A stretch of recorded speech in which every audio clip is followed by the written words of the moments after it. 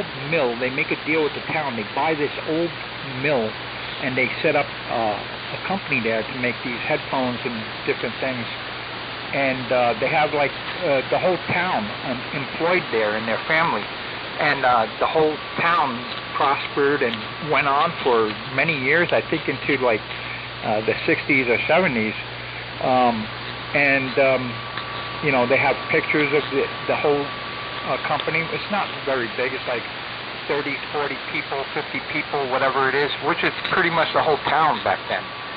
And you know, they made these headphones, and I have them. They're called the Chiefs by the Can-Am company, and they're not even anything special, but in my own mind, looking at them and knowing that how old they are, they've become special to me just because, you know, they're so old, and they don't feel comfortable at all. They're like that hard ceramic, porcelain, plastic, whatever they're using on them. But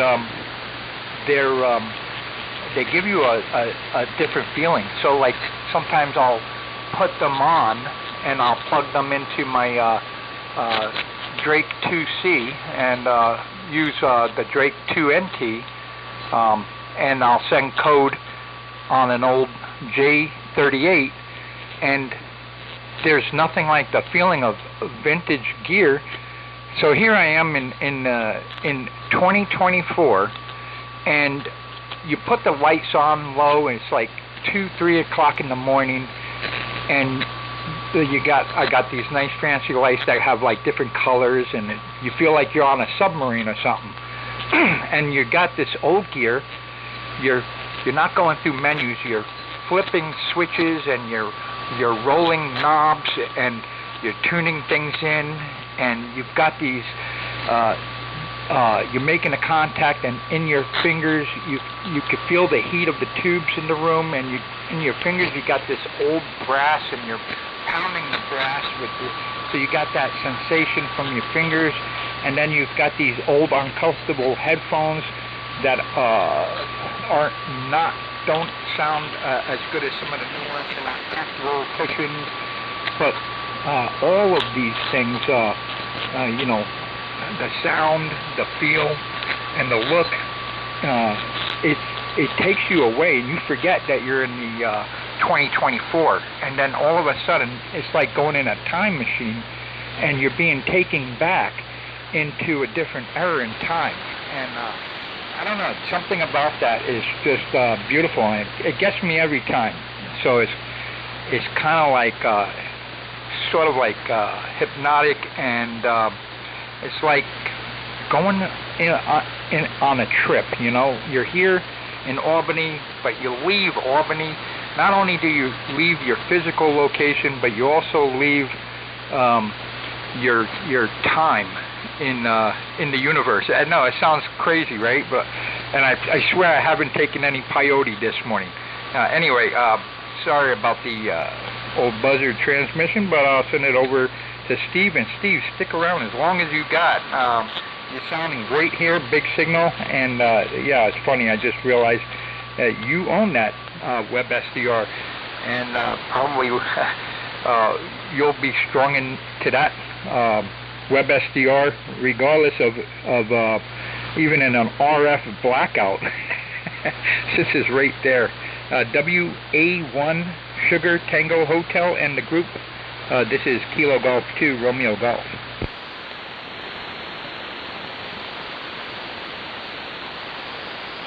All right, WT1H here, Justin. Yeah, Steve broke in a little while ago, saying that he had to get going, and I was just making sure, just in case he did hang around, since you directed a comment to him, but he really and truly is gone. Well, that's a great story. And I think I know the headphones you're talking about, or maybe not the exact ones, but the style. And yeah, those are rugged. No doubt about it. There wasn't too much foam around those. In fact, I don't think there was any. They just fit right over your ears, and they were like cups. Anyway, nice picture you painted there. In there, tapping it out on the brass. Yeah, the only story I got that I can come close to with that was I inherited an amplifier, my first amplifier, from an old timer down the street. W1LN was his name.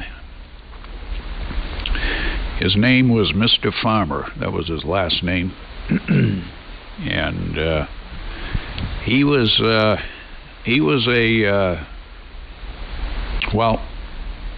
an extra back when an extra was an extra, when they knew what the hell they were doing and talking about.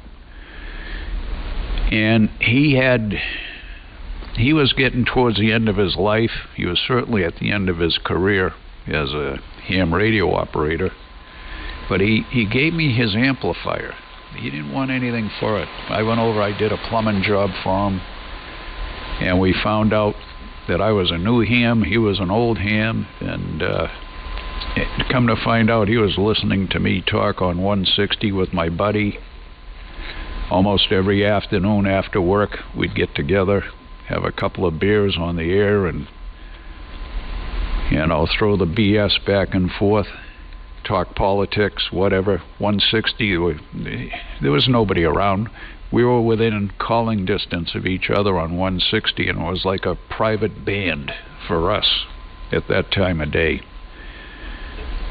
And so we finally met. He called me up. He had a plumbing job for me to do. I did it. And going through his basement, I could tell, he was well stocked. I forget who he worked for over the years, but you should have seen the stuff he had in his basement, Justin. I mean, everything from meters. I mean, I'm talking about individual parts and stuff like that. I mean, I don't know how many radios or whatever he could have made down there, transmitters, receivers, but he just had oodles of stuff, and it's a shame. But we all know when you become a silent key, it's up to the family, and the family always doesn't do the right thing. But he did give me the amplifier before he passed away, and it was called a Hunter Bandit. And it was a big one, late 50s, early 60s. And it wasn't legal limit, but it had it ran 4 572Bs, glass tubes, and they sat horizontal inside the amplifier. They didn't sit vertically, which would have been a better way, because they sat 2 and 2, 2 above, 2 below, and I'm sure the ones below were sending a lot of heat to the tubes that sat right above them. But like you say, I'd be in there some nights talking on 160, and those tubes would be really glowing, and the heat coming out of there was just, well, didn't need to run the heat in the house, that's for sure. And it was quite a picture, it was quite a thing to sit in front of. So, and I had read accounts. I forget, there was one paper magazine that went around monthly. I forget the name of it, but it was a down-to-earth one. And there was a couple old-timers that had columns in there, and they'd be talking about, getting into the actual shack in the backyard. And the only thing they had for heat was the big tubes, and they'd actually lay a piece of metal and solder it Well, they keep one end soldered, and when it was their time to transmit, they'd solder the other end. I mean, there was no switching. I mean, this was the bridge that made the connection. Here's the big hunk of metal. No failure there, that's for sure. No weak points. So I used to get a kick out of that column. Yeah, but anyway, yeah. Yeah, you just got me to go back a little bit. Anyway, Justin, I'm gonna say 7-3 on this one. It's been a real pleasure. I wish I could, and I gotta start. I've got the QRZ page right here. I can pull up the log. I kept a half-ass log for years. I got to start doing that again. So at least I can look back and say, oh yeah, that makes me feel good when you tell me, yeah, well, we talked on 40, and I had no idea if I even talked to you before in my life, and I certainly have. So it's embarrassing. So I'm going to see if I can start doing something about that. I mean, how tough is it, Skip? I mean, it's just a couple of clicks. You're on the web page. You know, all you got to do is tap in a few different letters and one number, and you got a call sign and yada yada yada. So I got to get back into it. Anyway, you're 5'9" into Raleigh. Thanks for the contact. KG2 Radio Golf. Well, you're actually 5'9" plus. There's a couple of fades here, so it's probably time to move to 40 meters. Whiskey Tango, #1 Hotel. It's been nothing but a pleasure here, Justin. Back to you.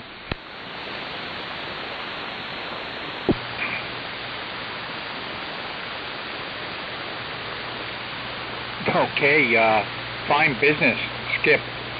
Yeah, really good to run into you. Like I said, I think this is the first time I worked you on this rig, and a first time working you on 80 meters, I believe. Worked you a few times on 40, and hey, that is a great story. Yeah, wow. Gosh,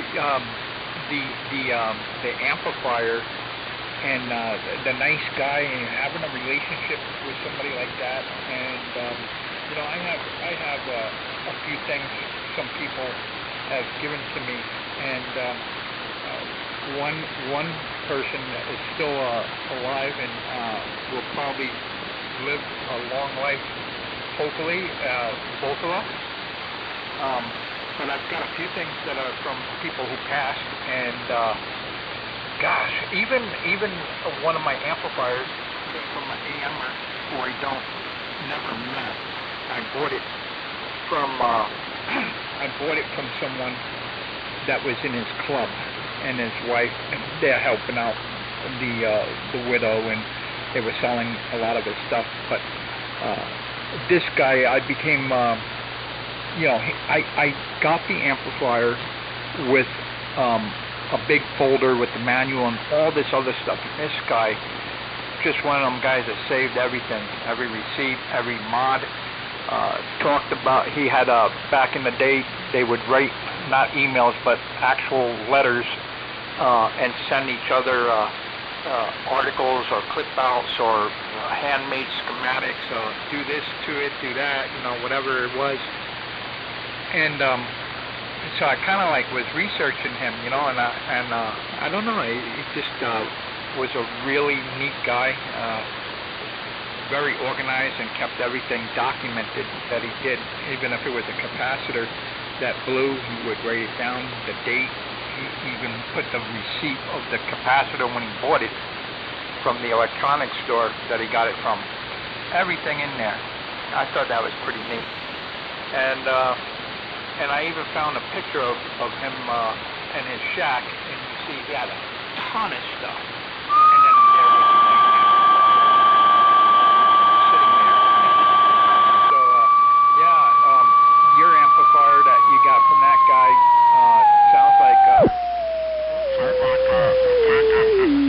4 572Bs mounted vertically, and 2 on top of 2. And yeah, I wonder where the fan was. I was looking at a Collins where the fan was on the side. It was 2 tubes. I think they're 572Bs or something, but the fan blows from one side. Yeah, that is a strange way to mount them. I know in the SB200 I have 2 of those amplifiers. They're mounted horizontally, and sometimes people mention maybe there could be, when the tubes get real hot, maybe there could be some sag in the grids that could ground out on the filament or something like that. Get something going on there, an internal tube arc or whatever. Anyway, I won't hold it, and yeah, I probably will make a few more calls and then migrate, move down, move up, move up to 40 meters. Got my directions screwed up here. But anyway, Skip, good to hear you. I hope you have a wonderful day, and maybe I'll catch you on 40 meters later or something like that and work you for another band. Have a great day. WT1H. This is Kilo Golf 2 Romeo Golf 7-3 Skip.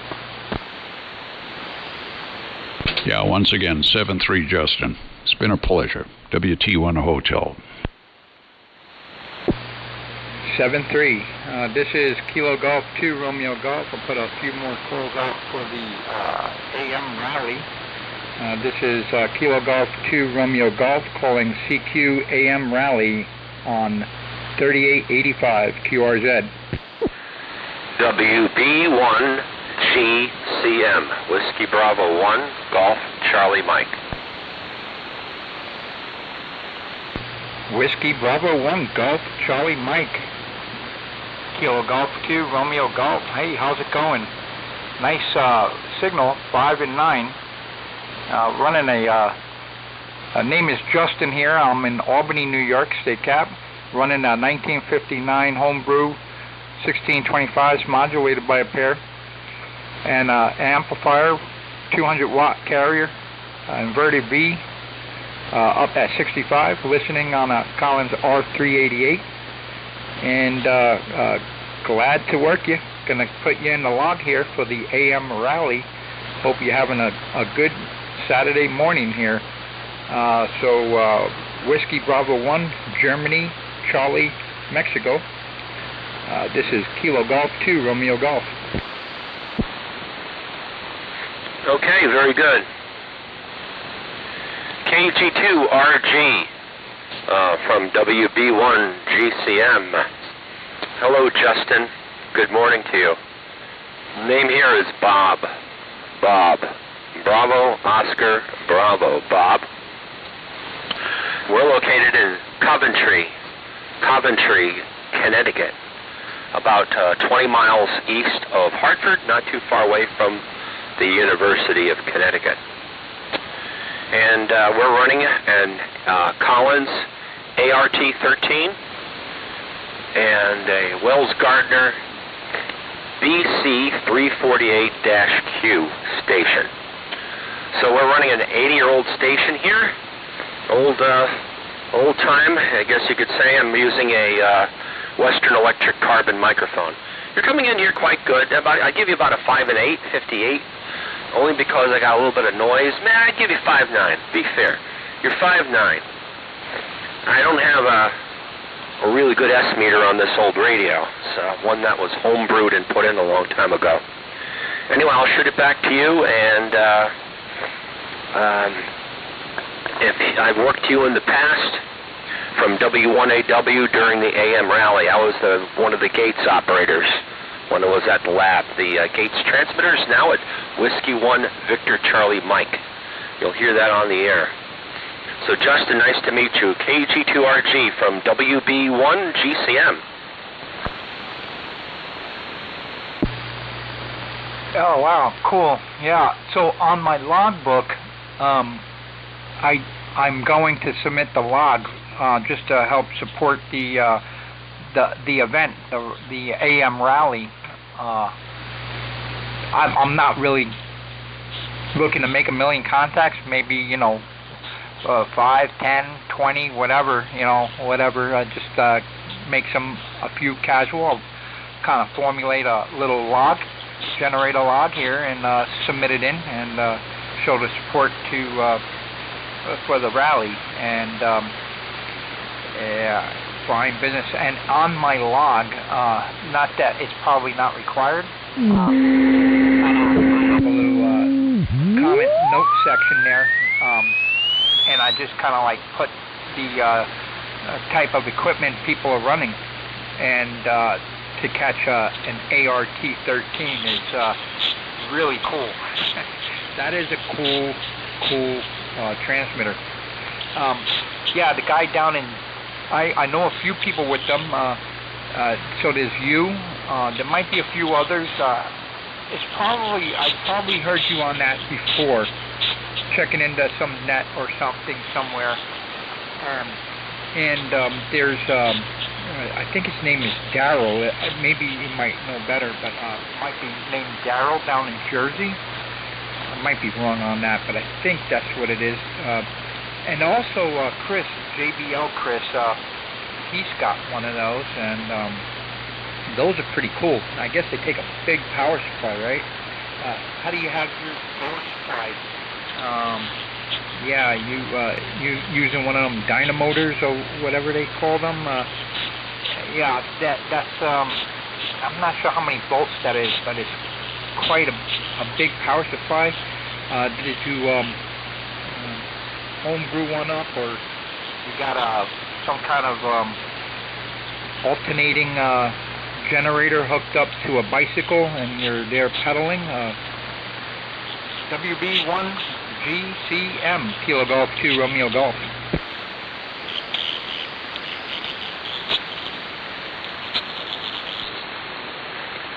KG2RG from WB1GCM. Well, yeah, I'm running a solid state supply with this ART-13 transmitter, but it's a Motorola. It's an old Motorola base station power supply from when they still used the vacuum tubes. So it's all pre-made, and it produces not quite, but almost 1100 volts for the plates. So it's nice and quiet. There's no dynamotors here in the shack or anything else like that, Justin. It's quiet. Hey, it's a lot of fun running this old unit. It has a pair of 811s that modulate an 813 final. And my power output is only about 80 watts at this time. I run this thing very conservatively. Want it to last a long time.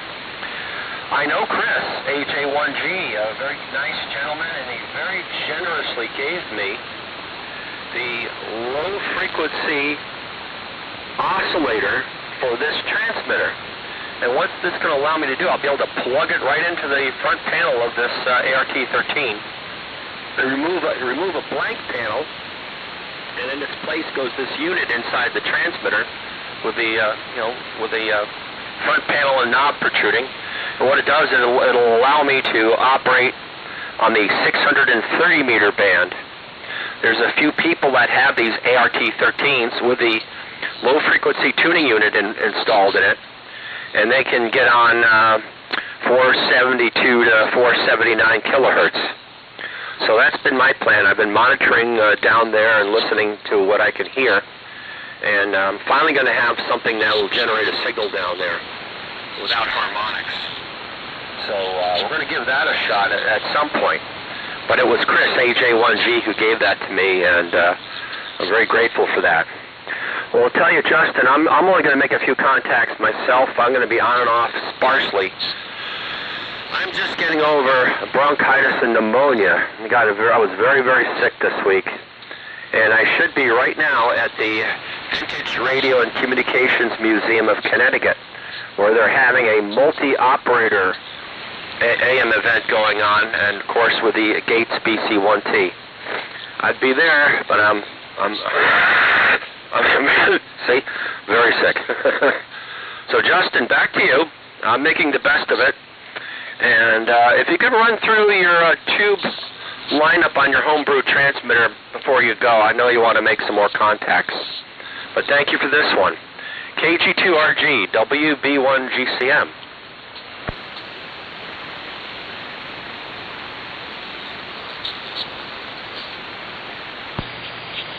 Okay, yeah. Gosh, I hope you feel better. I left a little break in there in case anybody wanted to jump in there.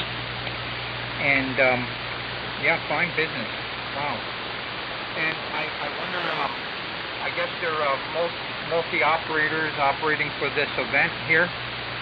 Maybe I'll catch them somewhere here on 80 meters or up on 40 meters. And, yeah, so, this transmitter here, I have a schematic for it. Just opening them up right now. So in QST 1959, they put out a homebrew article to build a transmitter for novice. It was designed or targeted towards the new novice that would come into the hobby and could build his own RF deck, and then he could you know, run the required limitations of power on the transmitter, and the transmitter had enough power for general eventually when they would you know, a little bit more power. It's 1625s modulated by a pair, so it was like you know, depending on your power supply or whatever, you could get maybe 100 watts out of it or something for the RF deck. And using all junk parts, TV transformers out of a junk box, whatever you can get from TV repairmen back in the day. They even QST even did some research and called up hundreds of TV repair people and asked what if anybody, ham operators, wanted to build transmitters and needed parts or old you know, spare parts or junk parts, would they you know, including the chassis or whatever, how much would they charge for some of the parts?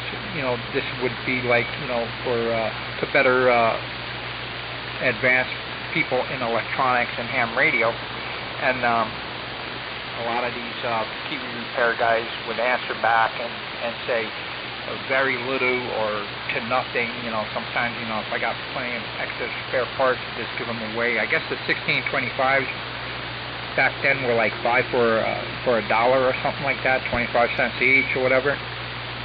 And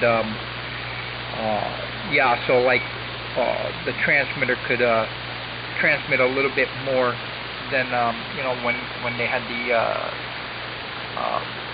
the input power limitation of 75 watts. I guess if, you know, plate voltage, if you knew your plate voltage times the plate current, you could stop at whatever to not exceed the 75 watts PEP input limitations. And then once you got advanced your license from novice on to general, you could crank it up a little bit more. And in 61, they came out with another article like that for a modulator. There were many different ones, I guess, but this particular one was from the article in 61. I have both the articles here. But whoever built this originally must have built, it's all on one chassis, so they did it all in one shot. So they had to have done it in 61. They probably looked at the modulator and figured, I want to build this, and I need an RF deck, and probably went back on some issues or had it planned and just you know, put it all on one.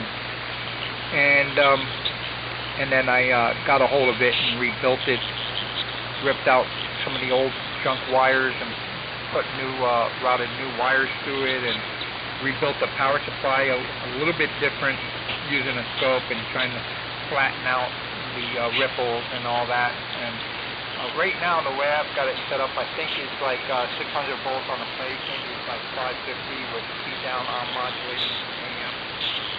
So, like I've done some events where I'm part of the novice rig roundup, and so I'll try to just run the novice rig power of 75 watts PEP, so with 550 volts, I'll kind of just tune up and stop once I get the cathode reading right around 0.135 amps, and that should give me about 74.25 watts PEP input.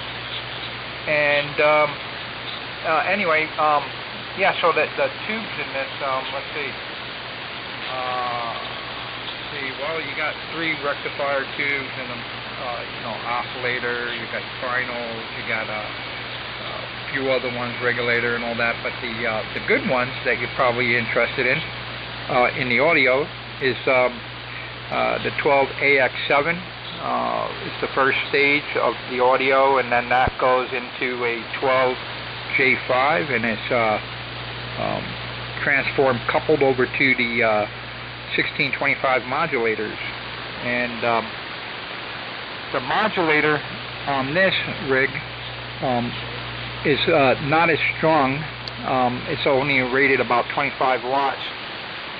So I've got to get 100% modulation and to be able to drive an amplifier to get lower output. I've got a oil-filled capacitor in parallel with a potentiometer rheostat, 25 watt, 75K resistor, all ceramic, new old stock in the box from 1988, bought off of eBay. And I've got that a little circuit coming between the output of the secondaries of the mod transformer to the final amplifier, so that way I can reduce the output on the final amplifier without reducing any power on the mod transformer, and that'll, once get the final output on the RF deck down to about 12.5 watts, and the modulator can be tuned in just right for 100% modulation, where before it couldn't if you were running the RF deck at full throttle. But yeah, it worked out good, and running that into a SB220 with the EMAC 3500Zs, just right at 200 watts of carrier. And yeah, that's it for the tubes in that. The full wave rectifier is a pair of 6 DE4s and 1 5U4G, so 3 tubes there. And let's see what else is in here. Yeah, I don't know if you want to know every single tube in here, but let's see. You got a 6H6. You got a oscillator is a 6AG7. There's the other half of the 6H6 dual triode. No, dual. I think that's the regulator. What else am I missing? I know I'm missing something else here. But anyway, let me send it back to you there. This is Kilo Golf 2, Romeo Golf.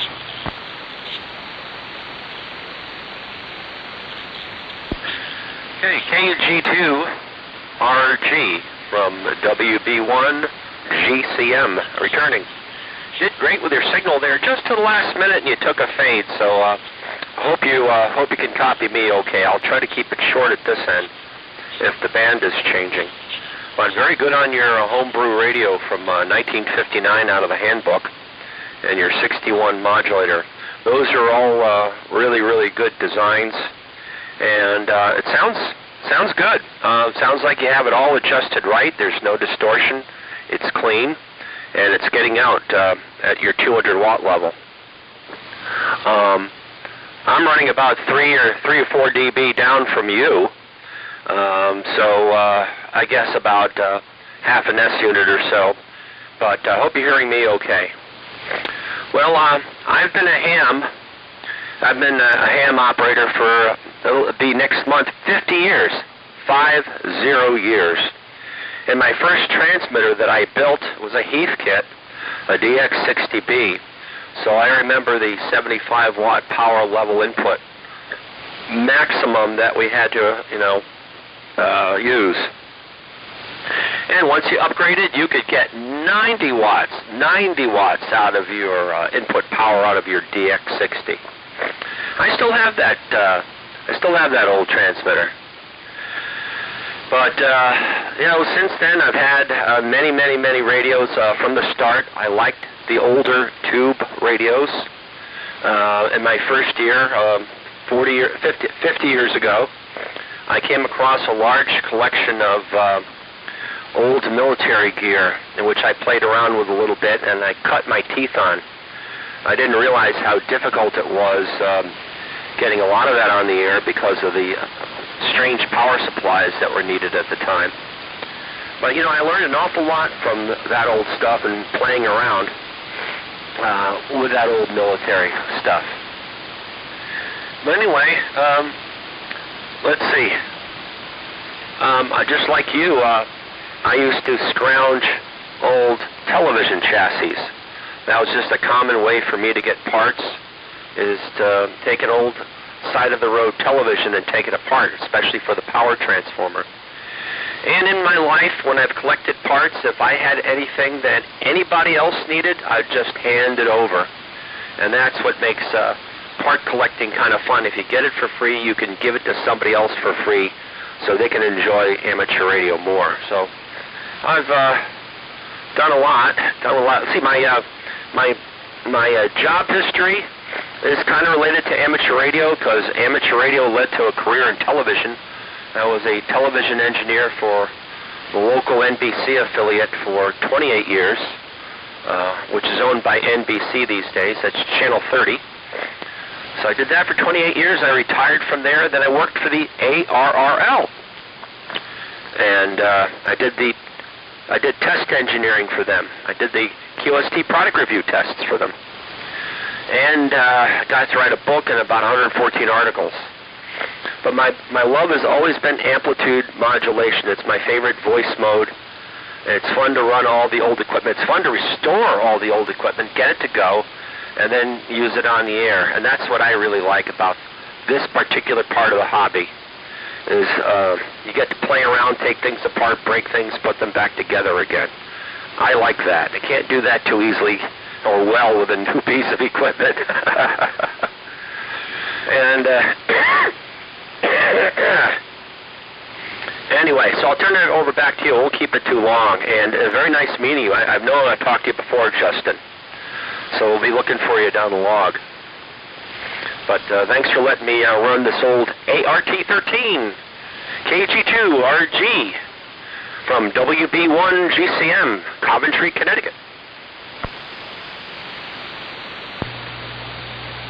Okay, fine business. Yeah, I guess we're both taking a dip. The band's been changing, but I copied 100%, and the band come back up a bit, and in the beginning transmission it was down a little bit, but it's been fading down.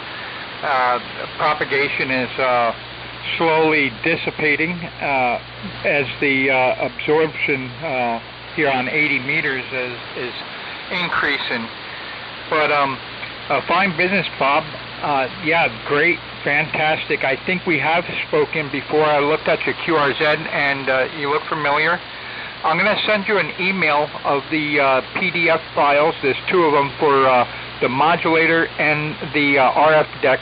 I'll send you the two PDF files just so you can have a quick look at the design there. If you're if you're interested to look at it. If not, don't worry about it. Just disregard the email, but I'll send it to you. And I also have some pictures on QRZ of the transmitter in there somewhere. Anyway, I won't hold it. Looks like the band is fading out. I can see the signal up and down on the web SDR. I think it went back up. There was a bit of a fade there for part of my transmission, and it come up a little bit. Now it looks like it's fading down a little more. So 7-3, Bob, I hope you feel better, and really good to get you in the log here for the AM rally. You're my third contact, so I'm happy. I'm 3 more contacts than I thought I'd make. Hi. Whiskey Bravo 1, Germany, Charlie, Mexico. This is Kilo Germany 2, retractable gear. 7-3, Bob. Okay, Justin, that was a really good copy on that last transmission there. Yeah, thank you. I've enjoyed this. Here, send along the PDFs. I'll look them over, and I'll also share them with my friend Larry, WA1LGQ, who is going to be operating W1 Victor Charlie Mike. You'll hear the Gates transmitter on. If you stay on long enough, you may even be on this frequency. So he'll be very interested to know what you're running as well. And that's a smart thing. You have plenty of headroom on your exciter to drive the SB220. You're really doing it the right way with that amplifier. I also have an SB220. It's stored away right now. But one of these days I might. I have an ARC-V collection, World War II ARC-V collection. I can get on with those, and they put out about 10 watts, and that's a nice power level to drive an SB220 or SB200. So one of these days I might just surprise everybody with a super high power ARC-V.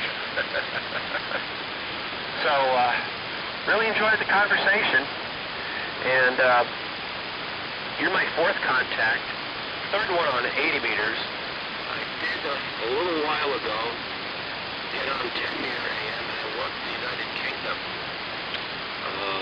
So they were coming in at 29 megahertz, 29.02. So check out 10 meters if you have the ability. That's going to be a nice little hot spot for the rally, the AM rally, I bet. So Justin, all the best to you. Have a good morning, rest of the day, weekend, and enjoy the AM rally. It's a blast. I sure miss being at W1AW using the gates. But it's at the museum now, so listen for Whiskey 1, Victor Charlie Mike. Catch you later, Justin, KG2RG, WB1GCM. Okay, yeah, I got Whiskey 1, Victor Charlie Mike. I'll keep an eye on him. You happen to know what frequency he's on? And by the way, I just sent you the email with 2 PDF files, one for the modulator, one for the RF deck. So that has been dispatched out via email and should be in your inbox at your convenience. So 7-3, Bob, and I'll look for Whiskey 1, Victor Charlie, Mexico. I'll put out a few more calls here, and then once nobody comes back to me, I'll probably migrate down to up to 20 meters actually, and then once we lose propagation on 20, I'll probably look to go to 40 meters and maybe back to 80 meters later tonight when the band starts to open back up again. Whiskey Bravo 1, Germany, Charlie, Mexico, Kilo Golf 2, Romeo Golf. Okay, Justin. Well, W1 Victor Charlie Mike, when they're on the Gates BC1T transmitter, they have 2 crystals for that transmitter. It's crystal controlled. 3873 and 3885. You'll probably hear Larry right here, on right about here. Looks like I'm about a half a kilohertz low, huh? Well, we'll finish it up here. So listen for W1 Victor Charlie Mike. However, they're on other bands too, 40 meters, and some of the other bands. They are very frequency agile. They'll have up to 4 AM operating positions at once. They're capable of doing that. We have all the filters involved with it, and that's located at the Vintage Radio and Communications Museum of Connecticut in Windsor, Connecticut. I'm president of the Ham Club, but only for another couple of weeks because I'm resigning from that. Get a new president in. So that's the story. Justin, nice to meet you, and let you go make some more contacts. KG2RG 73 from WB1 GCM. Okay, fine business. Yep, sounds good. Got it. And 73 again. I'll break with you. This is Kilo Germany 2, Radio Germany, calling CQ AM Rally. CQ AM Rally. Any stations anywhere for the AM Rally? This is Kilo Germany 2, Radio Germany, QRZ. KG2RG, you're hearing the station, KG2RG, this is KG2IR, Kilo Golf 2, India Romeo, over. Did you say Kilo Germany 2, AR, Alpha Romeo? Negative, KG2IR, Kilo Golf 2, India Romeo, over. Name here is Nick. Oh, wow. That is very close to my call. I wonder if you got your call in the 90s. I got mine, or sometime around there.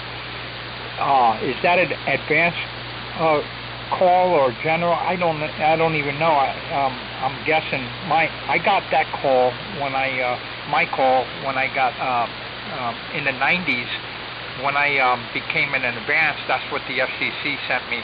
I don't come across too many Kilo Germany 2s, so that is pretty cool. Yeah, I know you said your name. I was just like so focused on the call sign I forgot the name. Name here is Justin, but I got your call sign down. I apologize about the name. I know you mentioned it, but I was just in shock to come across another Kilo Golf 2 India Radio. This is Kilo Golf 2 Romeo Golf. Kilo Golf 2 retractable gear. Year 5 and 9. Beautiful signal. And the band is dying out, so no problem copying it. Over.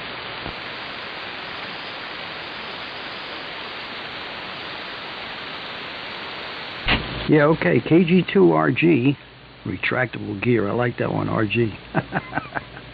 Being an old pilot. This is KG2IR. My name is Nick, November India Charlie Kilo, and I'm located on Long Island here in New York. I believe you're up in the Albany area. I think I saw it on QRZ. And good morning to you, Justin.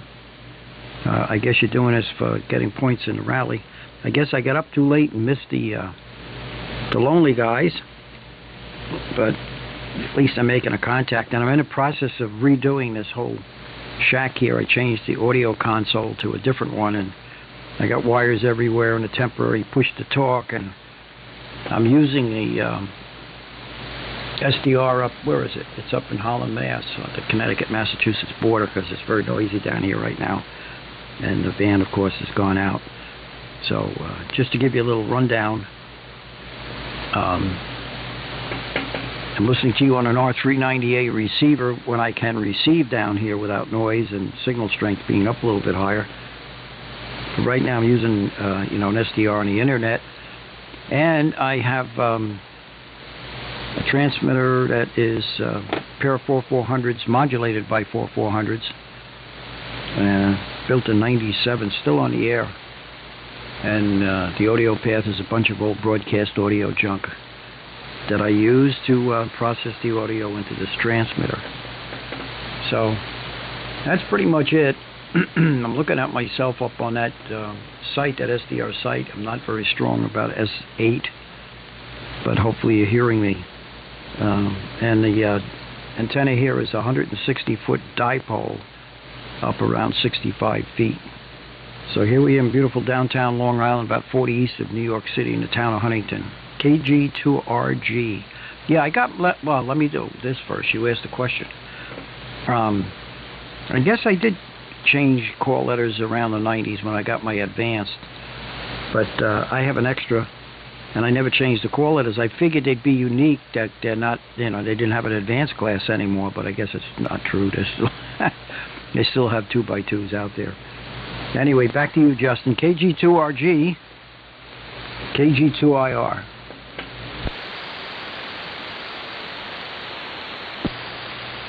Okay, all right. And wow, 400s modulated by a pair. Is that a commercial or a homebrew transmitter?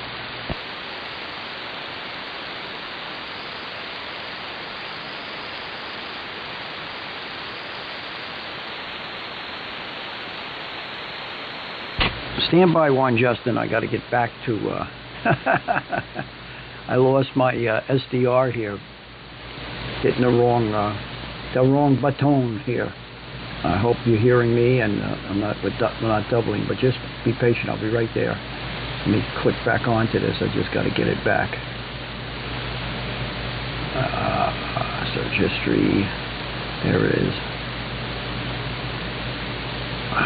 God, now it won't let me in. Oh boy. Let me see if I can get back in. Otherwise, I'll have trouble listening to you.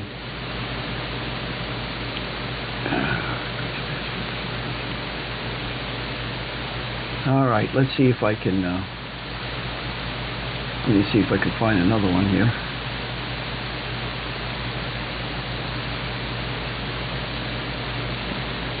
I'm on the computer searching.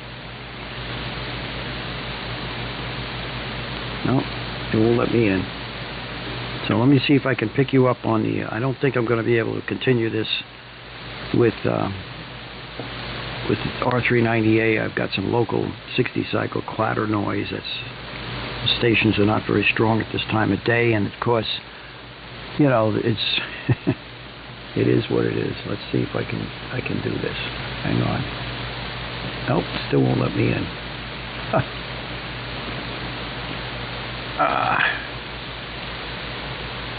Nope. I lost it and I can't get it back. Let me see if my R390A will work. I'll send it back to you. Yeah, this is a homebrew 4400 rig I built. I designed it and built in 1997. It went on the air. It has been my main AM transmitter. I got other stuff here, but I've been using this mostly. I even have a Flex 5000A that's ready to go. I just haven't put it on the air. I got all the equipment and everything. I just in queue to do the install out in the back shop. I got rid of a lot of stuff. I'm still selling a lot of stuff. In fact, I got some Gold Dust Twins and HRO 60, 75A4, bunch of stuff for sale that I got to get rid of so I can move things around and make some room.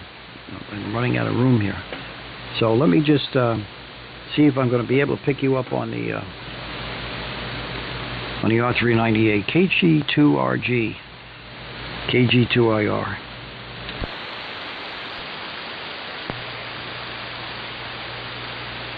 Okay. This is Kilo Golf 2 Romeo Golf returning. Fine business, Nick.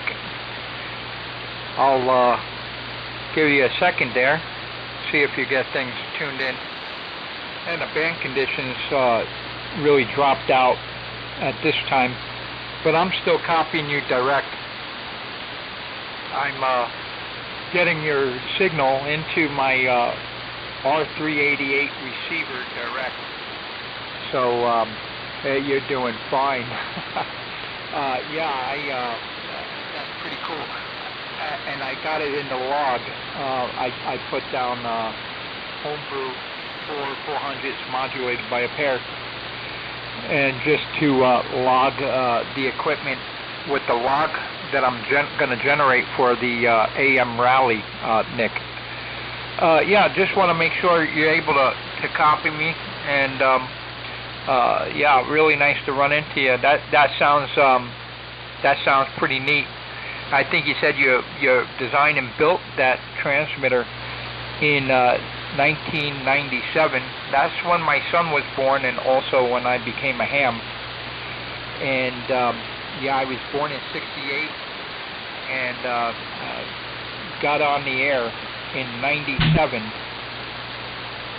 So yeah, still kind of young, but not that young. But it was a bunch of guys at my job where I was working there must have been 13 ham operators working there. I worked at a place, there were 1,100 people working there, more, but it was a union job. There were 1,100 Teamsters working there. There were probably 1,300 people working there in total at this one place down in Maybrook, and there were at least 13 ham radio operators, and I got into ham from those guys. Although I've been into, you know, I'm a truck driver, and I've been driving a truck. So since you know, I was 21 back in 1989, I started driving, and we always had CBs. And when I was a kid, I had a Radio Shack walkie-talkie, 300 milliwatts with like 3 crystals in it. I grew up in Manhattan. We'd go up onto the roof and contact people on base stations or in trucks or whatever from a 10-story building down on the Lower East Side, where there were a lot of brownstones. So we were way up, and with the 300 milliwatt walkie-talkie, we could get out pretty good. At that time, I was like just about 13 years old, and my voice was changing, and a lot of the other stations there thought I was a girl, and they're like, who is the young lady trying to break in? Who's the young lady? I'm like, I'm a boy. So that was a little embarrassing. I remember being embarrassed about my voice over the air, and oh boy, yeah, pretty funny. And if that didn't make matters worse, I had long hair, and in high school, one of the speakers came to speak at the auditorium and asked if anybody had questions. I was wearing a red shirt, I had long hair, I raised my hand from in the back, and the speaker said, yeah, the young lady in red. And now I had to stand up with my girl voice and say, I'm not a girl. Boy, that was a rough period of my life, but it didn't really affect anything. I just rolled with the punches and pushed on through. And anyway, back to you there, Nick. Kilo Germany 2, India Radio, Kilo Golf 2, Romeo Golf. And 1XZW. Okay, Justin, I missed about the first 60% of your transmission. I apologize for that, simply because I I lost the use of the SDR receiver I was using, and that was, and I tried to get back in, and they had it locked out because I went into a queue, and I kept trying it, and finally let me in. So I caught about the last 30 or 40% of that transmission. That's funny about, you know, being a young boy, having long hair at that time period, and being mistaken for a girl. Well, that happens. We all had that. We all went through that as a boy, you know, until you reach puberty, I guess it is, and your voice changes. You sound like a girl, you know, so an octave or two up higher than you will be when you get older. KG2RG, KG2IR. Here in the bushes. Yeah, I know those brownstones in New York. I worked most of my adult life including college, down at West 4th Street. Of course, I worked all over New York running production facilities.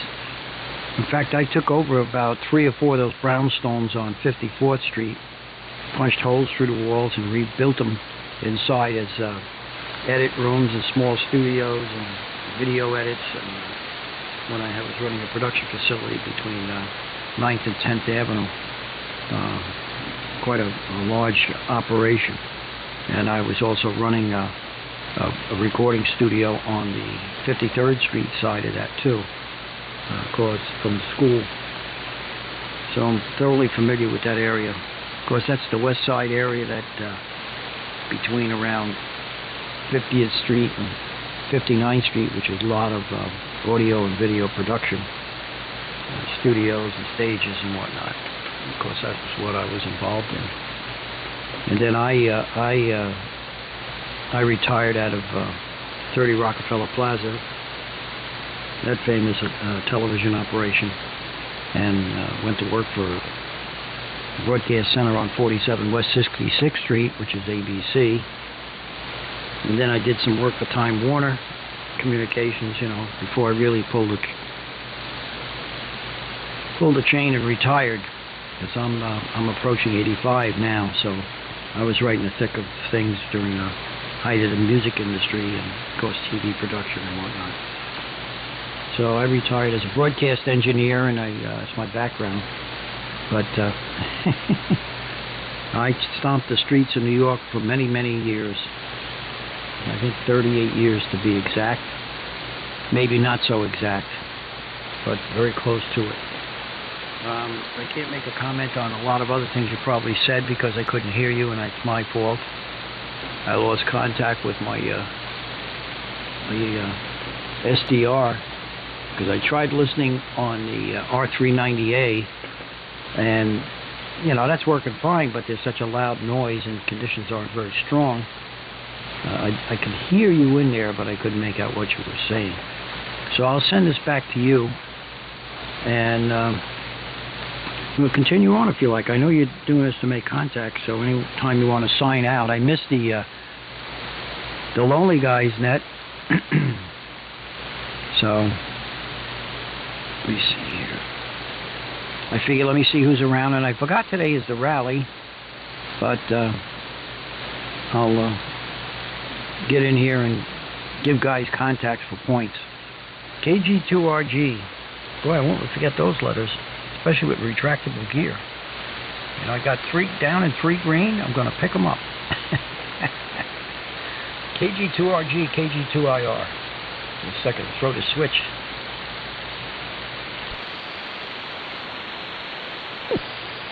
Yeah, okay, fine business. And I heard another station will get it right over to you.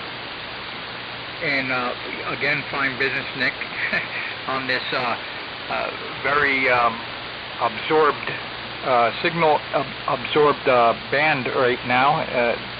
Yeah, I guess there's QSB. I could see it on the on one of the receivers that I'm looking at. So my signal is up and down there.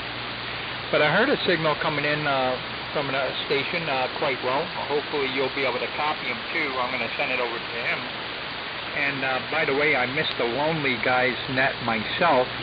I really enjoyed that net, but I just couldn't seem to get my feet on the ground earlier than 8 a.m. this morning. I was up late last night. I was actually on 160 on a CW net, so which is interesting. I'm not really good at CW, but I use a straight key. But I checked into the net and was able to hang in. They were going slow. They're probably doing between 15 words a minute or 20 words a minute, most of the guys. So I was able to hang in there and ride along and figure out the format and make some contacts with guys on CW 160 meters with just 100 watts. On CW, which is, thank God it was CW, because 100 watts on 160, it's not that great. I use an end-fed in an inverted L configuration with the homebrew 64-to-1 transformer on.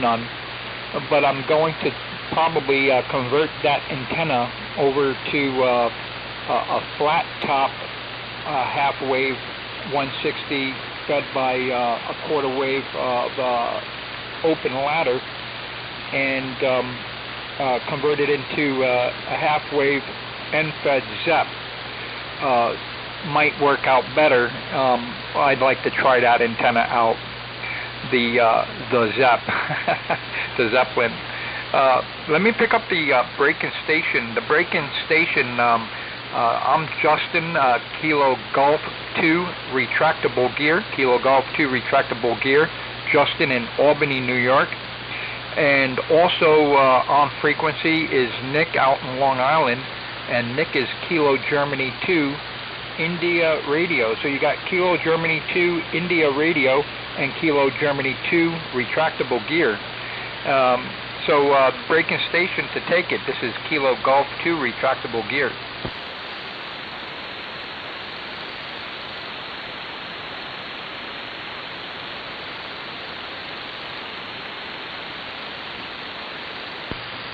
Okay, he must have taken off, so back, I don't hear him in there, so or see him on the SDR, so back to you there, Nick.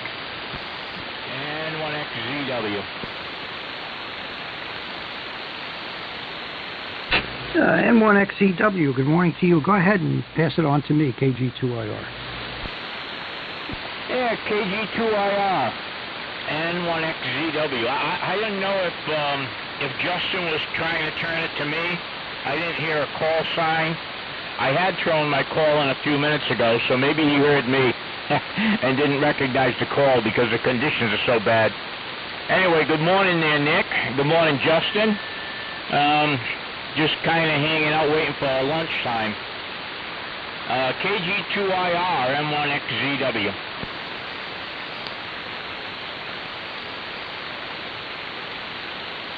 Good morning to you. Boy, I don't think we've worked in a long time. Wow. Anyway, I don't know where we left off, but I'm starting to, both your signals, XEW and KG2RG, the signals are kind of going down in the noise. I hope you're still hearing me. But I wouldn't be surprised if I'm also fading. Even though I'm putting out a lot of power to try to quiet the noise on the frequency, I use about a 500 watt carrier with only 60% modulation so that I can make 75 meters sound like one of the higher bands with less noise. But that might not be working today. So let me turn this back to you, Justin, and see if you're still hearing me. And I did copy KG2, rather N1XCW, and you might have been the one that was checking in, but I heard you quite clearly. Not a problem. And who knows how long it lasts. Back to you, Justin. This is KG2IR. Yeah, my lunch just came in the front door. Talk to you later. N1XZW. Okay, I guess he's Charles has got his lunch there and just is making the exit. Hard to compete with a man's lunch, you know.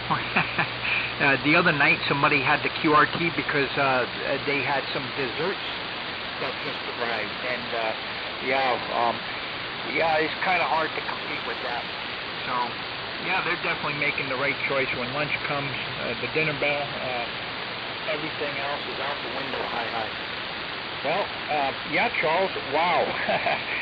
Your signal is incredible. Yeah, okay, so 500 watts of carrier at 60% modulation, and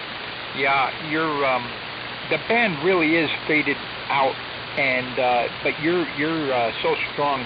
So I have a very low noise level, by the way. Here, my antenna is in the woods, about 400 feet. From behind the house. I've got a 400-foot run to the inverted B, and it's right above a swamp. well, like a nice way to call it is a wet marsh. But basically, I'm not sure what the difference is between a wet marsh and a swamp. Maybe a swamp is down in Florida and a wet marsh is up in New England or something. I don't know. Maybe there's a more accurate definition, and that would maybe separate the two into two different types of bodies of water. But anyway, yeah, the antenna is back there in the woods, and it's quiet on 80 meters.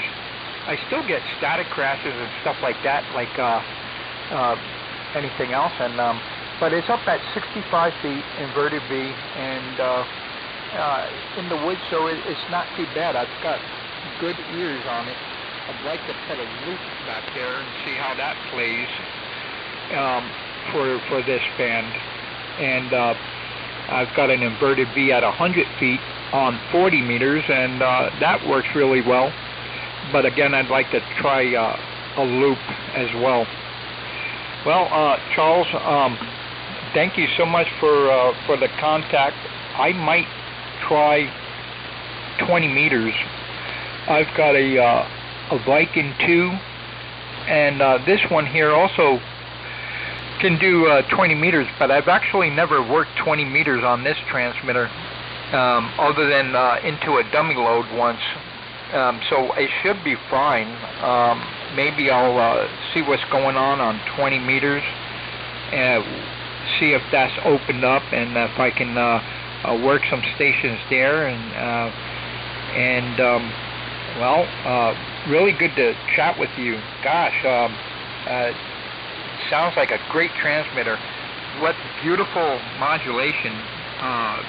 The sound coming out of that transmitter is really a beautiful sound station. Beautiful audio, Nick. Kilo Germany 2 India Radio. Kilo Golf 2 Radio Golf. Back to you.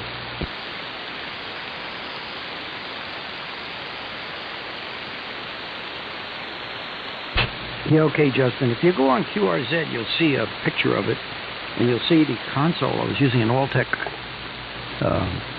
console to gather all the signals and push them over to the transmitter and process them. But I recently sold that, so I have a Mackie 16-channel mic line mixer, and I've been plumbing that in and getting it working. And right now I have a crude push-to-talk setup until I build a little panel with the relays for muting speakers and all this other stuff. But it seems to be working pretty good. Thanks for the good audio report. Like I said, it's a bunch of old broadcast audio junk. You'll see it in the pictures. A lot of processing. Since it was, using old broadcast audio junk was stuff that was being discarded over the years, and I took it and got it all working again and used it in my ham station. Although the microphones are really nice, high-quality microphones, the rest of the stuff is just reclaimed. Like I said, old broadcast audio junk. Well, I'm going to say 7-3. I got to get going here. I missed my turn trying to get on the Lonely Guys. I got up too late. So I'm going to end up, catching up on a lot of things I have to do around here. And again, good to run into you, Justin. I've heard your call letters on the air a few times talking to other people.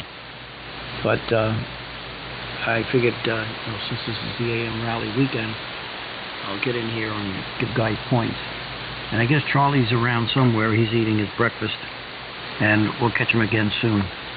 So, KG2RG with N1XCW on the side. This is KG2IR. I'll be listening out.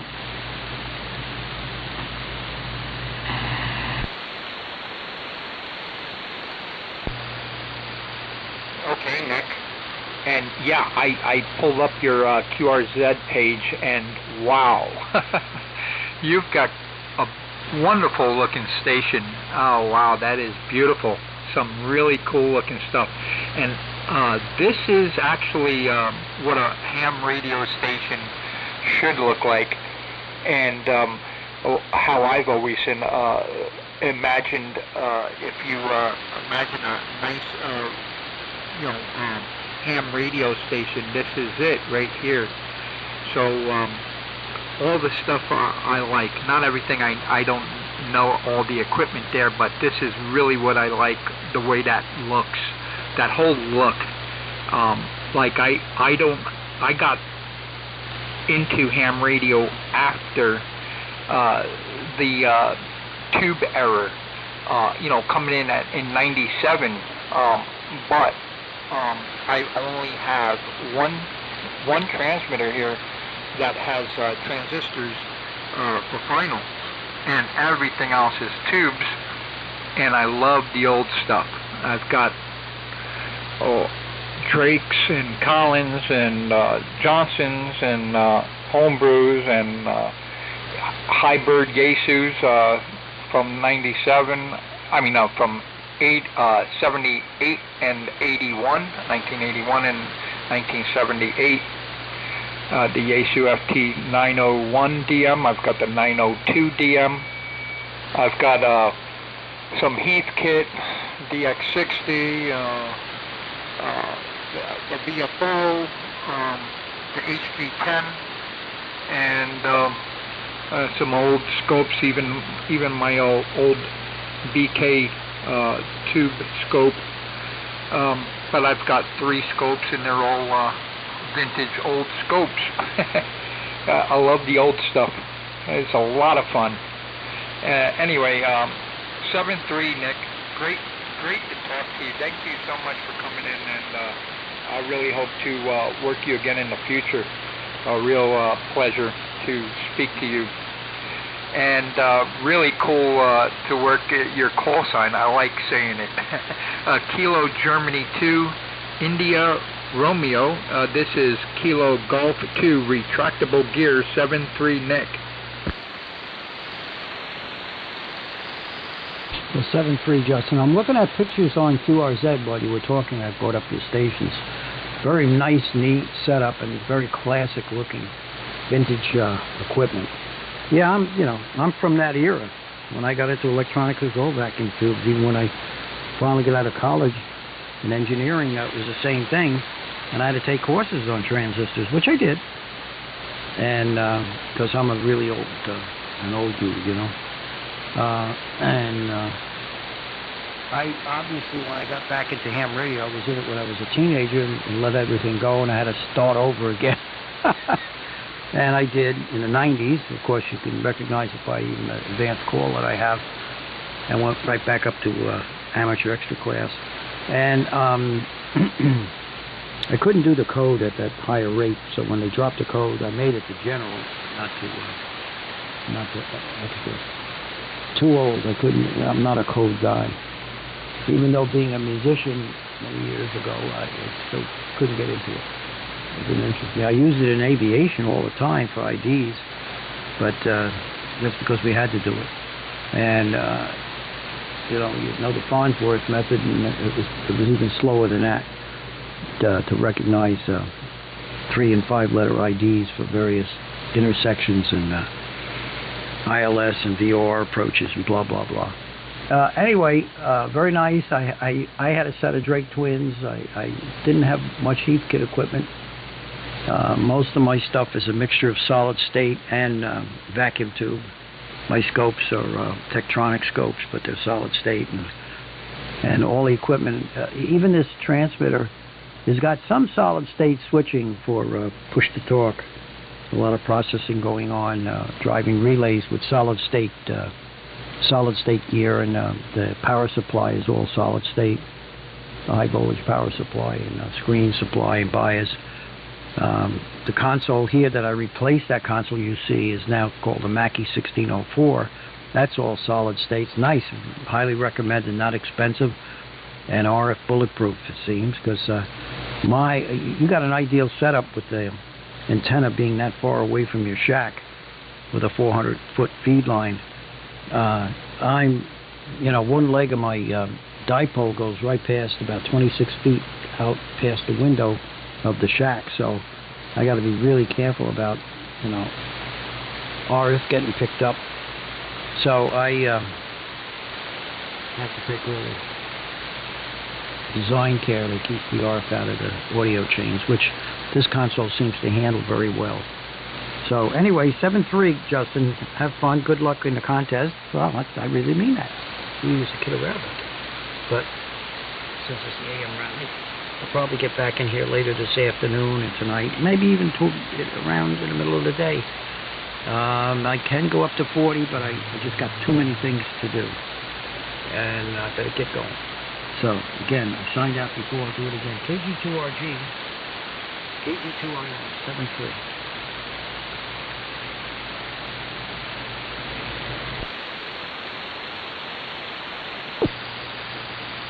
Okay, Nick, again, a pleasure. 7-3. This is Kilo Golf 2, Romeo Golf, out.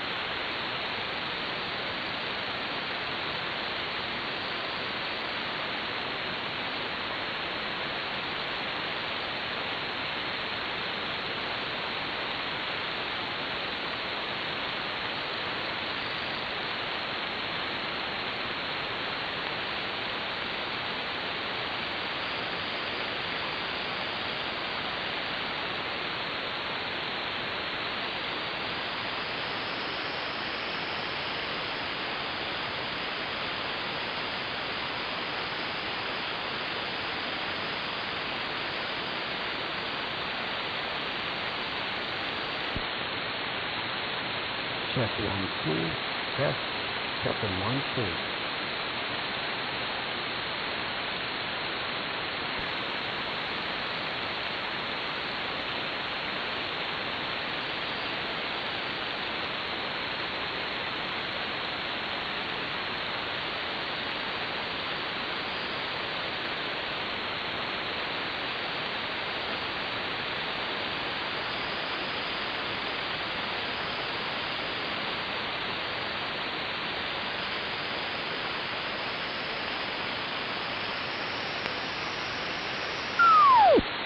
Test. Check 1, 2. Test. Check 1, 2.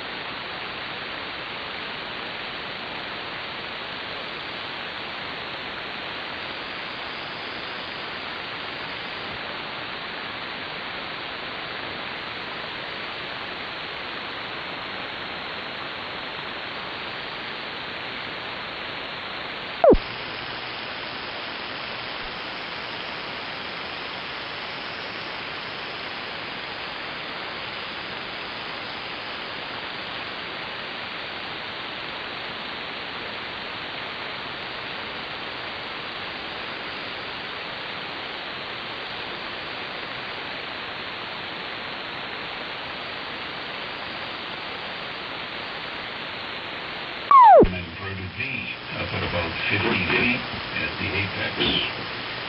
And looking at this conditions here.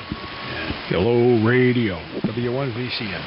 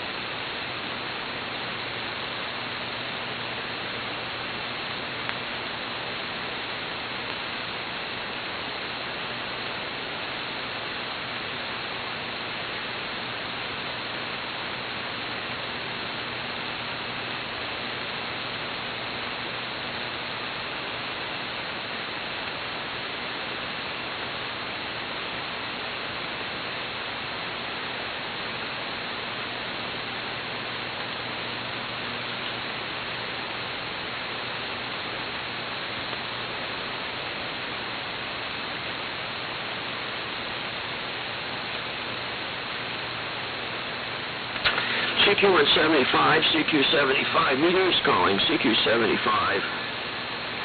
CQ75 meters. From Whiskey Alpha 1, Mexico, Tango, Zanzibar. W1MTZ.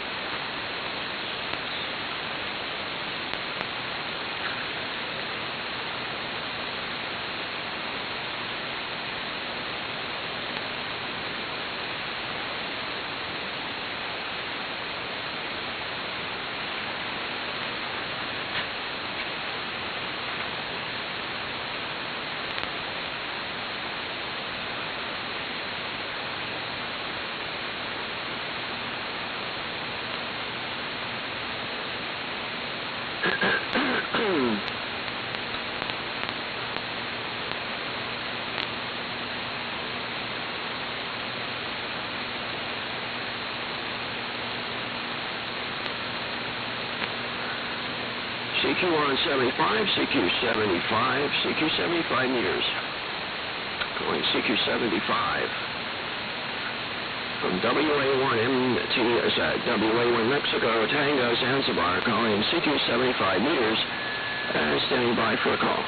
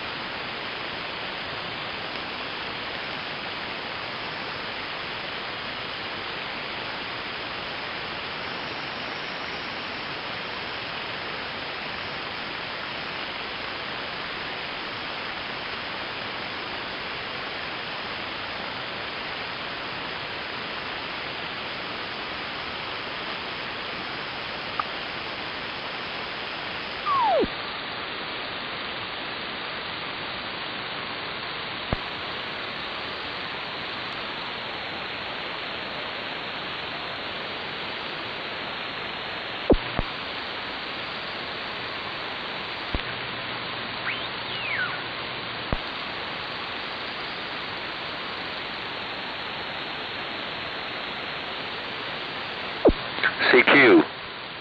CQ, CQ, CQ, CQ, AM Rally. Come on, there's got to be at least one of you one-hoppers around here. Calling CQ for the AM Rally. This is WB1GCM calling. Whiskey Bravo 1, Golf Charlie Mike. Whiskey Bravo 1, Golf Charlie Mike. Calling on an 80-year-old radio, CQ AM Rally. CQ AM Rally from Whiskey Bravo 1, Golf Charlie Mike. WB1GCM calling CQ for the AM Rally and standing by.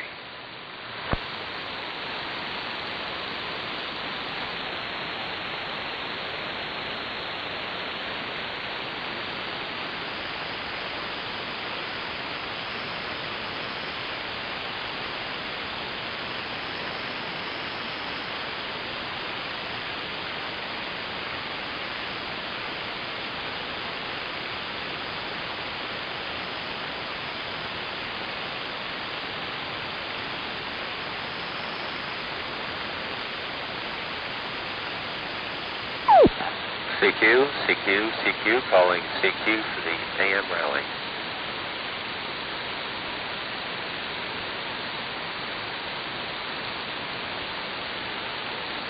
CQ calling CQ for the AM Rally. CQ. Hello CQ, hello CQ, hello CQ.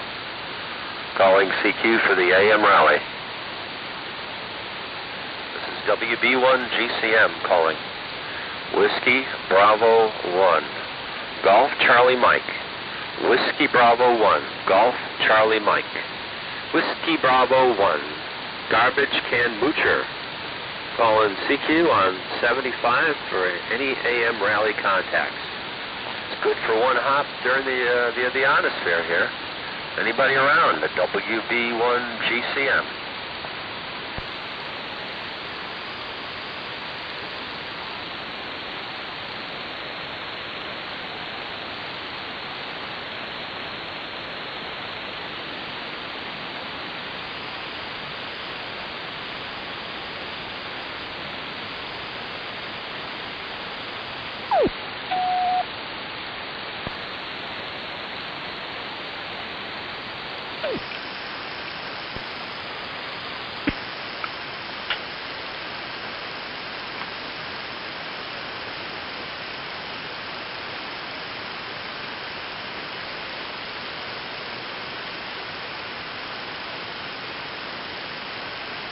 WB1 GCM. This is November 1 Sierra November Golf and 1 SNG. Copy. Okay, I do hear a station calling Whiskey Bravo 1 Golf Charlie Mike, but your modulation level is very, very low. I could not detect. I heard a couple of words. Try again. This is WB1GCM. Okay, WB1GCM N1 SNG. Your signal went way down. You were up there on the last call, and then you dropped way down. I imagine the same thing's going on here also. So N1 SNG, WB1GCM, over. Yeah, N1 SNG from WB1GCM. I got you. Got you for a contact for the AM Rally. How you doing? My name is Bob. Bravo, Oscar Bravo. Bob. We're in Coventry, Connecticut. Coventry, 20 miles east of Hartford. And we're running an ART-13, an ART-13 and a BC-348Q into a dipole. How copy? N1 SNG, WB1GCM. Yeah, okay, Bob. Yeah, the name here is Glenn, Golf Lima, Echo November, Glenn. The location, North Kingstown, Rhode Island. And we're running a B&W 5100, and we're listening on an R390A. Copy?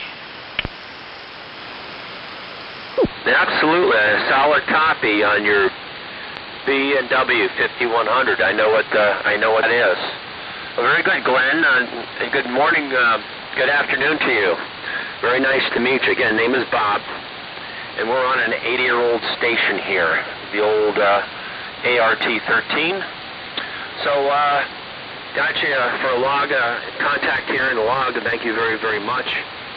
Yeah, I'm located about 20 miles east of Hartford, and let's see, I'm using a Western Electric carbon microphone for the contact here, too. So thank you for the contact. I'll let you go. It's kind of weak signal, but you made it there, Glenn. N1SNG from WB1GCM, over. Yeah, WB1GCM, N1SNG. Okay, very good, Bob. Yeah, conditions are really not that great right now. I think at this time maybe it's trying to realign itself there, but I also have an ART-13 in the back room with the 348 also. So good on the military radio there. Sounding great, Bob. Doing a good job. So I was just in the back room doing a little work, and I heard you in there calling. I figured I'd step in a bit and answer and let you know what's going on here. So I'll say 7-3s for now, and hopefully we'll be talking to you sooner or later. I do get on the old military radio net. In fact, I was on this morning, so maybe we'll catch up with you sometime later on there, Bob. Good luck with the rally. Sounds like it's going to be a good day for that. WB1GCM, N1SNG. We'll be listening. Okay, Glenn, that was a solid copy. You're 5 and 7 that last transmission, 5 and 7 for the log. Can I have a report? Yeah, I've got you on the R398. You're about an S9 here, the little QSB, but about an S9 with some higher peaks. So a little unstable right now, but that's approximately where I have you on the receiver here, Bob. All right, terrific. Thank you very much for the contact, Glenn, and nice to work, Rhode Island. Hooray.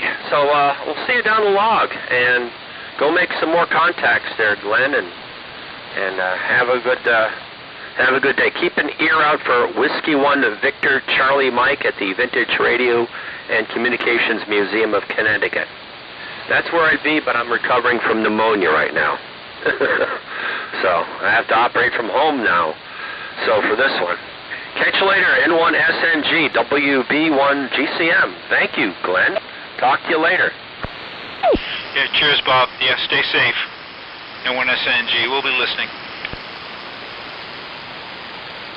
QRZ, for anybody else who would like a contact for the AM rally. This is WB1GCM, Whiskey Bravo 1, Golf Charlie Mike.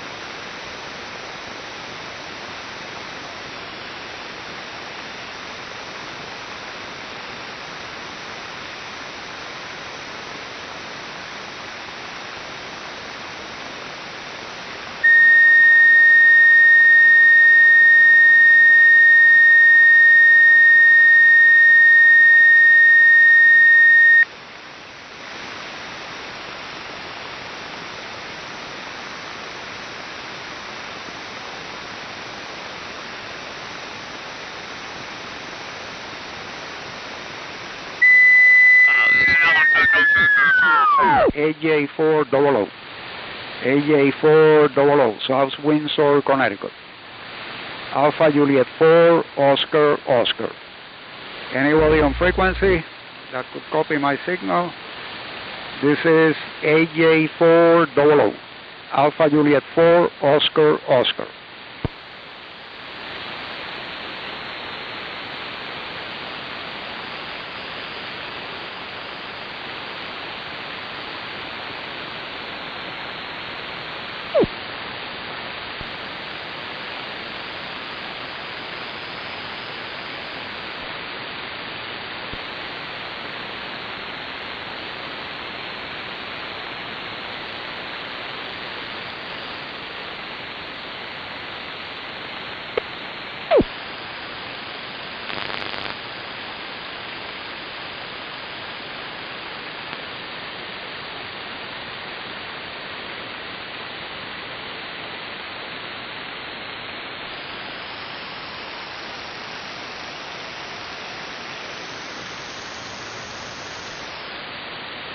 I'll get it. M1SNG.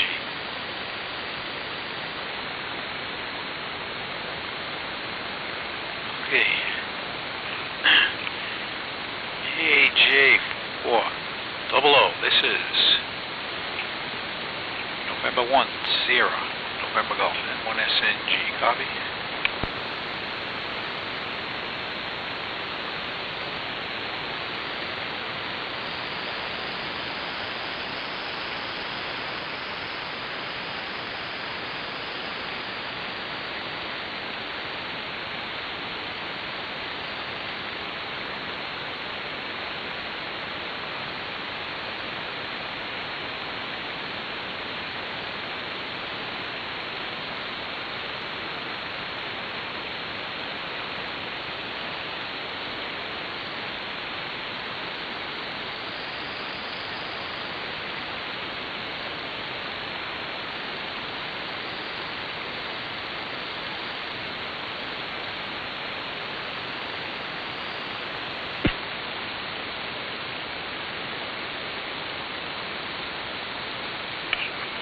N1SNG standing by.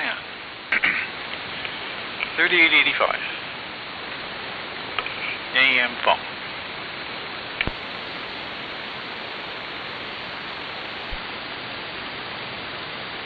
The station on frequency, this is AJ400.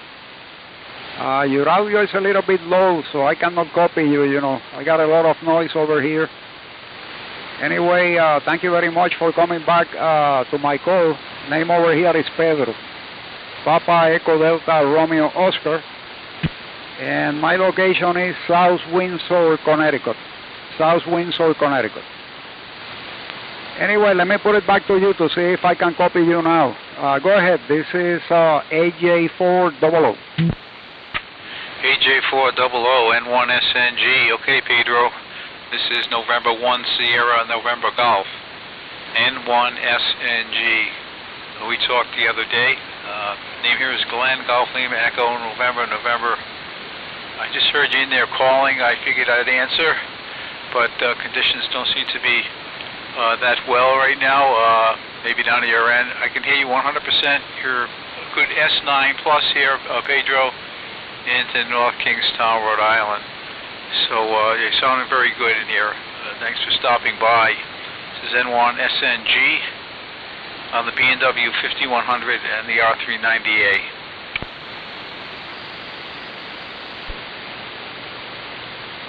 Okay, Glenn, thank you very much for coming back. I am just testing the transmitter over here. I have now, I am on crystal control, you know, a crystal on 3885. And I was loading it. It seems to be working fine. Thank you very much for the report, my friend. Conditions probably are not the best at this time of the day. Anyway, I will let you do your thing over there, and you know I need to go and do some other things over here around the house. So thank you very much again, Glenn. We have a beautiful day over here, by the way. Beautiful day over here in South Windsor. In 1 SNG AJ400. You okay, Pedro? Yeah. Lots of sunshine here. Lots of sunshine. Okay, I'll let you get going there. Good luck with the new rig. And hopefully we'll be talking sooner or later. And 1 SNG, we'll be standing by and listening. Okay, take care, Glenn. Take care. This is the Viking Valiant. Basically, the Viking Valiant with a crystal on 3885. 73, Glenn. Take care. Cheers, Pedro.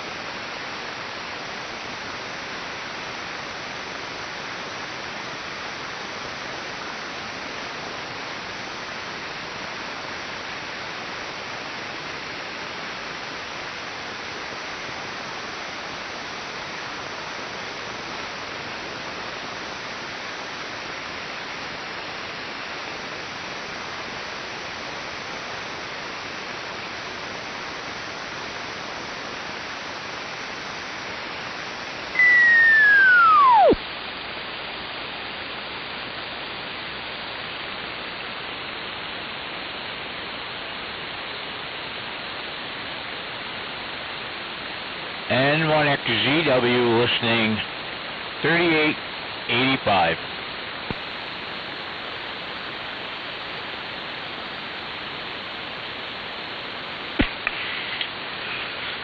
N1XEW, N1SNG, how copy, Charlie? Nice signal into North Kingstown. Yeah, afternoon, Glenn.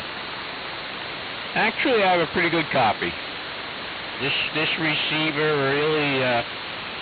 really makes a difference, especially on that small antenna.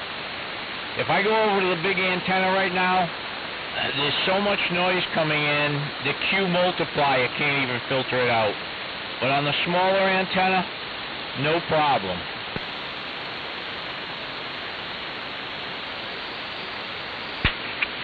Yeah, okay, Charlie, N1XEW, N1SNG. Yeah, I noticed a difference with the 160. It's a lot quieter. And, you know, it's equivalent in signal strength.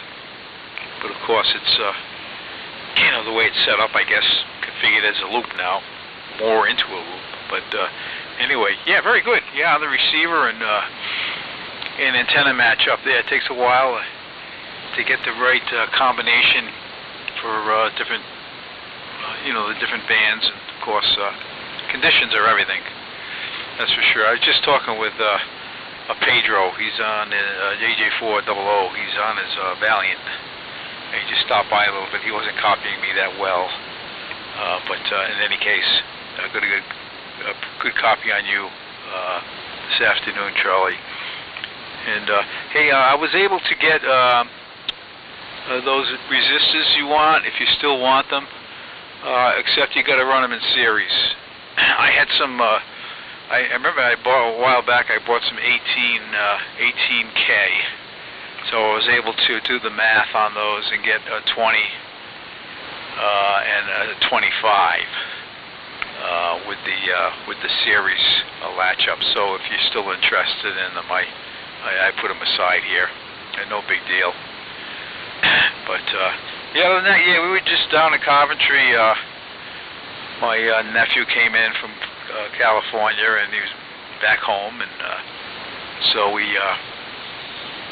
went to my grandnephew's basketball game over at the middle school, and then we got out of there. We went down to Sandy Bottom Road. I guess that's the old theater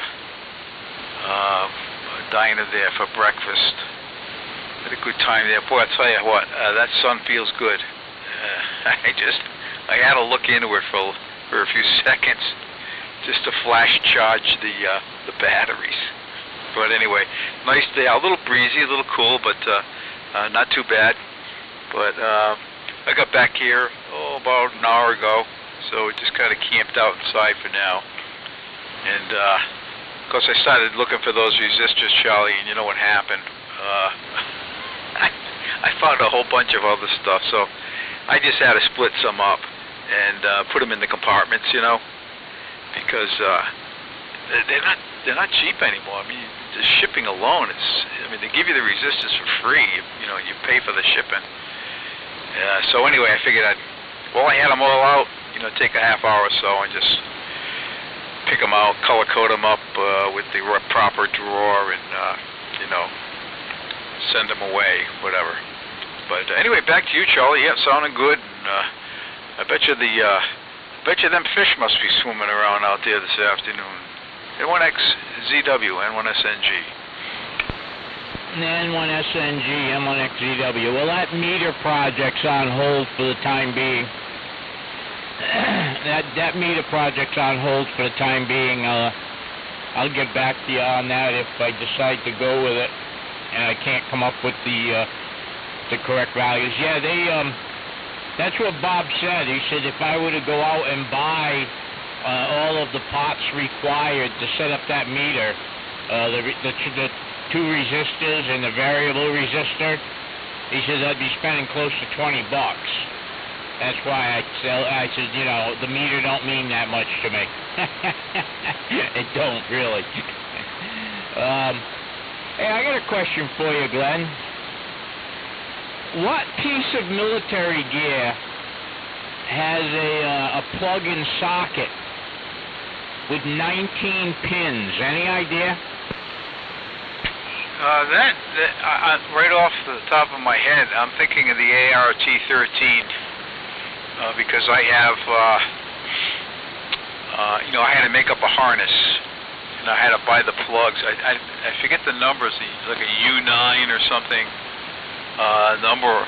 I think Canon made those back in the day. But yeah, Charlie, I think it might be the ART-13. I'm not positive, but I could find out. Over.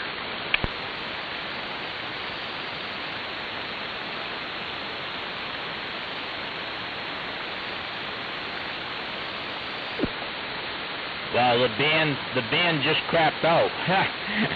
I didn't hear the tail end of that.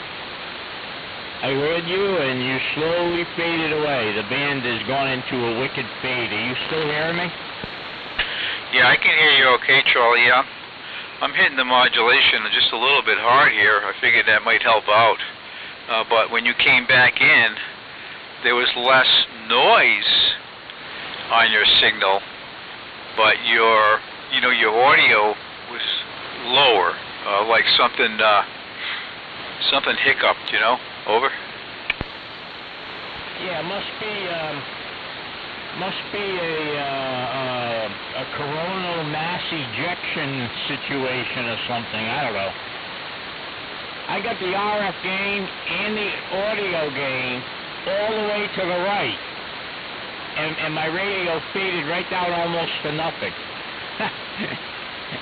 Like the RF could not come out of the antenna into the radio. Unbelievable.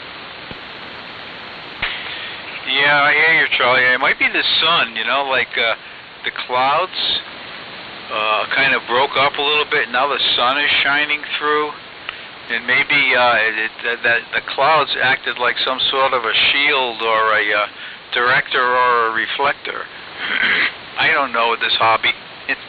It's crazy, and we've done this before, and then we key off, and you're either there or you're not. N1XCW with N1SNG.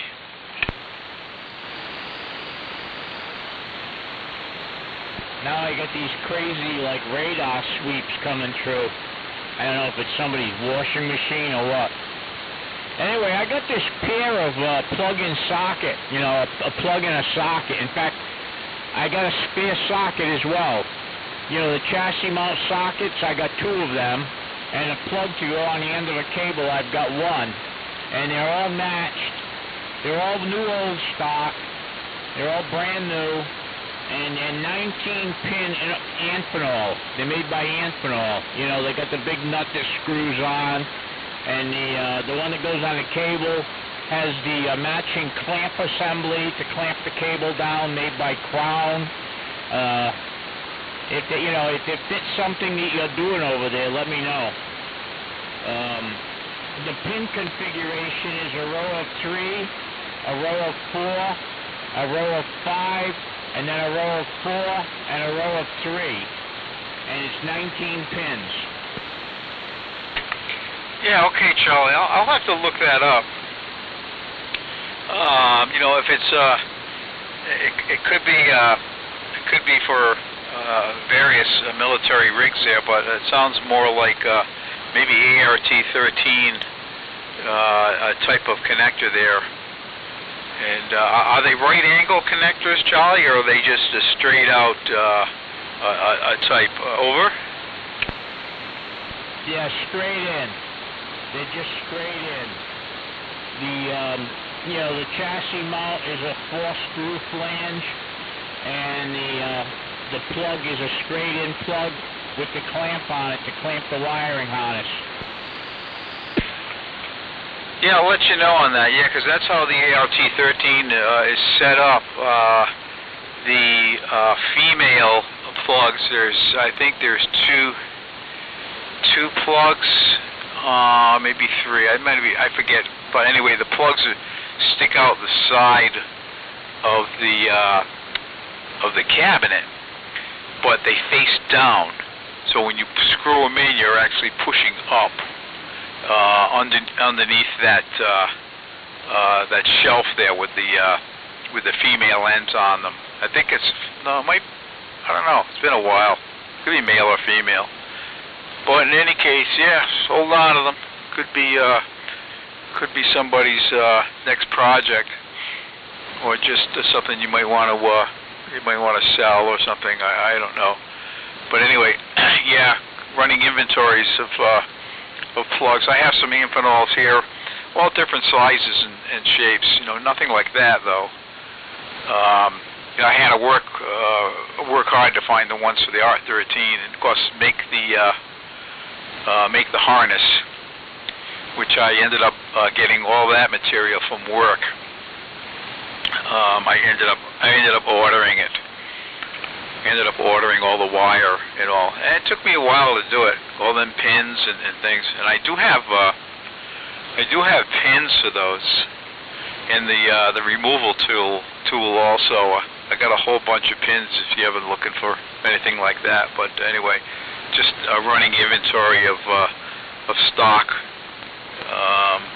You know, just hoarding it, whatever. But anyway, yeah, thanks for that, the heads up on that there, Charlie. We'll definitely look into that. I know if it's the ART13, I think I paid $40 or $50 for just one. I only needed the one side. Of course, the other side goes into the cabinet, you know. But yeah, that stuff is getting harder and harder to come by. I mean, there's probably hordes of it out there in somebody's warehouse, you know, with a bunch of radios. So anyway, a lot of that could be redistributed one way or the other. But yeah, other than that, I had some bluebirds on the feeder this morning. And not too much activity out there, but like I said, it's good to see the sun come out. Got a lone dandelion out on the front lawn there, and just you know, when the sun shines, they start coming up. I have anything that holds the soil together out there. Gotta make sure I take care of it, no matter what it is, But anyway, I'll get it back to you there, Charlie. And we're just running the B&W 5100. And yeah, I had a little trouble with Pedro, and then there was a WB1 GCM, Bob. He's in Coventry, Connecticut. And just marginal copy with him there. But I guess he's working the AM rally. I guess that goes into today too. I think it was Friday and Saturday, maybe 2 days. But anyway, that usually picks up in the evening. But in any case, he was calling, and so I figured I'd give him a shout out there and give him some information for the logbook, and you know, get the roster started there. But other than that, yeah, I was looking at a lot of the resistors that I have here. They're like 1 watt, half watts, and so on, and I had to clean out this morning. The list was so long on the Milrad net that I had to do something while I was waiting. And yeah, a few people commented on your signal, Charlie, that had been listening on earlier when we were on, and they had a lot of good words to say about your signal. That it seemed to be up quite a bit, sounded good, and all. So you know, that's good to hear. You know, reports coming in, you know, from parts other than, you know, just in local here. So back to you, Charlie. N1XCW, N1SNG. Yeah, this noise is driving me nuts, Glenn. Gonna have to cut it short, but I think I heard Buzz comment that it was the strongest he had ever heard me. Go figure, right? This antenna's been out there for a year. I never used it down here. I only ever used it upstairs, and it seemed like whenever I used it, the band wasn't that good, so I never really got good signal reports because I was only on the Gonset. You know, but from this radio, I get good signal reports. Well, I guess that's a good argument for leaving it connected up down here, right? Anyway, Glenn, I'm going to cut you short. I think it's a washing machine. It's a sweeping noise like a washing machine. And the band is so poor to begin with, I'm having to run the volume and the gain all the way up and play with the Q multiplier. And the Q multiplier doesn't do anything to take that noise out because that's a mechanical noise. So I'm going to go off and do something else for a while. Wait for whoever's doing a batch of laundry to finish because this noise is going to drive me absolutely bonkers. I tuned around. It's centered right on 3882, and you can hear it right through the whole AM window. Okay, Charlie. Yeah, we'll pick it up a little later on. No sense in being uncomfortable, with the noise and all that. I know exactly how you feel there. And those noises there, they could be an appliance. Could be an appliance or many other things there. I'll catch up with you later, Charlie. Good to hear you in here this afternoon. And I'll look into that plug there. N1XCW, N1SNG. I'll be clear on your final there, Charlie. 7 Tree Glen. Talk to you a bit later. N1SNG, N1XZW, signing off for now.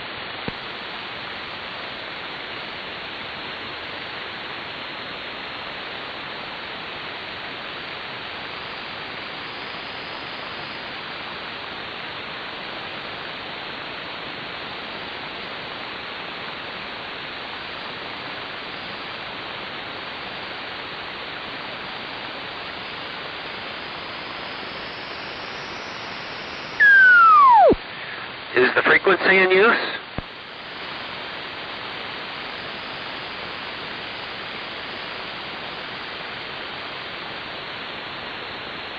Okay, CQ for the AM rally from WB1GCM. WB1GCM, Whiskey Bravo 1, Golf Charlie Mike. WB1 Golf Charlie Mike for the AM rally. Anybody out there?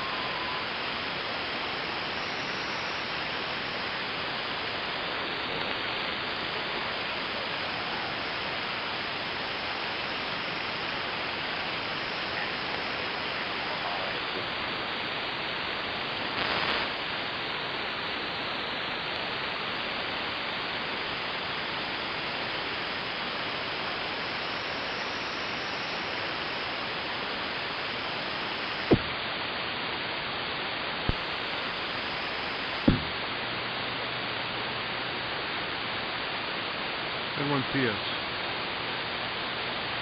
There's a slot bucket in there. Need the carrier.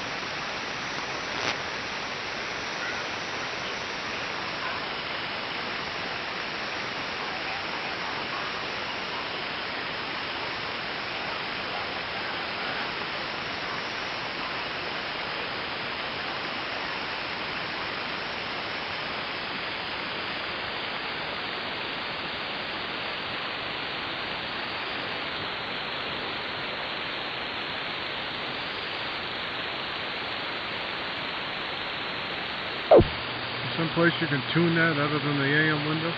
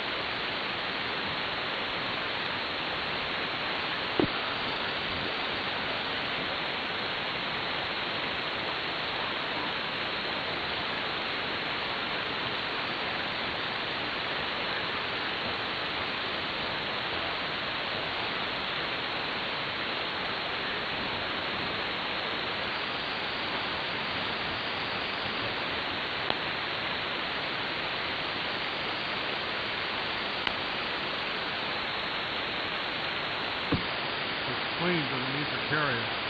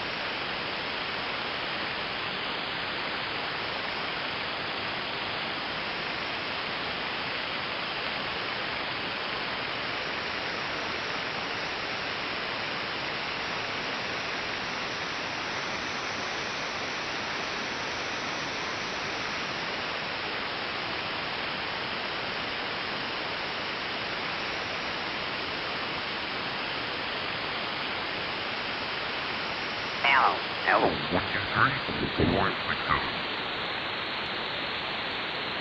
Hello, 123. What's the code?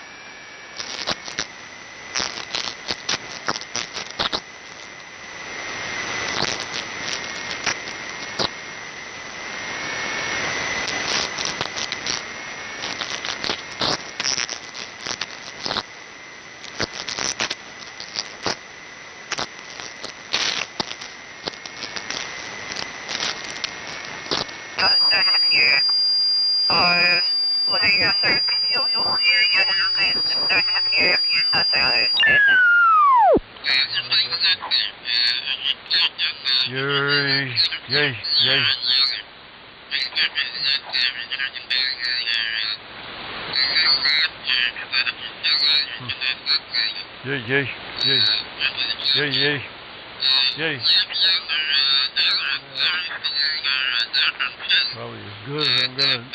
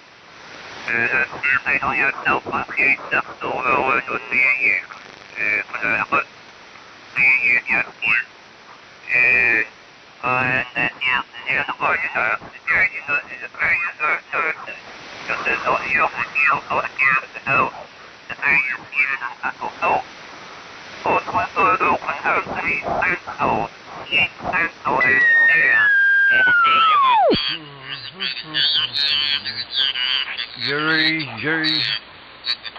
Jerry.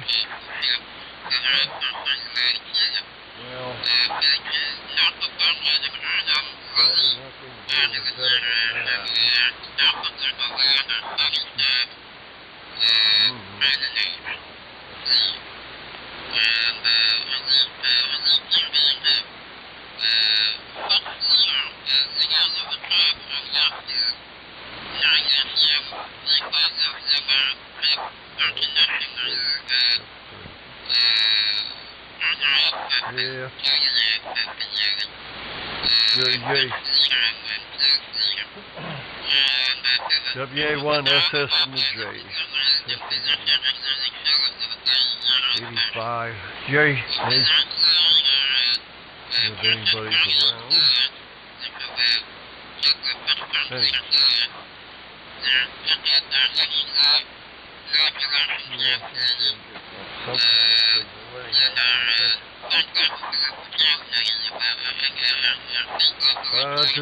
Hard to tell. Jerry. Yep.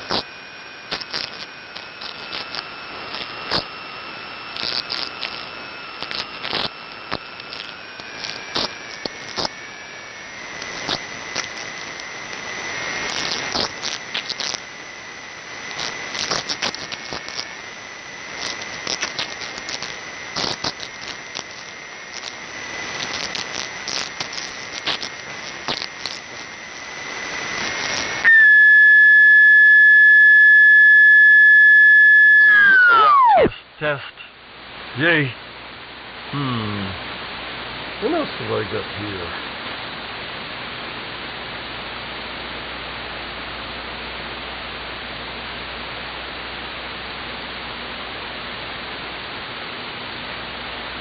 Yeah, it's still humming. Still humming in there. Yay, yay.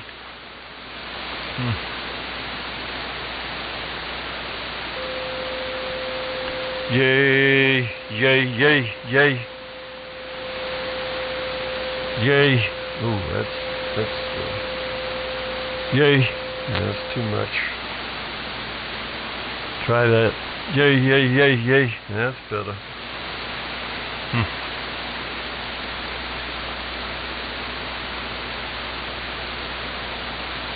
Yay, yay, yay. WA1SS mid-J testing. Yay, yay. Hello, test. Yay, yay. Yeah, right. Yes,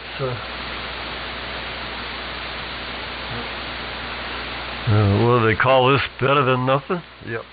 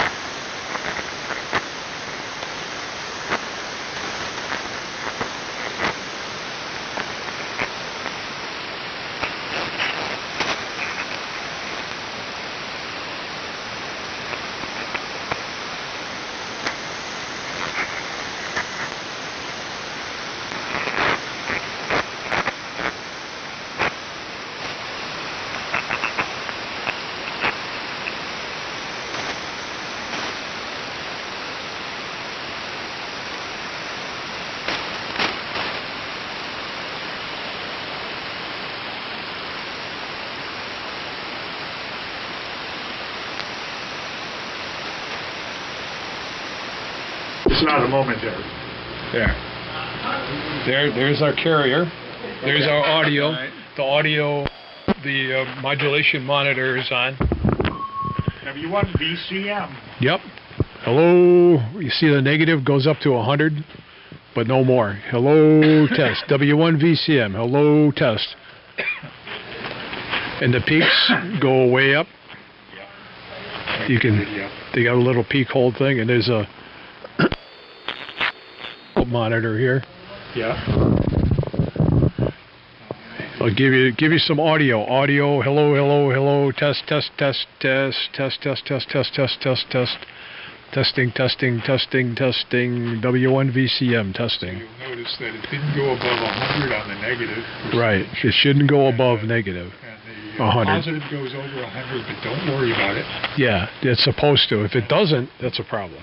And the little scope thing is an interesting thing to look at, Larry. Or yeah.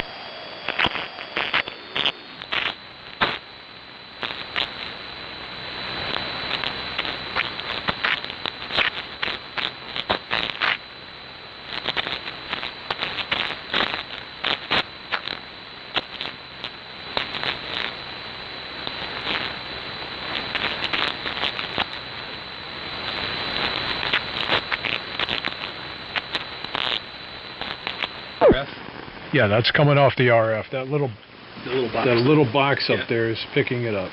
Okay. And sending it to the other little box over there, and that's sending it to the computer. Okay. And what frequency are we at? We're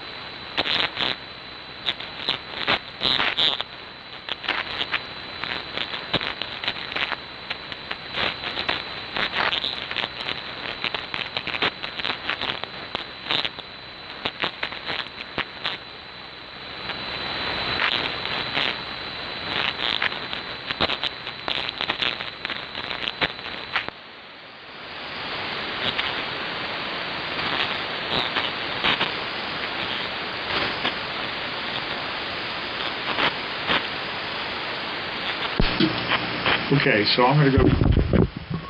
yeah, W1 VCM testing. And you don't have to eat the microphone.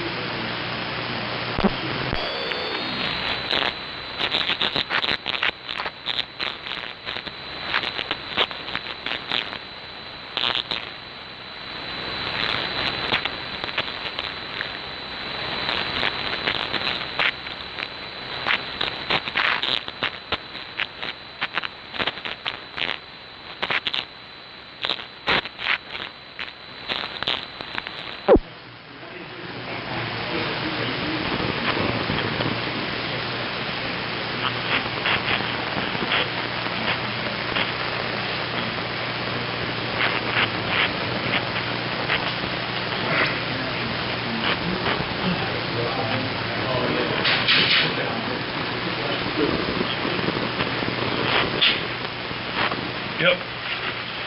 That's it. W1 VCM testing.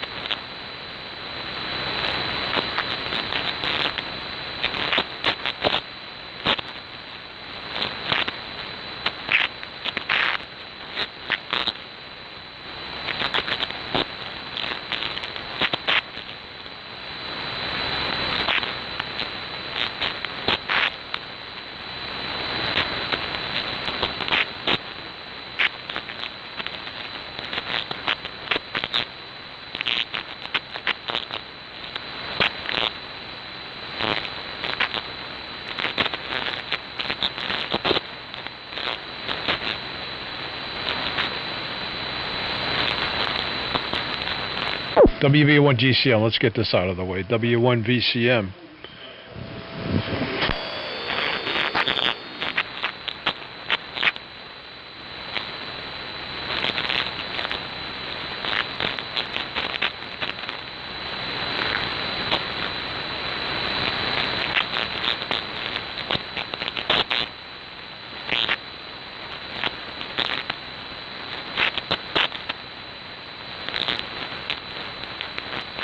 All else fails, look at the Timtron video, because at the end of that he shows exactly how to tune that up, adjust the drive, peak.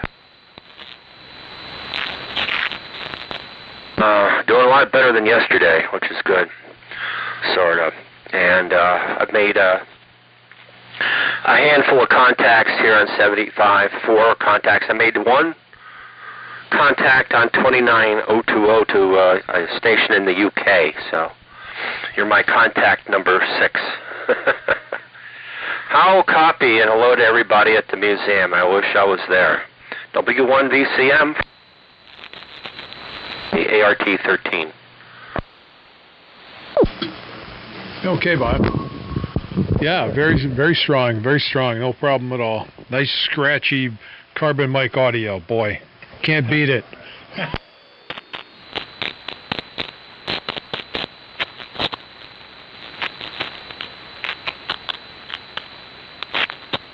Yes, we got the tuning, but it's more than that. And we're talking about, you know, stupid stuff like connecting the antennas properly. Skip just walked in.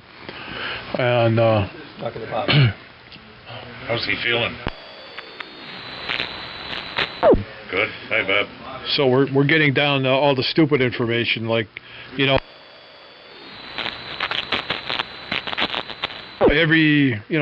most the little stupid details, you know, for being thorough. Being thorough. You know, and taking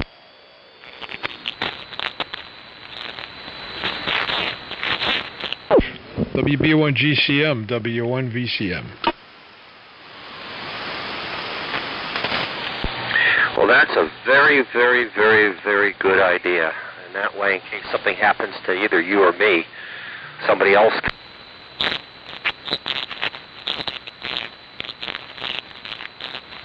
What are things at the museum today? Many visitors?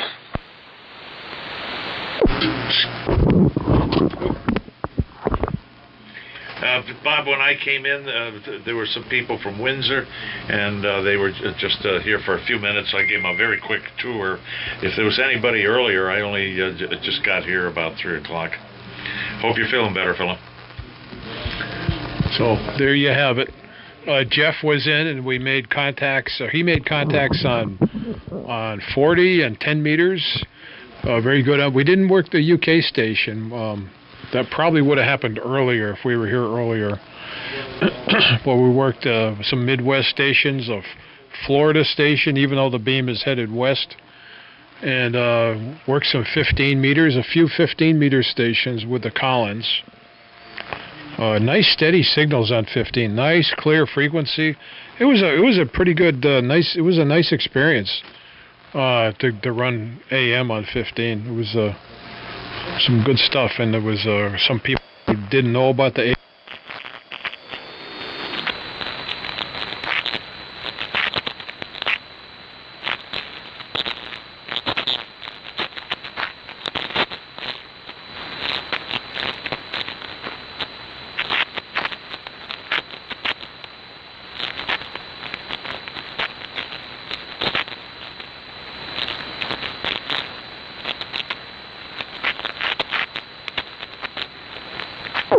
It was getting weird. It was getting flaky and fadey and everything else. W1VCM.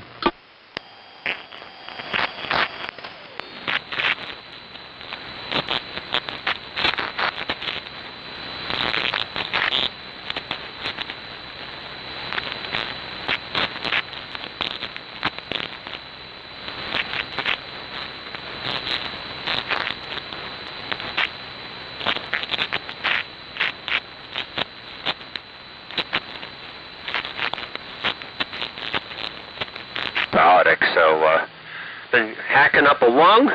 A lot of fluids came out. A lot of weird stuff.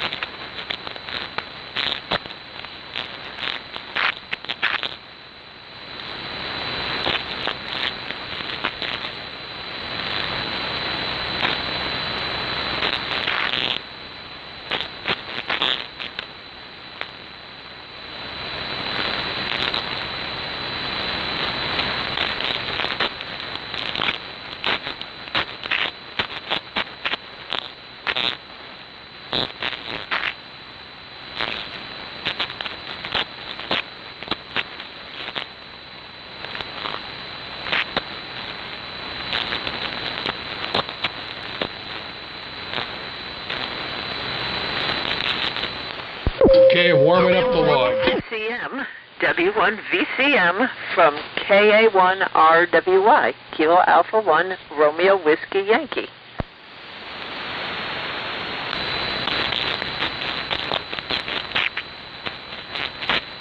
KA1RWY from W1 VCM.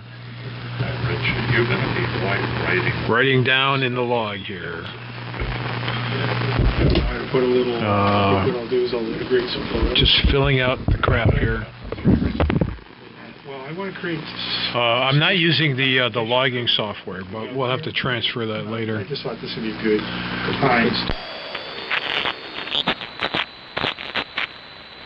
Can you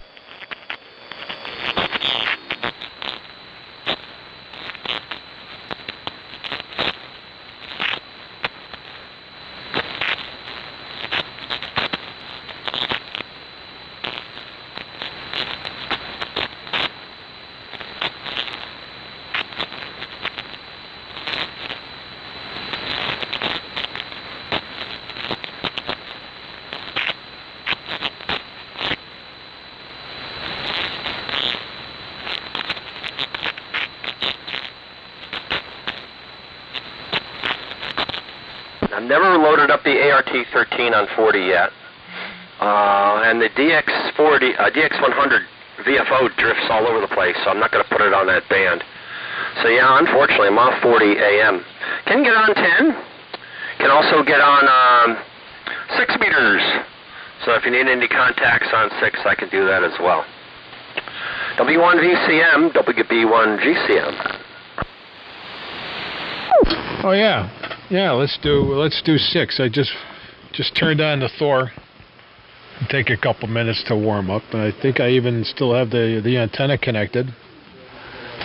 So yeah, let's do 6. Get a 6 meters in the log. I haven't heard anybody else on 6 so far. It's been dead. It's been dead. So warming up.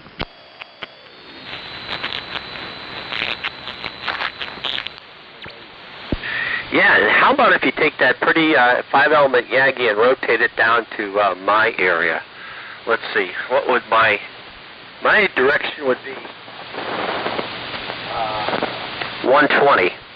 So if you aim 120 on the Yagi for me, that would be awesome. So I'd get the full tilt signal.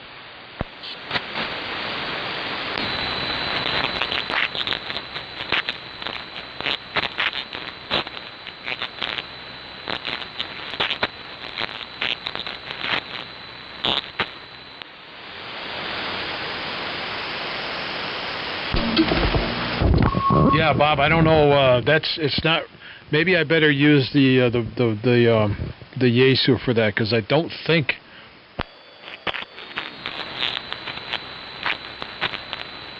It's not really set up to do that for the Thor. The Thor, I think, only works on the Halo at the moment. Is that right, Don? I think that's the way it's hooked up. If you hook the Thor. Because right. Yeah, the default is the Halo. Which is in, which is out? Do you know? That should say right on it. Maybe we just have to run a jumper. RF in. This is the in. Well, it says in, out. Out, in. RF in, RF out. So this is the antenna. This is the radio.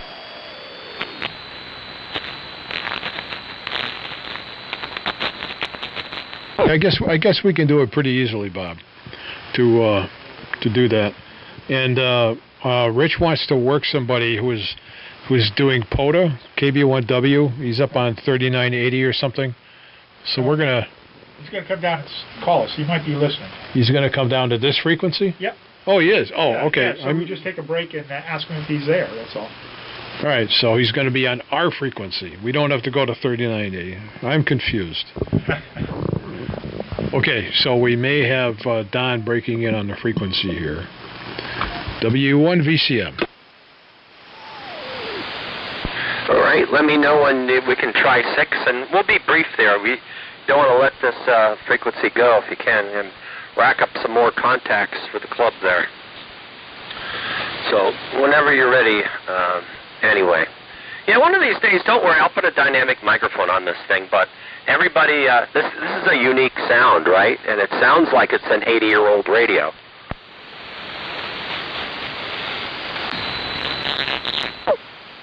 N1MUC. N1MUC, go ahead, W1VCM. W1VCM. I got to look back on my log. I don't think I talked to you on 75 yesterday. Oh, I did. Okay. That's right. I talked to somebody today on 40 too from the museum. Okay. Well, we're in here. If anybody hasn't talked to me yet, and then you want to contact for the rally, go ahead and give me a holler. N1MUC, WB1, Golf, Charlie Mike. WB1, GCM, N1MUC. Name here is Paul.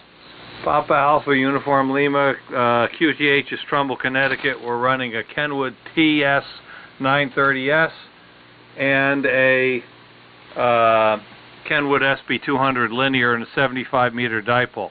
And if you guys were having a QSO, sorry, I don't really want to interrupt. I just want to pick up a couple contacts, and I'll either join in or stay on the side.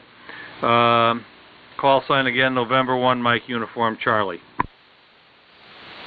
Sure. Hi, Paul. I think I've talked to you before. N1MUC.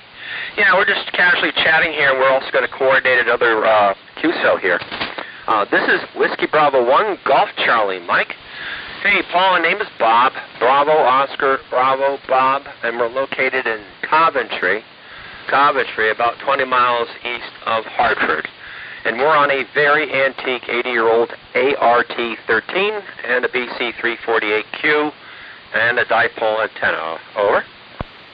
Yeah, Roger. I have an 81-year-old receiver for when I have my broadcast transmitter on the air. I have a BC-348N from World War II.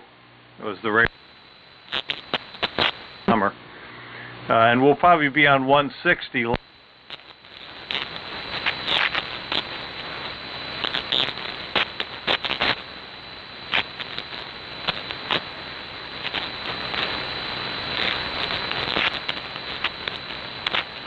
Antenna and your QTH. So thank you for the AM rally contact. You're welcome, Paul. You want another one? There's a young lady. Hold on a second. We got one more on frequency for you. N1MUC from KA1RWY, Kilo Alpha 1, Romeo Whiskey Yankee. Name is Kathy, and you're blasted in here loud. Oh, very good, Kathy. KA1RWY, N1MUC. You probably just copied my stats here, but I'll be happy to fill in anything you didn't get. And if you want to give me your QTH and what you're running, that'd be cool. I'll note that on the log. Back over to KA1RWY, N1MUC. Okay, Paul, very good. Well, I'm Bob's XYL, so I'm running the same thing, the ART-13. And What? Is it? Oh, okay. And I'm in Coventry, Connecticut. And I don't know what else to say. So back to you. Yeah, Roger. Well, welcome aboard. And I frequent 75, 40, and 160. I'm on the gray hair net on 160 on Tuesdays. Occasionally on the AWA net, if you're interested in antique wireless equipment. The Antique Wireless Association has a net on Monday nights. Gray hair nets on Tuesday nights. But thank you for the contact, and back over to you. KA1RWY, and then after that, if anybody else wants to jump in for a contact, fine. Otherwise, I'll just sit back, find out where the QSO's going, and join in there. Okay, I grabbed the mic again, Paul. Yeah, it's W1VCM's frequency, so we were going to coordinate a quick 6-meter AM contact with one of the operators there. So let me turn it back over to Larry in Windsor, Connecticut. W1 Victor Charlie Mike, and thanks, Paul. Thank you from Bob and Kathy, Paul. W1 Victor Charlie Mike, go ahead, please, from WV1 GCM.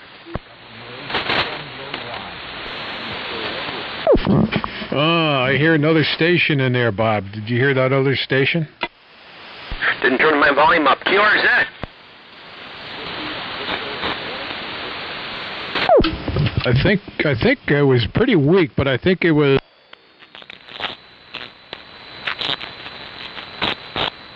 Go ahead, W1 VCM. Papa India Echo.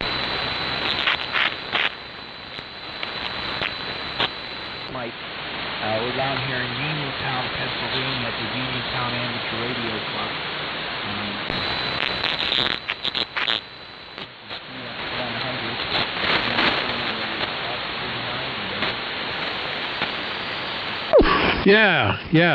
Yep. I remember you were going to get on from the club station. And I'm looking for that in the notes here. Yep, club station, yep.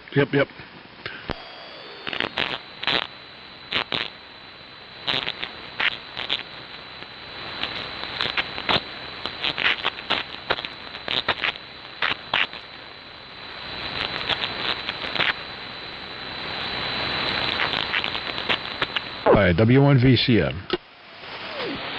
No, I have a poor copy on Rick.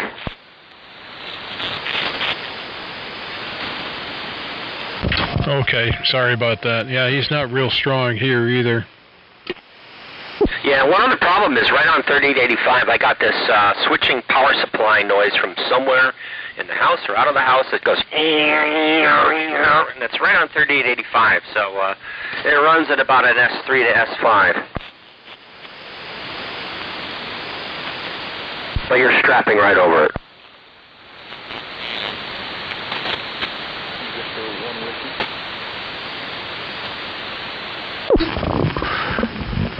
Okay.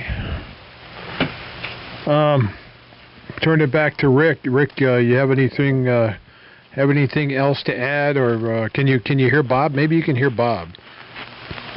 W3PIE, W1 VCM. W1 VCM, W3PIE. Yeah, I can hear him, but the band, I'm not hearing a lot of stations here. I guess maybe it's kind of early here for 75 meters, and I'm not 100% sure about this receiver. But I can hear him. He's not real strong. Your signal's pretty strong here. Of course, most things don't have S meters, you know. But I don't have much more to add. I'm just going to, we were sitting here and I wanted to hear when you turn on and want to get warmed up later on. So thanks for letting me come in there. And Bob, I am hearing you, but you're not hearing me very well either, I guess. W1 VCM back to W3PIE. I hear him good now. Oh, Bob hears you good now. So give it a try. You're running a DX100, Rick, I think. Bob is WB1 GCM. Yeah, Okay, WB1 forward. And this is W3PIE. Yeah, I'm running using a DX100. DX100 in it. What's the antenna, George? We're on a full-wave loop antenna. And the QTH is Uniontown, Pennsylvania, Uniontown, PA. This is the W3PA, which is the Uniontown Amateur Radio Club station. Yeah, hello Rick, W3, Papa India Echo, W3PIE from WB1 GCM. Hey, I got you there in Uniontown, PA. You're up 5 and 4. Rick, got your DX100, is loud and clear. Name is Bob, Bravo, Oscar, Bravo, Bob, and we're running an ART13, Collins Auto-Tune, and a BC348. Over. Sounds pretty good, Bob. I have a, I don't have any AR-13, but I do have a BC-348, and we have one of them back here in the back. We have a museum here at the club, which my buddy George and I pretty much have populated with a lot of old equipment. It all picked up a lot of it junk in a handcuff, but restored it all.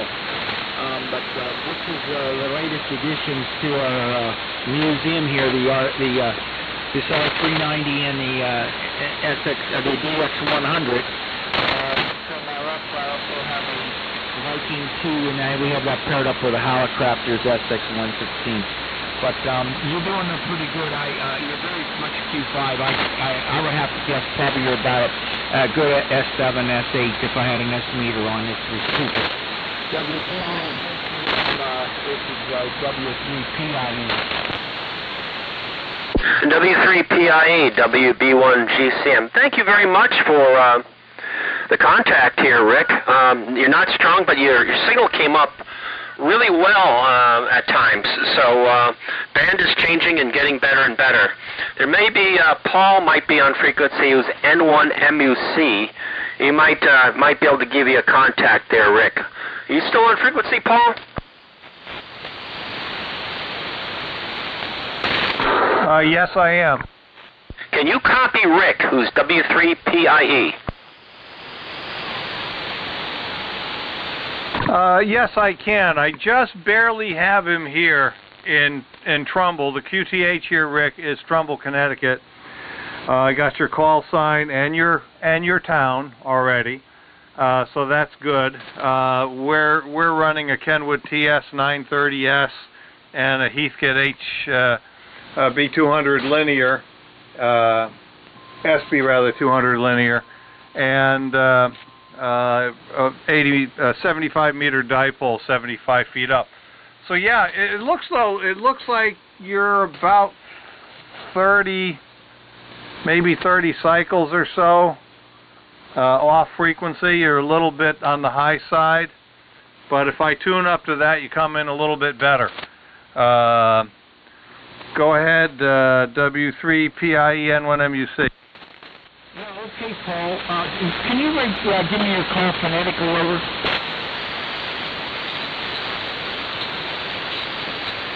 Yeah, it's November 1, Mike, Uniform, Charlie. Over. Okay, fine, Paul. N1MUC, W3PIE, fine visit. Yeah, I'm probably not exactly on frequency. You know these VFOs wearing this old equipment like this. That's to be expected. It's not been on that long, so after a good hour of warm-up, it should be pretty stable. This DX100. But hey, thanks a lot.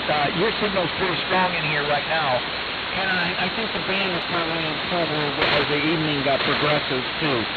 So thanks for the contact, and I'm sure we'll work one another again here on 75 meters where there's no contact or any rally going on. I'm always on here for sure every Sunday morning. You can hear me from 6:15 in the morning to a little bit after 8 a.m. because I run the cleanup for the DX60 net that's on 38 inches, and along with the other stations that all of a sudden seem to have occupied the frequency. So that doesn't know about an AM window, but anyway, that's neither here nor there. But thanks a lot for letting me come in here, and hope the work you guys are doing. I'll turn it back to you, Carol, and then you can pass it around. I'm just going to stand by here. N1MEC in the group, this is Whiskey 3 Papa India Echo. Very good. Fine business, Rick. W3PIE, thanks for the contact. And I guess I will toss it to WB1 GCM. I'm not sure if he gets it, but either way, that's where I'm going to leave it. And I'll stand by in case anybody else wants to contact me for the AM rally. This is November 1, Mike Uniform Charlie. I want to get a call in here edgewise, okay? W1VCM. Go for it. Thank you. WV1W, Whiskey Victor 1W. This is W1 Victor Charlie Mike. You there?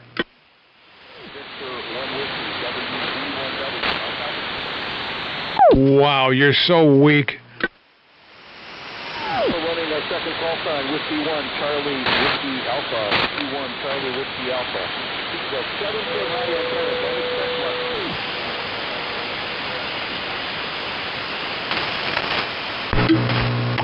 W1, what did he say? You just said W1CWS, Whiskey Charlie Alpha. You're running two call letters?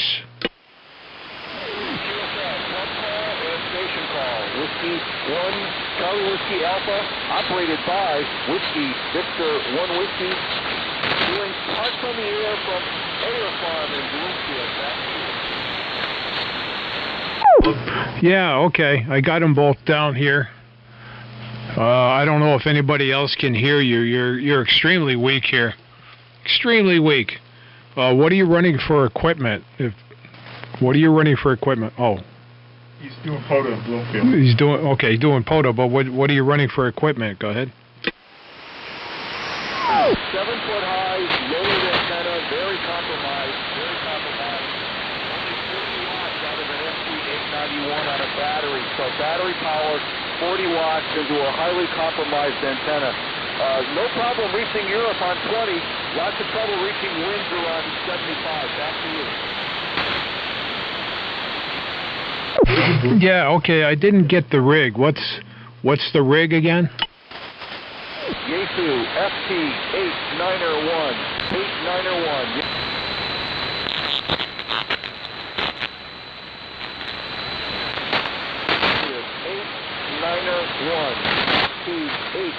891. Okay, 891. Yeah, I've got one of those things too. Okay, have fun. It's really, really hard to hear you. I understand you're running a compromised antenna system, as you said. Can anybody else hear him? Anybody else hear WV1W or WA1CWA? I guess he's using these there. Go ahead. Anybody else?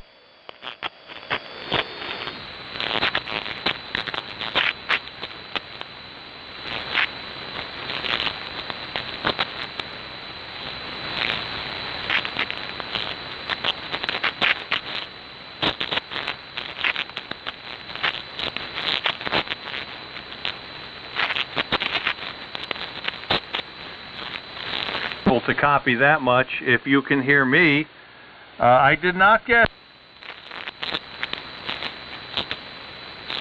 I guess I would use his call sign, which I think is Whiskey Victor 1 Whiskey, and the club call sign I got W1CWA, I think. I guess I just get his first name and I'm good. N1MEC. November, N1MEC and Nylon. Thank you very much.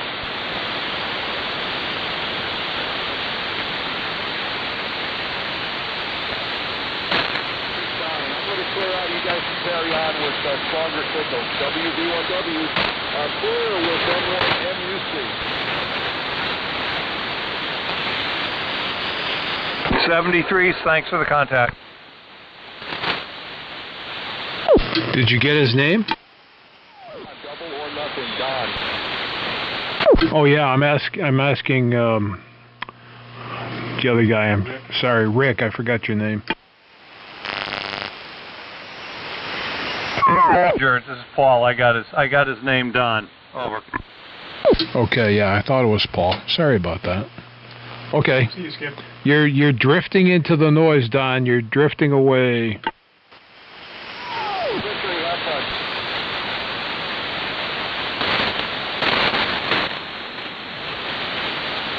Okay, take care.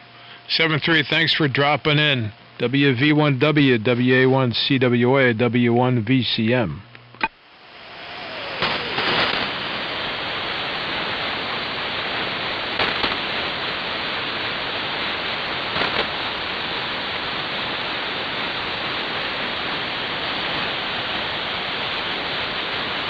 Are you on the gates, Larry? Yes. Sounds like $1 million. That's all? I know, inflation. You sound like $1 billion. Now we're talking. We're warmed up on 6 here. Okay, I can flip over immediately. Ah, geez, there's somebody almost on frequency calling CQ. Alrighty, okay, going to 6. W1VCM.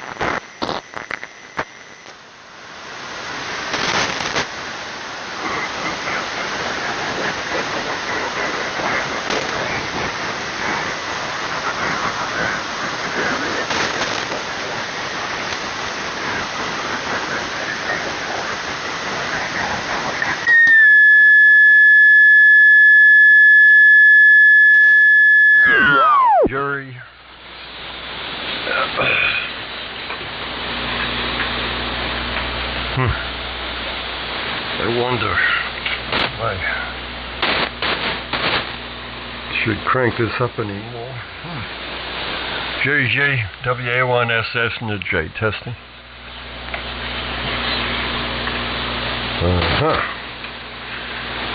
JJ. Oh. I wonder what would happen. Let me see, what have I got here?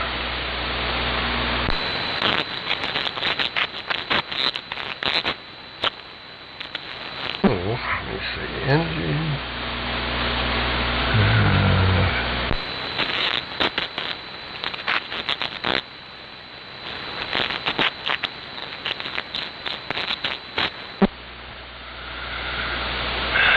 Yeah, that's interesting.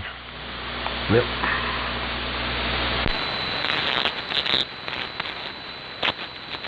Try. Let's see what would happen.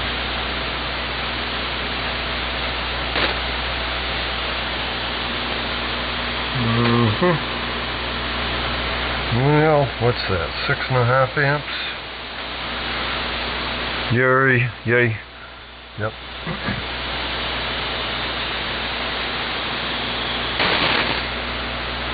That's about 160. Yay. WA1SS New J testing. Yay. I don't know. It looks like it likes it. I don't know. That's what I'm reading. Yes, indeed.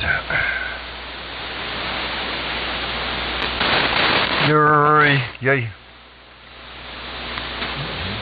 Might be able to crank that up to 200. Let's see why not. 6.5.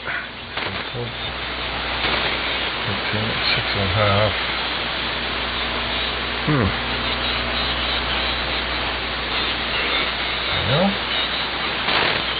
nobody likes the cowboy. Put it up to 7 amps. See what that does. Yes. Yay. Yep.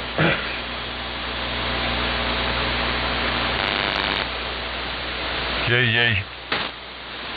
Yeah, I think I'll quit there for now.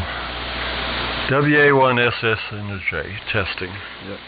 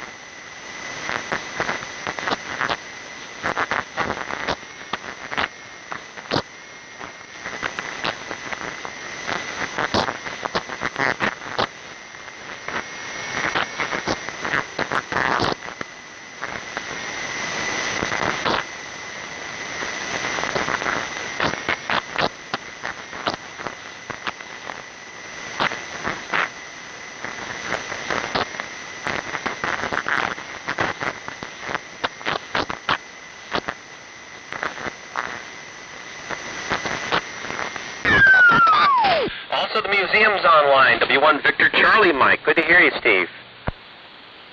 Yeah, good to hear you there, Bobby. I was wondering, what happened to the good audio? That makes sense. What's going on up at Mirror Lake? Is it snowing or raining or something up there? Hang on. My tuning is way off. Way off. All right, let me have a look. Because I may not be, it may be dark there. No, it's still, oh, I don't know. I got to adjust my, stand by a sec. Let me just adjust my antenna tuner here. Let's see. That's more like it. Yep, we got everything back to where it's supposed to be. Yeah, WB1 GCM. This is W1 VCM, I guess. No, which call did you use? This is WA1 QIX, and also meeting up here with WA1 SSJ. Yeah, I'm here, Steve. Okay, Steve, Larry, W1 Victor Charlie Mike at the museum is on frequency. And so you might want to work him, et cetera, et cetera. So he's holding down the ship with a huge crew at the radio club. You got a shack full of hams doing the AM rally, Steve. You're quite well, and yes, I'm running the antique radio with the antique sound, the ART-13, BC-348, and dipole. But alas, let's turn it over to Larry, and I'll just listen out and let some other people have at it here. WA1 QIX, and turning it over to W1 VCM, WB1 GCM. Well, this ain't gonna work. Sounds like it's working. Hey, Steve. Yeah, I know you only got a little bit of time there, so just wanted to hear this and see what you think.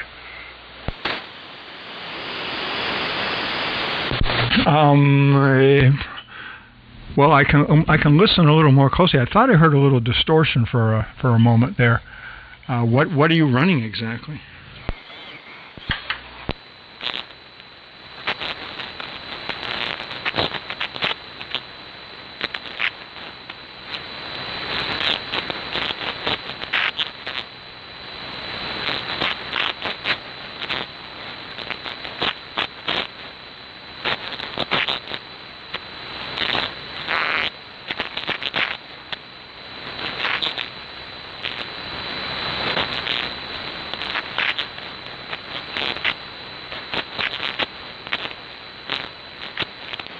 Okay, let me ask you a question there. Stand by, Larry. I just have to, because I have to leave.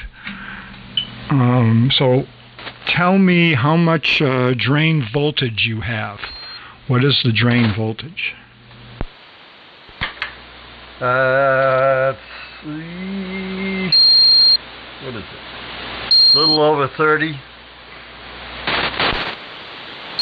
Well, how much over? Is it 30 or 31 or 32? I sort of get close. What is it? I'd say 32. Yeah.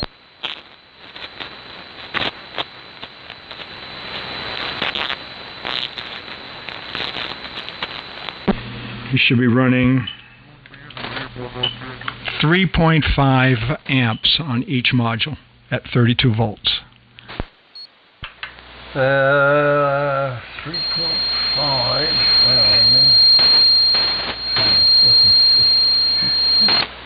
yeah. No, it's over.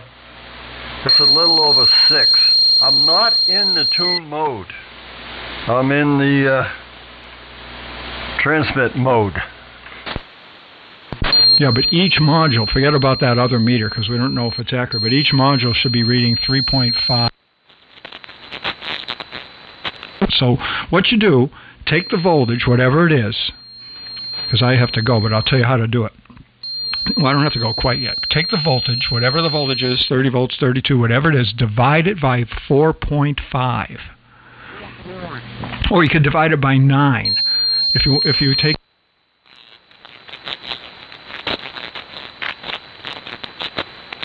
4.5, that's what the total would be. But yeah, if you take your 32, which you, hang on, I got to get this call. If you take the 32 divided by 9, you're going to get 3.55.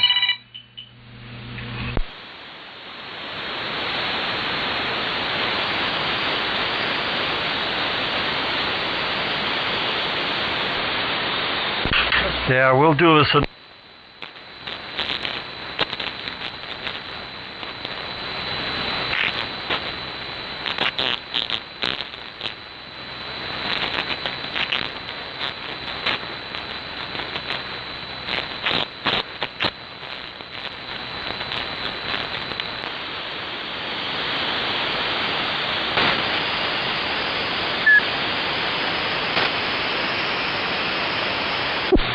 W1 VCM, are you still there? WB1 GCM. Yeah, I was just wondering if they're actually done yet or what. But, well, if you guys want to come back in and talk about it, you go right ahead. WB1 GCM, WA1 QAX, WA1 SSJ. Haven't heard you in a long time, Wayne. W1 VCM.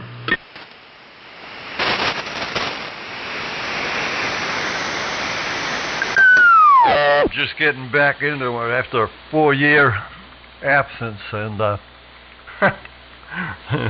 and it's been tough, I'll tell you, especially at my age.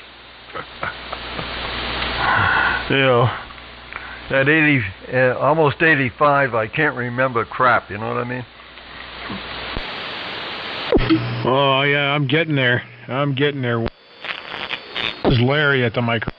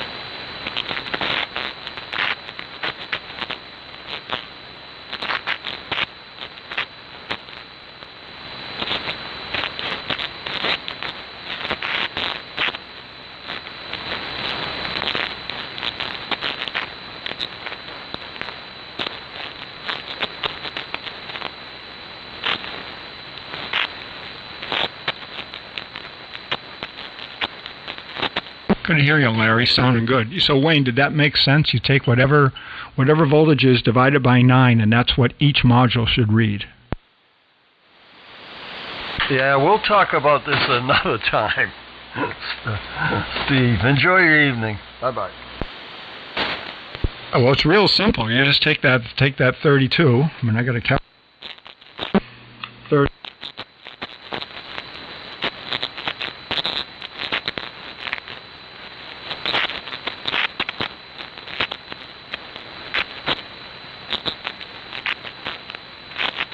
That's where that 9 came from. To get the value for each meter, I take the 4.5 ohms and double it, because you got 2 modules. Or you can divide by 4.5 and then divide that by 2, but it's just as easy to take the voltage and divide it by 9, which is twice what it.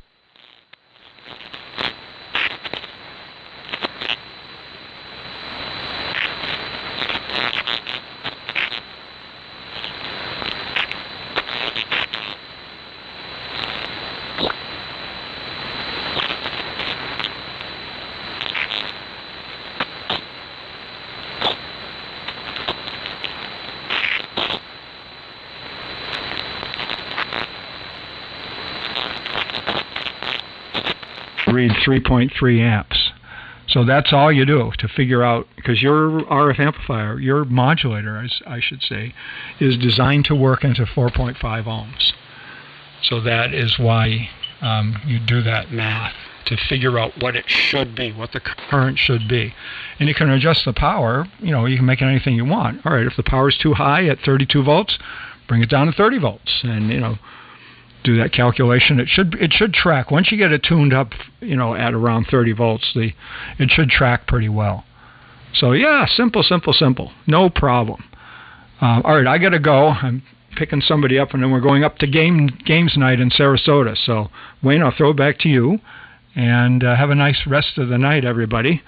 I'll be back after game.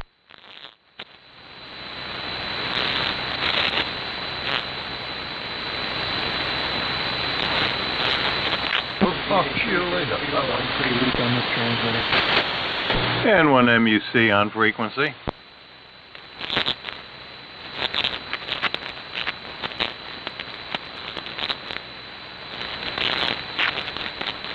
Is WA1L, I think LGQ, still on frequency? Yeah, I'm at W1VCM, operating the station here.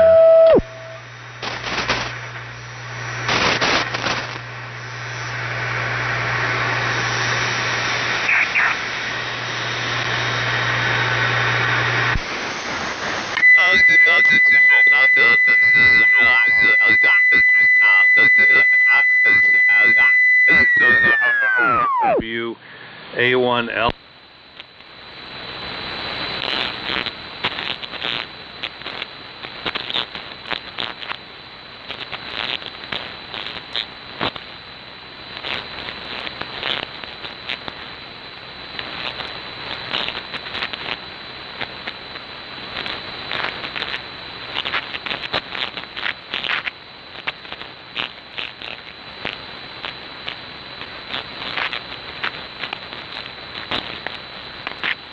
But yeah, I'm not logging for my call, but I can give you a contact for sure.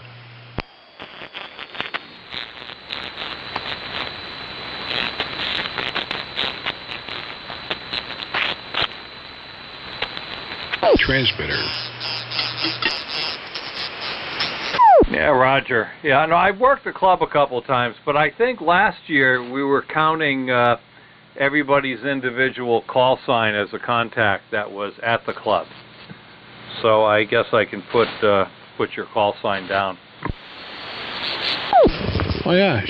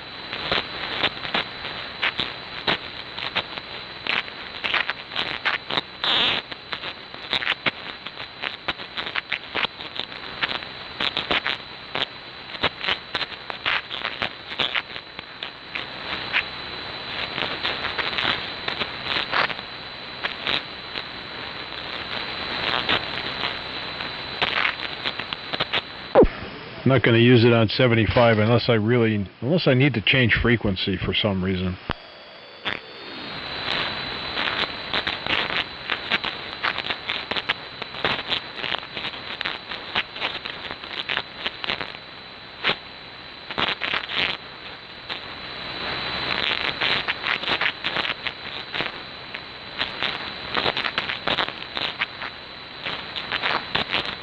.45, which I use on the gray hair net. Over.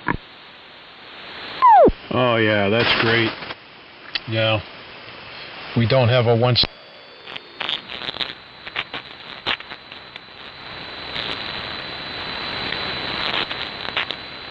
here, but it's not easy to. Well, it's a long story. But anyway, yeah, I want to get a 160 meter here. So at some point. So there's a nice metal roof on top of the building, so.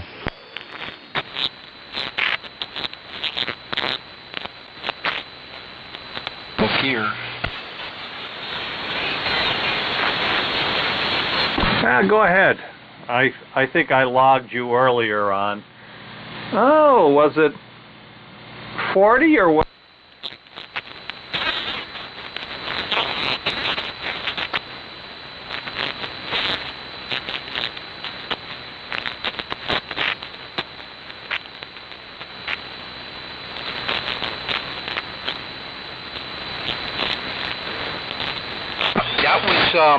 That was on 40 on the Johnson Viking. I'm on the 1959 homebrew right now. Hey, how's it going? Let's see. I got you right there, Paul. Good to hear you. I've got a good strapping signal here. So does the other fella on the gates. I wonder if he's over in the museum. Yeah, so I'll log you again right now. This is Justin in Albany, New York, running 1625s modulated by a pair, and with a little help from my friends, the John Lennon SB220 for 200 watts of carrier into an inverted V up.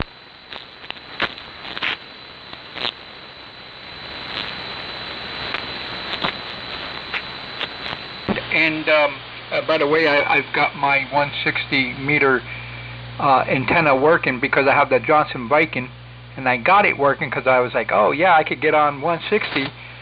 So I had to build the unknown to 64 to 1, although I'm gonna get a NFED ZEP up there, converted over eventually. But I got it all ready and fired up the. Was going to tune up and everything. I looked on the VFO on the HG10 and realized I don't have 160 on the VFO. So I guess we all have our 160 issues going on, but yeah, one day I'd like to get on there. Yeah, back to you, Paul. Kilo Germany 2 retractable gear. Okay.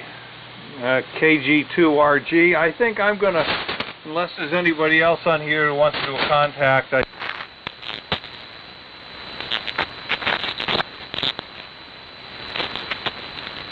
back on, maybe on 160. I have the broadcast transmitter. I can go on 160. So usually that band becomes after 7 o'clock.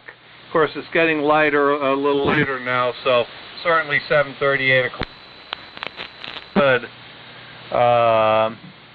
And I'll probably get the broadcast transmitter back on the air and work some more stations on 160. Over.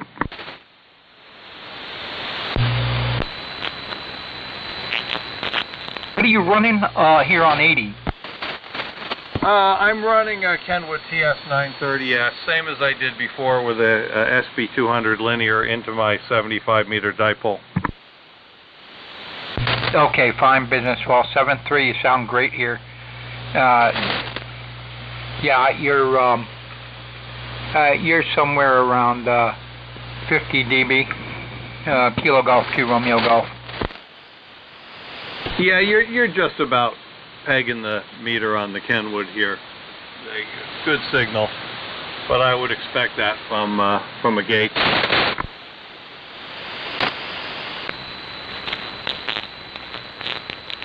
That's the other guy on the gates, not me, but yeah, 7.3.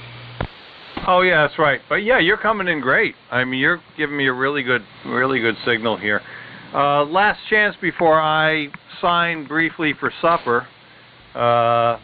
Anybody wants to work N1MUC or maybe KG2RG or Larry at WA1LGQ at the club station. Come on back. Otherwise, I'm gonna sign for a little bit. N1MUC. Yeah. So long, Paul. Thanks for the contacts, and have a good supper. I think I'm gonna do the same here for a few minutes. And yeah, KG2RG, good signal here. Name is Larry. Running the gates, BC1T and a 75A1 receiver. You said 16, is that two 1625s modulated by a pair, or is it one 1625? Pretty strong here. Yeah, I wrote your call down wrong for sure, Larry, but I know it's WA1. I think I got the LGK wrong. But yeah, who was I talking to? Somebody at home who's sick. That sound familiar? Out in Connecticut. It must have been Paul. November 1, Mike Uniform Charlie. He was saying somebody was down there at the club. They were running 4 stations on AM, or 4 operators, and one of them was the gates floating around up here. So yeah, I was looking for you. I'm glad I got you, but You know what? He might have given me your call sign. Did I write it down?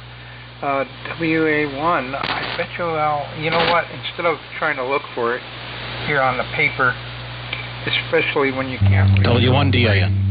might as well just get it from you since you're right here. Yeah, you're strapping in. I'm going to look at the 388.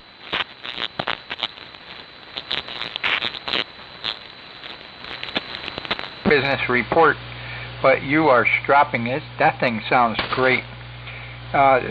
This is Kilo Germany. Oh, and it's two 2516s modulated by 2 QSL. W1DAN, good evening. Yeah, hi Dan. Yep, I got it now. 21625s. Yeah, that's why you're so strapping. Yeah, very good. Yeah, and the call is my home call is WA1LGQ, but the club station here is W1VCM, Victor Charlie Mike, W1VCM. And the person who was on here before, who may be still listening, probably not. I think he went to hit the couch or something. That's WB1GCM, who's not here. He should be here, but he's not. He's at home right now, not feeling so hot. So otherwise, he'd be here. KG2RG, W1VCM. I'm still here.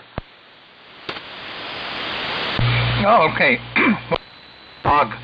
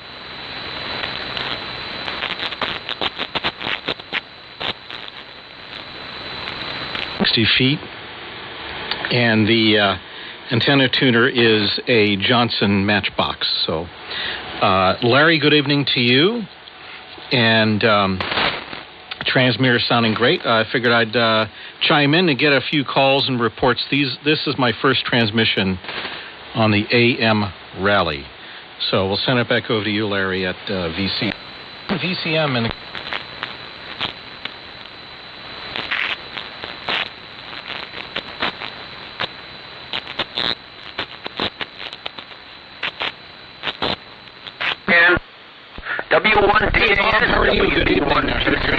hope you're feeling better. Great to hear the ART 13, and I'm glad you're enjoying retirement there. WB1, GCM, W1DAN. Continue to use that, over. Nice double. Sorry. Go ahead, Dan. All right, Bob, WB1, GCM, W1.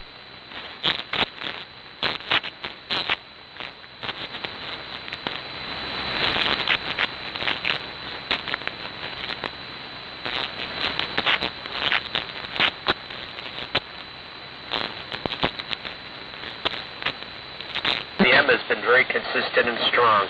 Again, thank you very much for that continued use of that processor, over. Yeah, well, I kind of don't think it's mine anymore.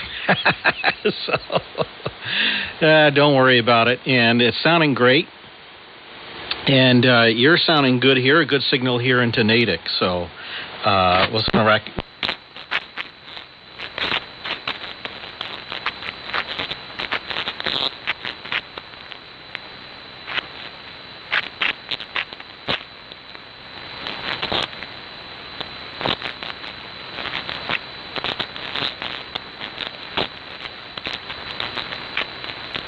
W1 GCM. Great, Bob. Yeah, I don't do enough. I'm still a working stiff, so I do want to get down to the museum again at some point, and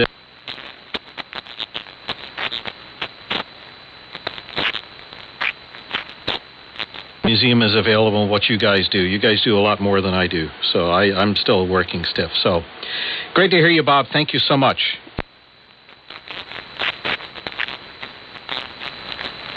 In KC2RG, I'd like to work as well. Larry, W1A1LGQ at W1VCM. This is W1DAN. Yeah, okay. Very good. Thanks for stopping in. And thanks again for the processor. Still working. And go ahead and pick up Justin, and I'm going to step out for a bit. And see you guys later. W1DAN.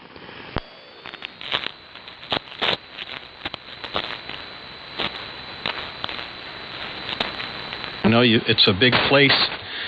You can get a couple of miles in while the QSO goes by. So great. Good to hear you're sounding good, too. Justin, KG2RG, W1DAN. How are you? Okay. Hey, fine business. All right. Dan, W1 Delta Alpha November. This is Kilo Germany 2, Radio Germany. Tractable gear. You're super strong here. Very, very nice copy here into the New York State Capitol, or as I like to call it, Bear Territory. Yeah, I'm right around just maybe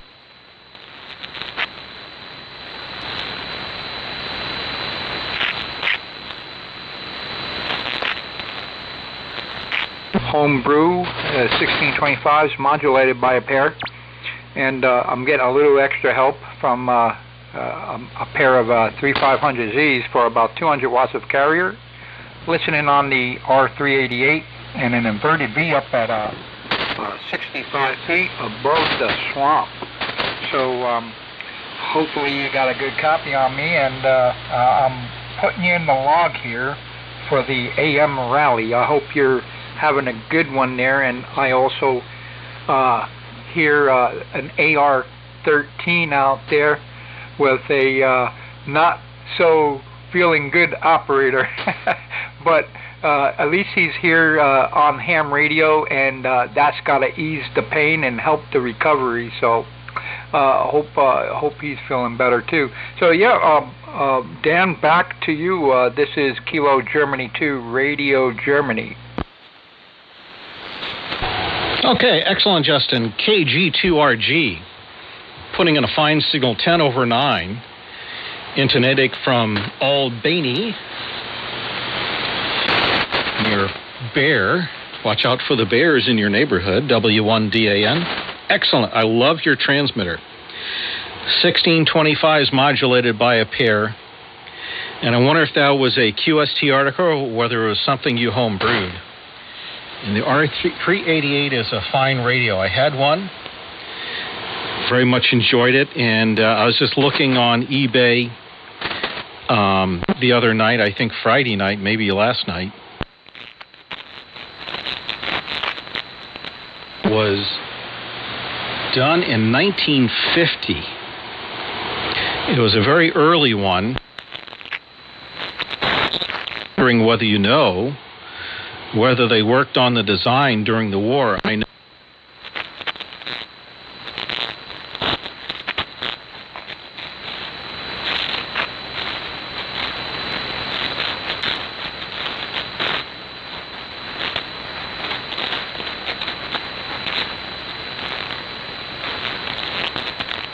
During the war. So I wonder how far back Collins made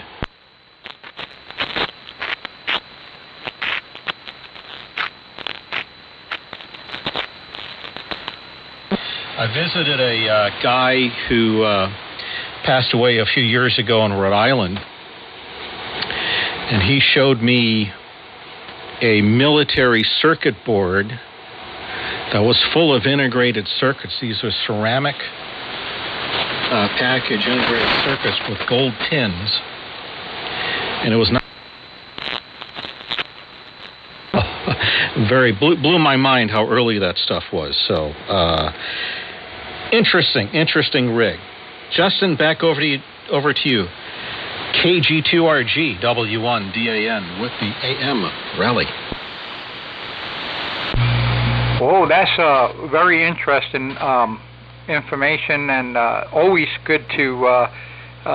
It's amazing how much stuff there is to learn about, the whole history of everything from ham radio to gear and individual pieces of gear and evolution of advancements in technology over the decades. And it's I'm a real lover of vintage gear, and of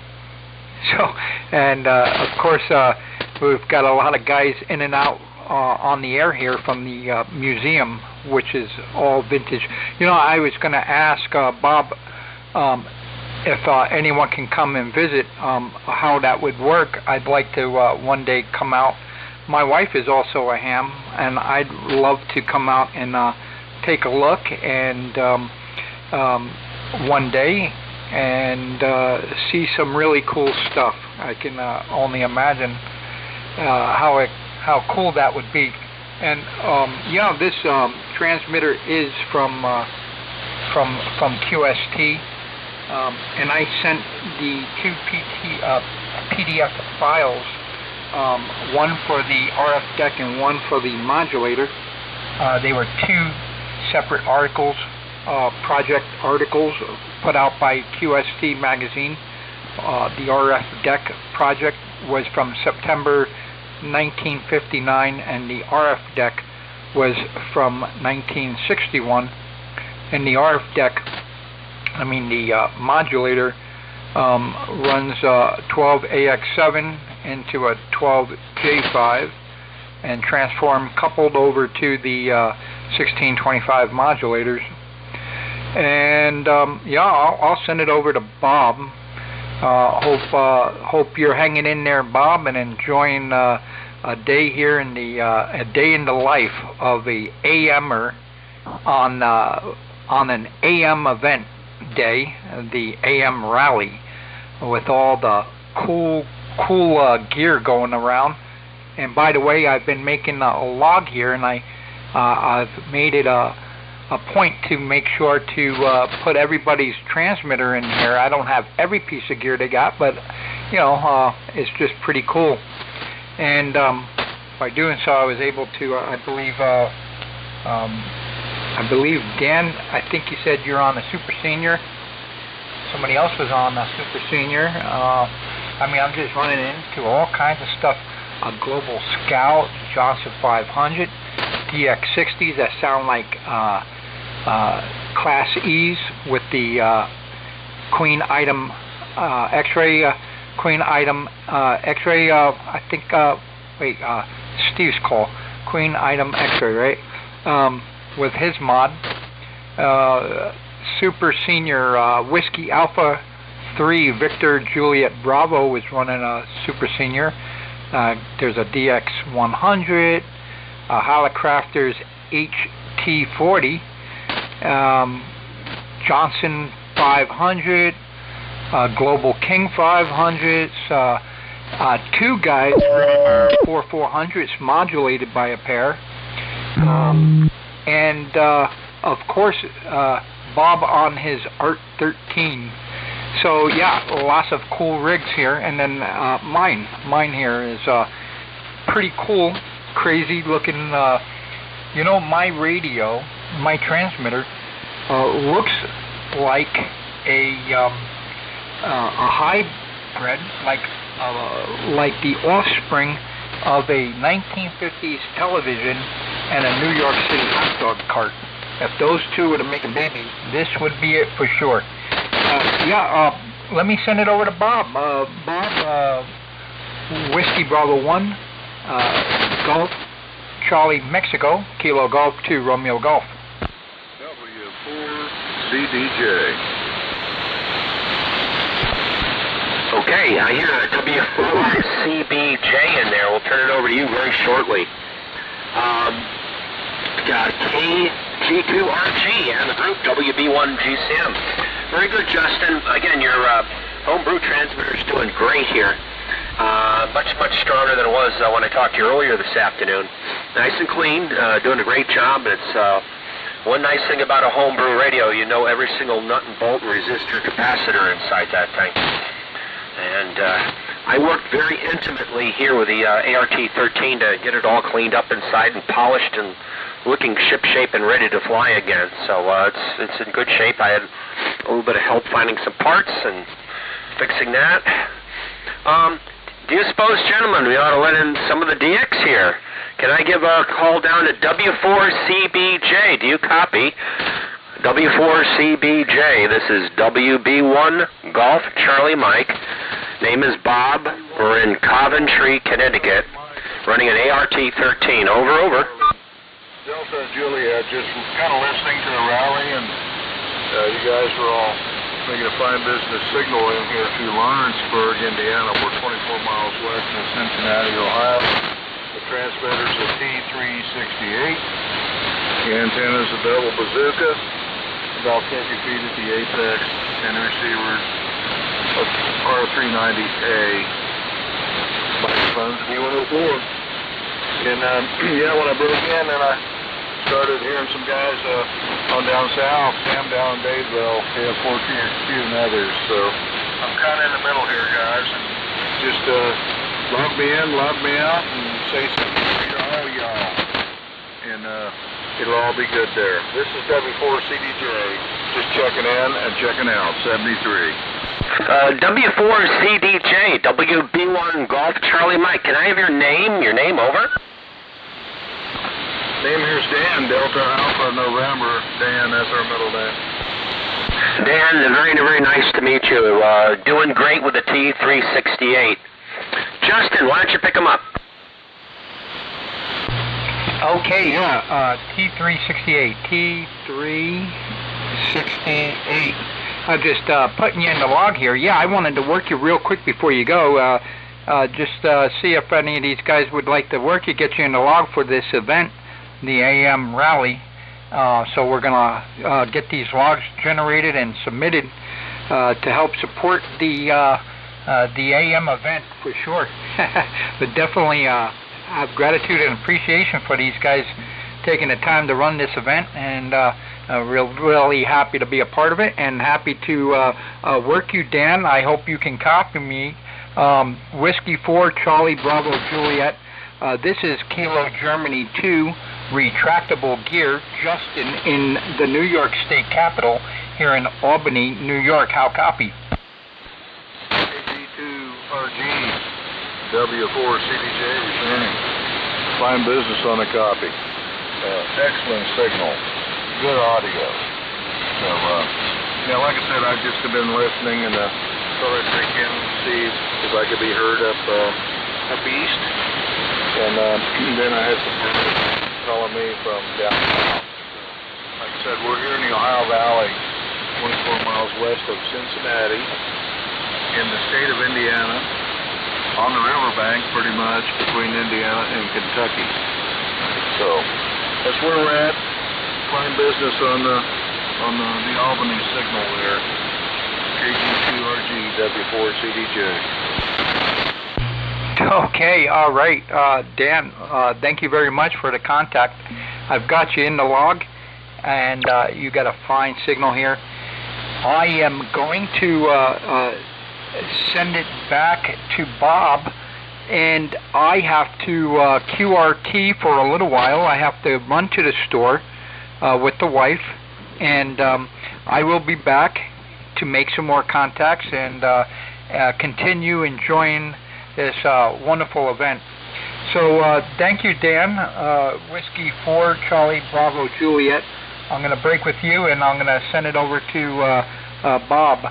Whiskey Delta 1 Germany Charlie Mexico. I'll be back, guys. Kilo Golf 2 retractable gear. Okay. KT2RG from the WB1GCM. Justin, got some corrections for call signs just to make sure you get it right in the log. The station that you just worked in Lawrenceburg, Indiana, is Whiskey 4 Charlie Delta Juliet, CDJ. Charlie Delta Juliet, he corrected me. And so that, and my own call sign, of course, is Whiskey Bravo 1 Golf Charlie Mike, WB1 Garbage Can Moocher. So I hope that straightens that out. And we also, I believe, maybe Dan is still in here, W1DAN. I'm not sure if he signed out or not. But nice hooking up with you today, Justin. A good job with your homebrew station. I don't know who else is in here either. I'll stand by if anybody wants a call and contact here. But I'll shoot it back over to you, Justin, and all the best. KG2RG, WB1, GCM, Coventry, Connecticut, on an ART-13. Thanks for correcting the call sign there, WB1 GCM, Whiskey 4 Charlie Delta Juliet, 73. Okay, I got the call signs corrected, and Bob, I had yours already logged correctly. I just wrote it down the second time here this afternoon incorrectly, so I've got that straightened out, and I've got Dan's corrected, Whiskey 4 Charlie Delta Juliet. I'll be back probably in an hour or so. Gotta go with the wife and get some groceries, but I'll be back. This will let things cool down for a little while. Hi. 7-3, thank you guys. Kilo Golf 2, Romeo Golf. All right, W1DAN still here. Okay, Justin, have a good break. We'll talk again soon. And I wanted to see the other Dan, W4CDJ. This is W1DAN. Wanted to see if you're copying the signal in Natick, Massachusetts. Over. Is that Whiskey 1 Bravo, W1BMM, W4CDJ. Okay, W4CDJ, this is Whiskey 1 Delta America November. Like your name, Dan. Like your name, W1 Dan. Or Whiskey 1 doing almost nothing. And you're about an S7 here near Boston, Massachusetts. And we're running a K7DYY transmitter, and the receiver is a Yaesu FRG 7700 with an antenna up at 60 feet, ladder line fed dipole. Over. We got it right that time. Whiskey 1 Delta Alpha November, W1DA, Whiskey 4 Charlie Delta Juliet returning. Fine business on the K7DYY. We had the pleasure to work for a company years ago at 245 Summer Street, not too far from the South Station there. Engineering firm. So, a little familiar with Boston. Too busy for me though. I'm a country boy. I like Southeast Indiana. But thanks for the call. W1BAN, W4CDJ. Okay, Dan, very good on your working downtown Boston. And hopefully you enjoyed the time here with the engineering firm. And hopefully you're enjoying your relaxing location now. So thank you for the call. Really appreciate your checking in here and calling us all. And pretty good signal with the T368. And R390 is a fine receiver, so thank you very much, Dan. We'll say 73 to you. And I don't know if the museum is back, W1VCM, somebody there. If not, we'll go over to Bob. W1VCM or B1GCM, W1DAN.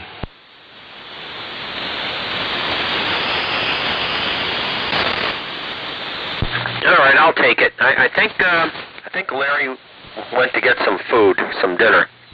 W1DAN from WB1GCM. Well, very good. I'm just copying the mail. You got a great signal, and the DYY sounds great, Dan.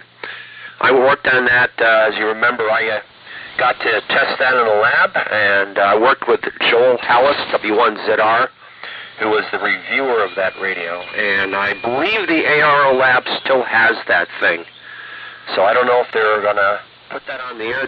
We might actually hear W1AW on the air this weekend, I was told. So, that would be a nice surprise to hear them on the air. But that's a great transmitter. I'd like one of those. It's, what is it, 1/100th of the weight of the Gates transmitter. It's 8 pounds, or something like that. Dan, does your transmitter, do you have the 8040 or the 160/80 version? Bob, this is the 160 meter and 80 meter version, and this was owned by Peter W1ZZZ, and his widow kindly offered that to me, which I'm very thankful for.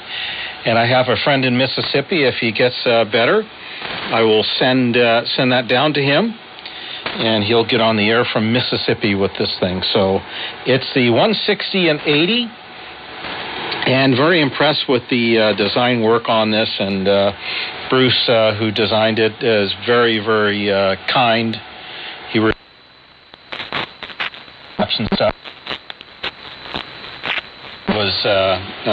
very nice of him to do that. So, and I'm hard right now so that Dan can hear me. The W4CDJ can hear me, so I may back off a bit here.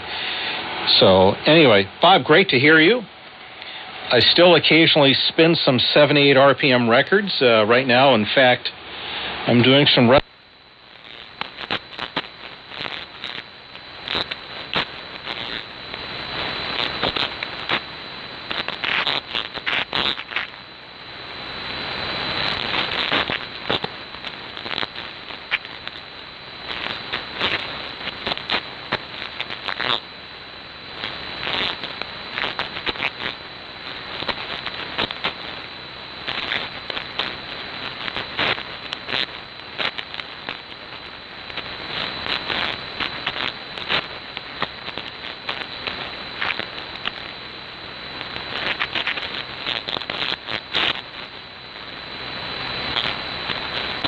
rally. This is W1DAN. WD2AFJ.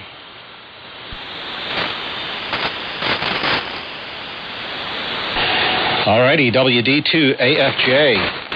W1DAN, good evening to you. Yeah, W1DAN, WD2AFJ. Whiskey Denmark 2, America, France, Japan. Very good evening, Dan. The name here is Ray, and I'm located in a town called Phillipsburg, New Jersey. We're directly across the Easton, directly across the Delaware from Easton, and that's right on the border here with Pennsylvania.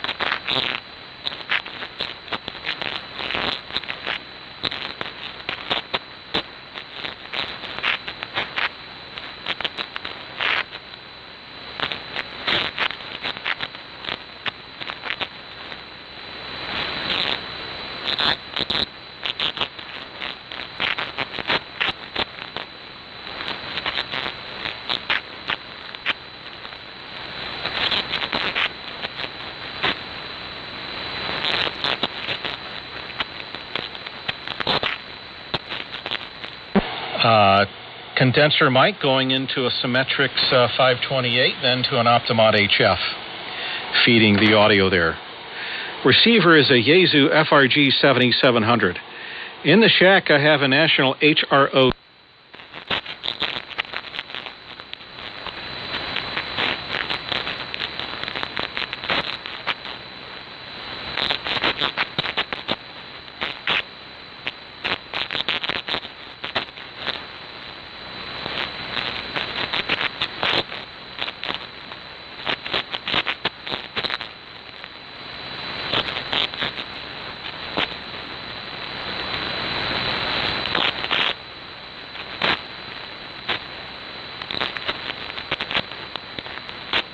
start.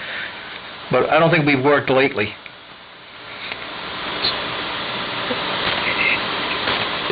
So we're running. I'm kind of cheating here.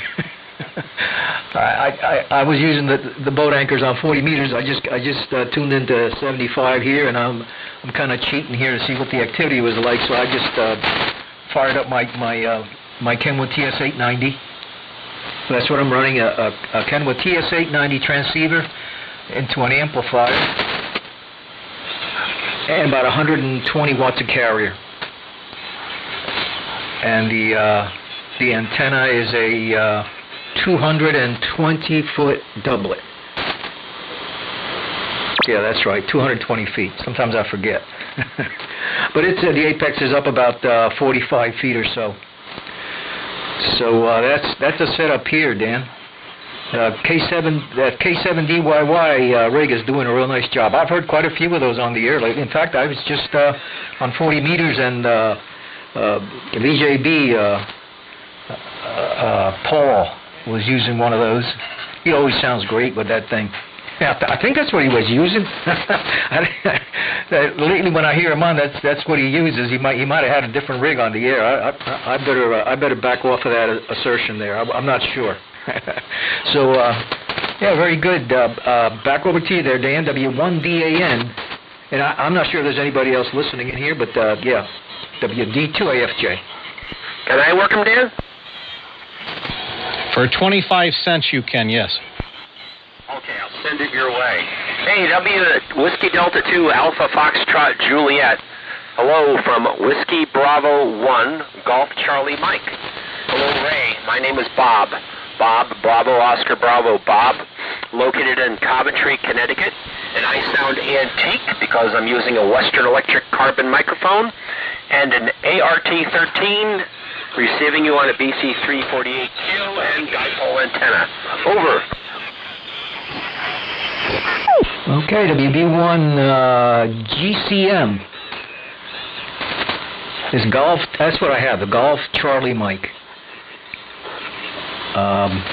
See, I had written your call. I think you were just here a little while ago. I was just trying to get some calls down, and initially I had you down as VCM, but I guess I made a mistake. It's Golf Charlie Mike. So good evening to you there, Bob. Yeah, the ART-13 is doing a nice job in here. That's the nice rigs. I have a friend of mine that collects that kind of equipment. He's right across the river here in Easton, Pennsylvania. He was a firefighter, retired now, but boy, he's got a warehouse full of stuff. I was trying to talk him out of an ART-13 a few months ago, but he's hard to pry anything away from him. But I was just on 40 meters. I was running my T368 there on 40. But like I was telling Dan, I just kind of cheated. I just jumped on the Kenwood here and trying to see what's happening here on 75.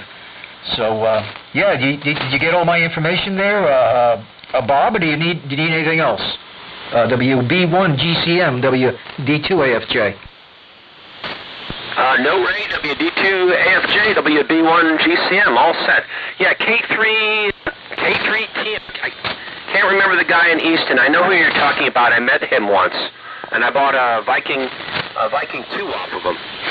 And it came from a cement plant. It was a wreck. Anyway, remember that Radio Cat? Yeah. Ray, I have all your information. Great signal, great audio on your Kenwood TS890S. Over to you, Dan. W1DAN, WB1 GCM.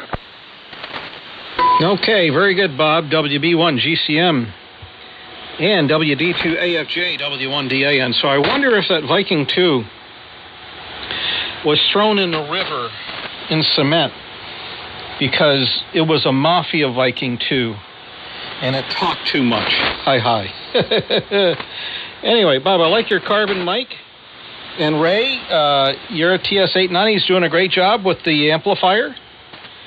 And good 120 watt carrier out. So we're doing about a similar carrier. And yeah, it's a K7DYY Super Senior with 160 and 80 meters on it, but I only really use it on 80.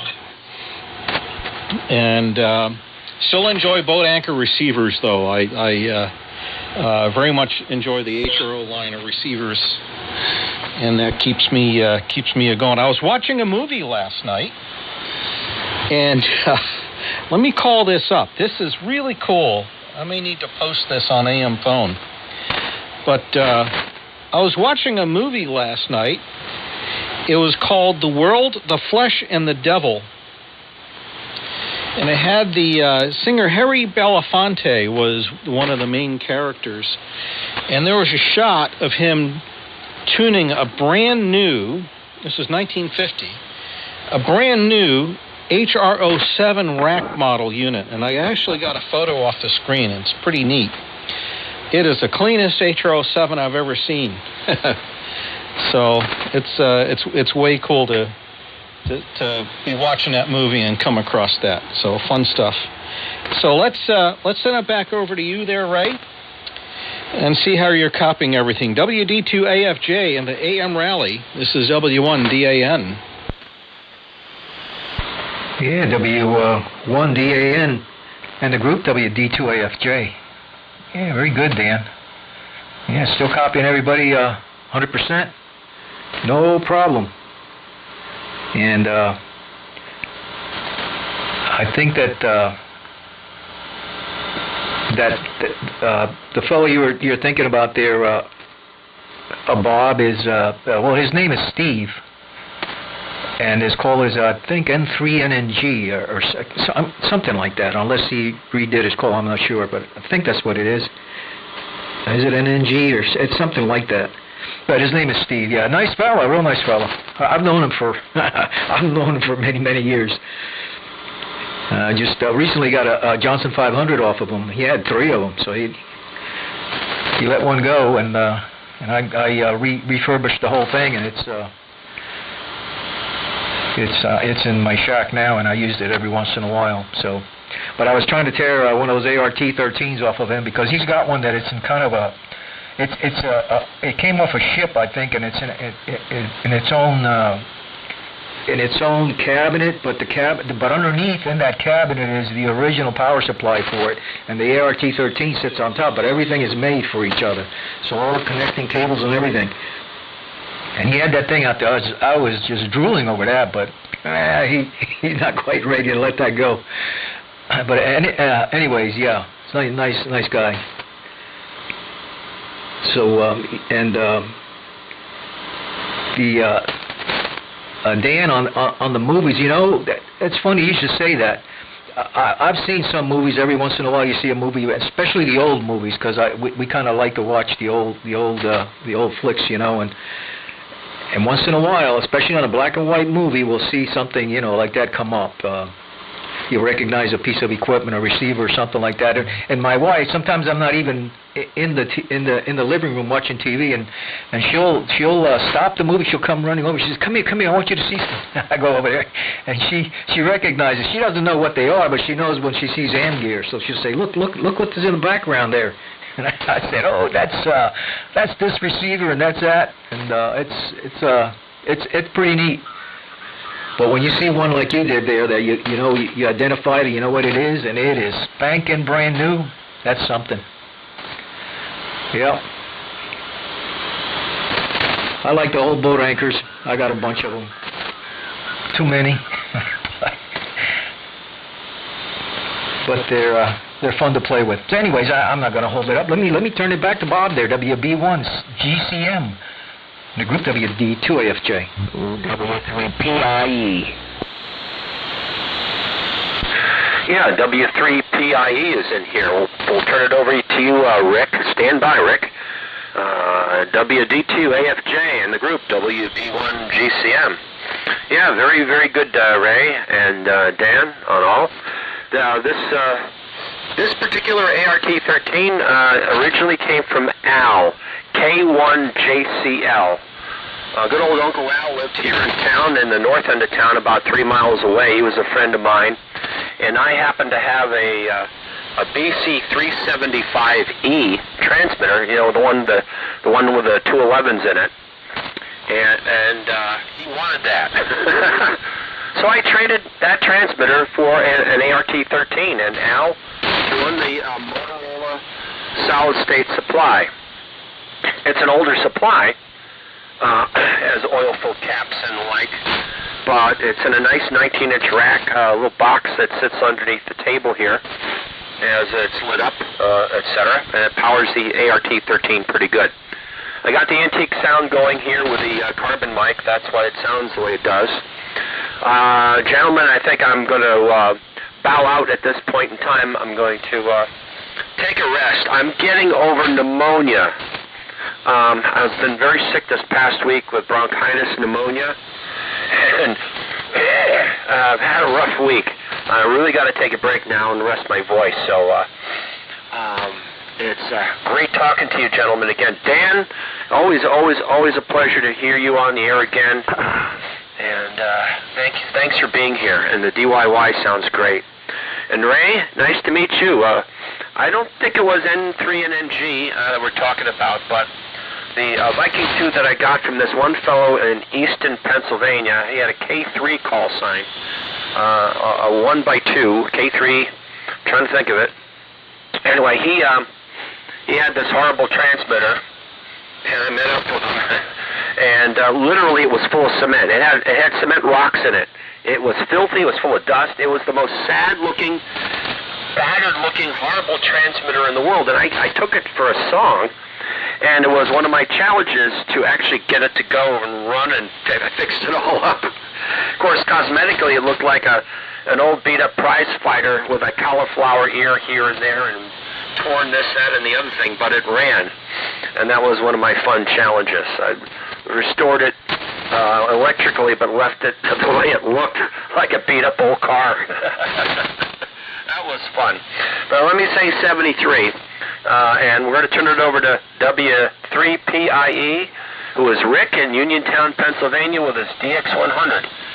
Rick, would you please do me a favor and toss it back to Dan, W1DAN, Delta Alpha November. That's his turn next, and I'll say 73 to all for now, and I'll be on maybe later or tomorrow. W3PIE to take it, WB1GCM and the AM rally. Yeah, okay, fine business there,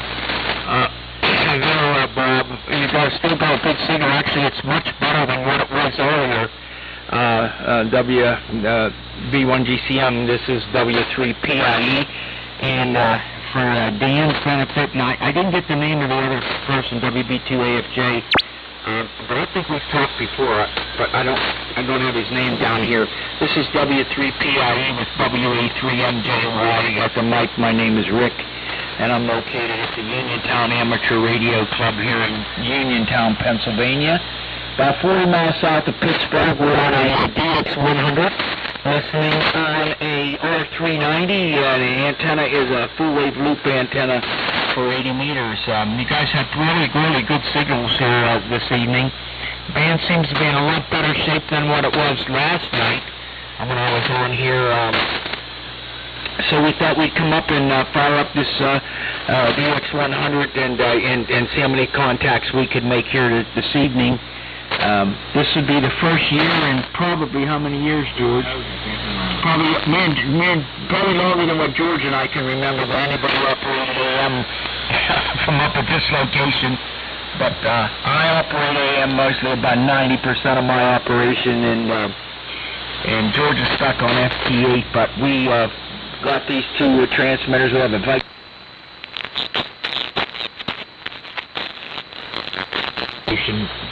here up at the club. So I'm going to turn it to you, Dan, W1DAN, and I guess you're going to pick up. All right, W3PIE and the group W1DAN. Well, good to meet you, Rick. Haven't talked to you before. And pretty good signal here. Good and loud. Good audio. So easy to copy. Very good on the DX100 and the R390. With your loop. Your loop's doing very, very well. We're running the K70YY, fed with a condenser mic going into an Optimod HF. It's the same system that VJB ran this afternoon on 40. And we're listening on a Yaesu FRG 7700, but I have an HRO 60 in the background. Got an A4 in the other room. I don't have any tube transmitters. I got a bunch of HRO receivers. And the antenna here is a dipole, ladder line fed dipole, through a Johnson matchbox up about 60 feet at the apex. So, very much enjoying all the new people coming out and people you don't hear very often on AM. And hopefully tomorrow we'll be able to work some more people on the AM rally and whatnot. So let me fix this control here for a second. On the 528E, the microphone gain control is noisy, so that's a little bit better. So let's see how you copy there, Rick. W3PIE, this is W1DAN with the AM rally.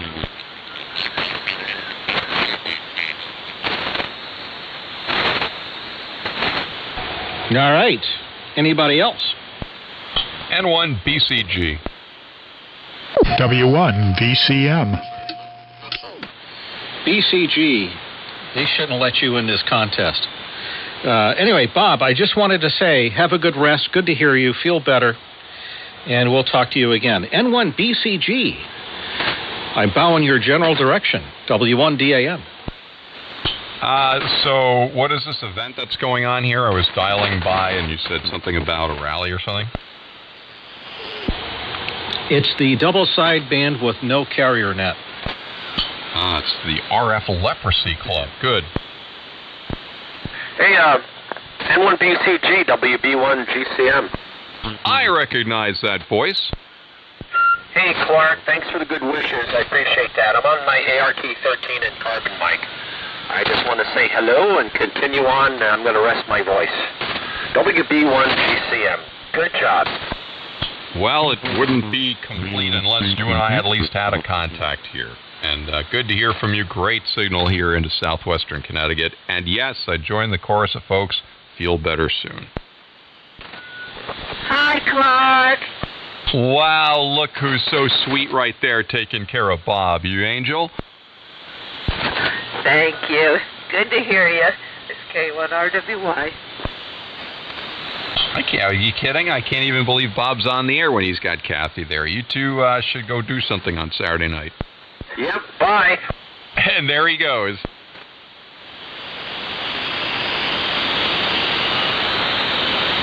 Hey, Clark, take care, and I'll catch you later. N1BCG, 73 to Dan, Rick, and anybody else on frequency, WB1 GCM. Have a great evening. Bob, be well. Have a relaxing evening, and thanks for spending the effort on the radio.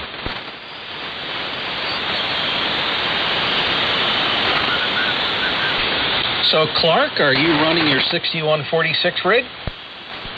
No, I am on the E-rig, Class Echo rig tonight. But if I do go to 40 meters, which has been very good, then it would be the Viking Valiente. Very good. Excellent. Well, you sound good. And great to have you. Thanks for running this stuff. Appreciate that. It gives me a reason to tune in and drop out and see what's on the radio. And I also have to say, I'm hearing a lot of good stuff about your audio processor. So it's great to hear people getting them on the air and getting improved signals. Wow, that's very nice of you to say that. I mean, I have too, and it's so weird, you know, I like to tune around and hear someone say, yeah, I'm trying out a Max processor. It's like, holy mackerel. It's like overhearing someone talk about you. Okay, you know, it's really fun. I sold an Optimide HF to WRMI a number of years ago, and it's fun to tune around the band and hear that processor on the air.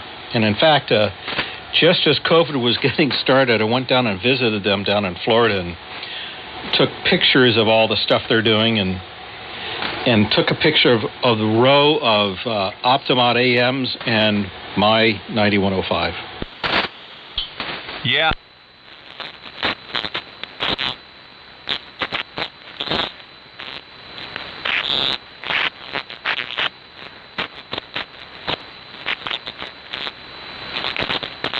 be between you and I? Well, you know, I'm the first person who ran AM stereo on HF using a Valiant. Using Valium? Using my Johnson Valiant. Valiante. Oh, yeah, those things are as phasey as you can get. Yeah, what I did was I did the standard amplitude modulation for the main part, and then I phase modulated the VST.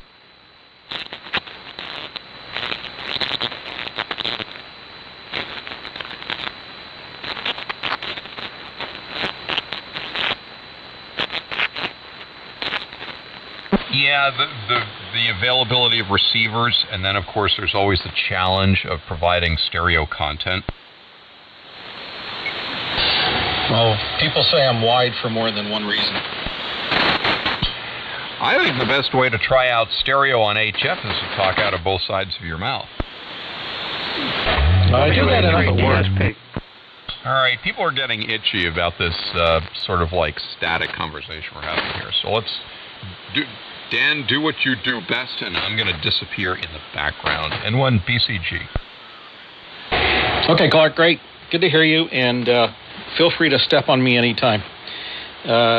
Again, thanks for running this thing. I appreciate it, and great to hear you as well. Anybody else for the AM rally, amplitude modulation rally, the Angel Music Rally? This is W1DAN. WA3 Delta Sierra Papa. Okay, we got WA3 DSP. Who else?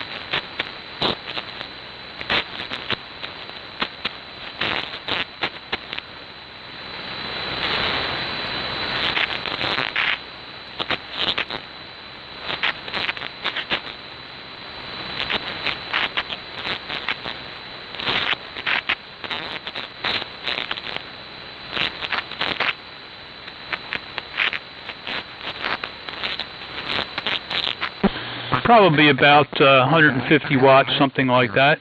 And D104 microphone. Yeah, this is a heavily modified DX100. I completely went over it a couple years ago, and I've documented that on my webpage. Unfortunately, I'm not using my Max processor here with this rig because it's upstairs on my TS890. I should probably have another one because I have rigs in the basement and I have rigs on the second floor, and it doesn't really work well to have the one processor. So back to you, W1DAN, WA3DSP. Okay, WA3DSP and W3PIE who called in, we'll get you in a second, with VA3 JWO, 10 watts. This is W1DAN. Excellent. Good on the DX100. And I had a friend of mine who had a DX100B. It sounded really, really good. And I learned later that it had mods in it. It was like the best heat kit transmitter I've heard. So very good on yours. And also the 75A1. I cut my teeth on an A1. When I had my novice license, I got one from my high school. And got it working and everything. Really enjoyed it. It's such a nice receiver. Nice quiet front end and good audio as well. So very good to hear you there. Let's W3PIE, hold on a second, but I want to see how our Canadian friends are doing there at low power. VA3 JWO, this is W1DAN. How do you copy? Yeah, W1.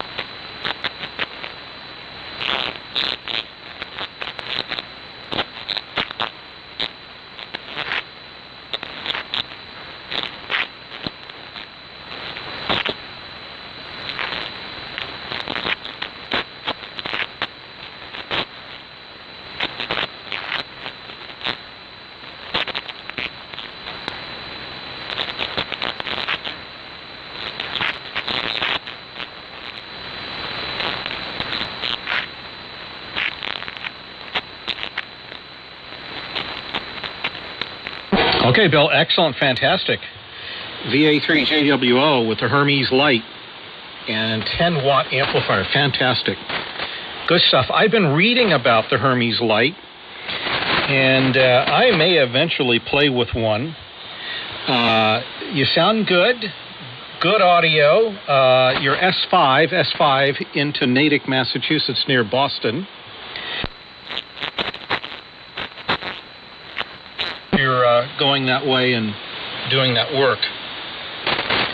So, let me know how is this the original Hermes light or the Hermes light 2? And how do you like the radio, Bill? Go ahead. Yeah, it's a Hermes Light 2 is the radio itself, and I'm running the Thetis version 2 software, the latest of the Thetis SDR software. I've got a USB headset plugged into my computer, and I'm running it that way. Thank you very much for the compliments on the audio. I trialed it earlier on with another radio in the shack here on a dummy load. It seems to be working good. I seem to be getting 100% forward anyways in terms of audio, so I hope it's coming over the noise rather well. You are presently 10 dB over 9 here, and a few others as well, and it's just a wire antenna, 80/40/20 wire antenna in the back 40 here, nothing else too crazy.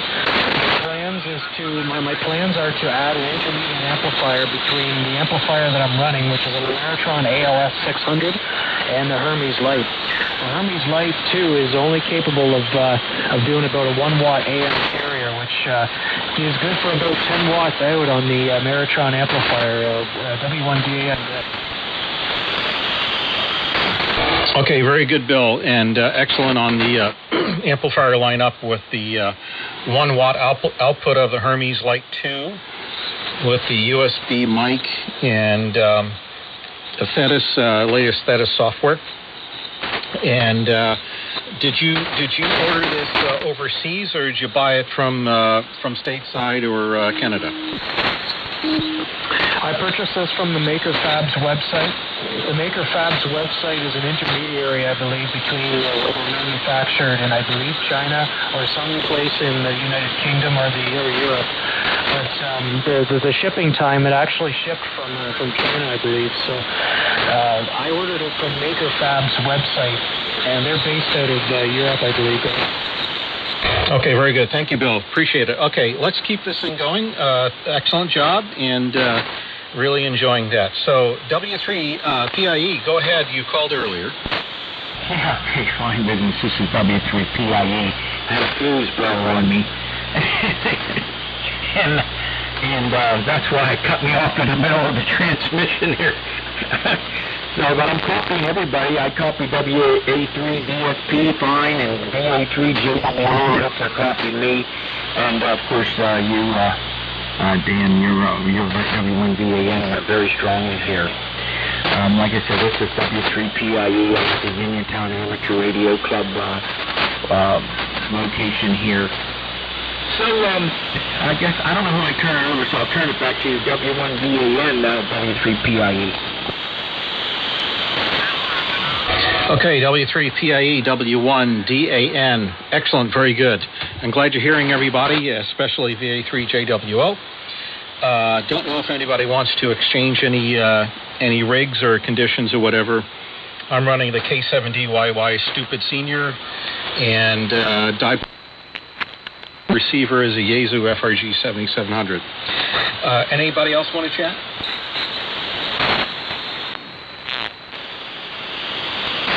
Okay, very good. Putting on a call for the AM Rally, calling the AM Rally. This is W1DAN Natick. W1IZZ. Okay, W1IZZ. Good evening to you, W1DAN. W1DAN, this is W1IZZ. Larry down on Cape Cod. 1,000. That's about 100 watts carrier, I guess, into a Elecraft solid state amp. Okay, very good, excellent. The Anand's doing great, and the solid-state amp is doing. What's your carrier level? The carrier level is about 100 watts, 105 watts. Okay, very good. That's the output of your amplifier. Very good. Excellent. I'm using a 43-foot vertical with a remote tuner. I switched to it because the fellow in Canada, the signal was astonishing on the vertical. He's 10 over 9 here with his 10 watts, I think it was. Back to you. Okay, well, very good, Larry. Why don't you work them? I didn't catch his call. Could you give that to me? His call is VA3JWO. VA3JWO. I got it. VA3JWO, Whiskey 1IZZ here on Cape Cod. You got a great signal here on my vertical. About 10 over 9 here in Falmouth. Over to you.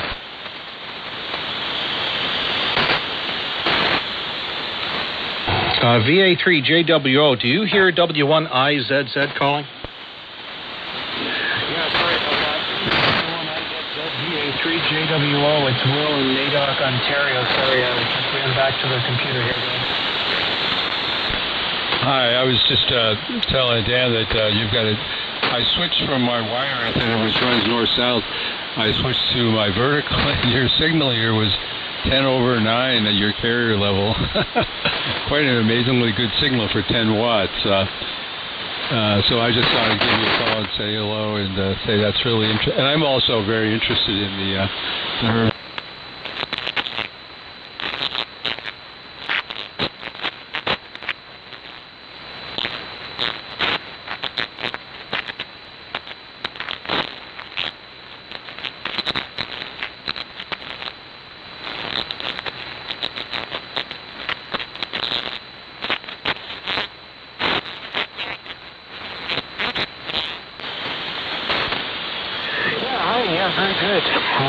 VA3JWO, thanks. I appreciate the compliment. So with my carrier level being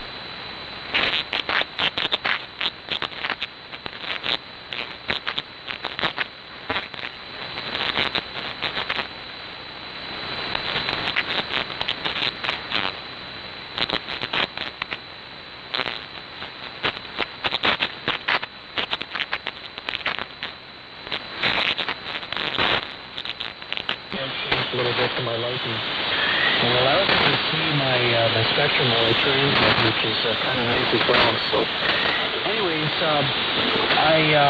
like I said, I'm just running a 1 watt carrier, so the Meritron ALS 600, which is capable of 600 watts. It's a solid state 4-FET MRF 150 transistor amp made by Meritron.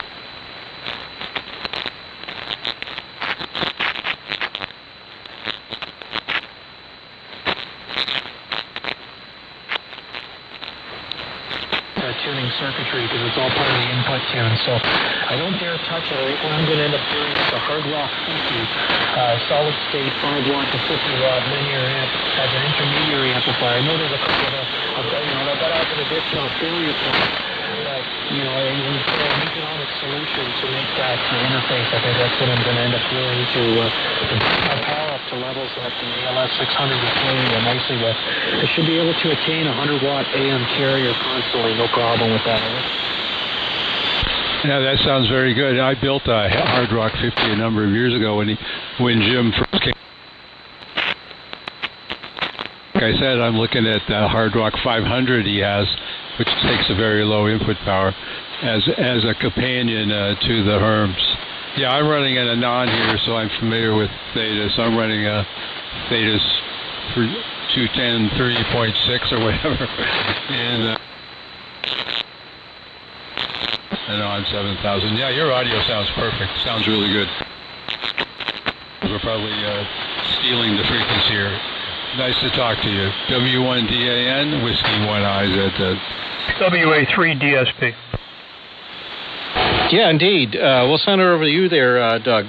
Okay, excellent, Larry and Bill. Good. I'm going to Google that Hard Rock or Soft Rock 500 and see what that's about. I have a small LD Moss homebrew amplifier that a friend of mine gave me, and I have a KX2, puts out just a couple of watts, and I can get about 100 watts out with a couple of watts in using LD Moss transistor sets. So why don't we send it over to WA3D? Not much more to add. I'm just going to be listening a little bit. But it's fun to hear what people are playing with, both vintage and modern stuff. WA3DSP, W1DAN. Go ahead, Doug. Yeah, W1DAN, WA3DSP. I wonder if VA3JWO copies me, WA3DSP. I sure do, Doug. I do. You're good and strong here right now. You're about 10 over 9, 10 to 15 dB over 9 in Madoc, Ontario, about 2 hours east of Lake, Ontario. Okay, very good. Yeah, I just wanted to comment. I just got my Hermes Light 2 last week, and I finally got it on the air a couple of days ago. I strictly run Linux here, so I don't have all the software capability, but I do run both Quisk and Lin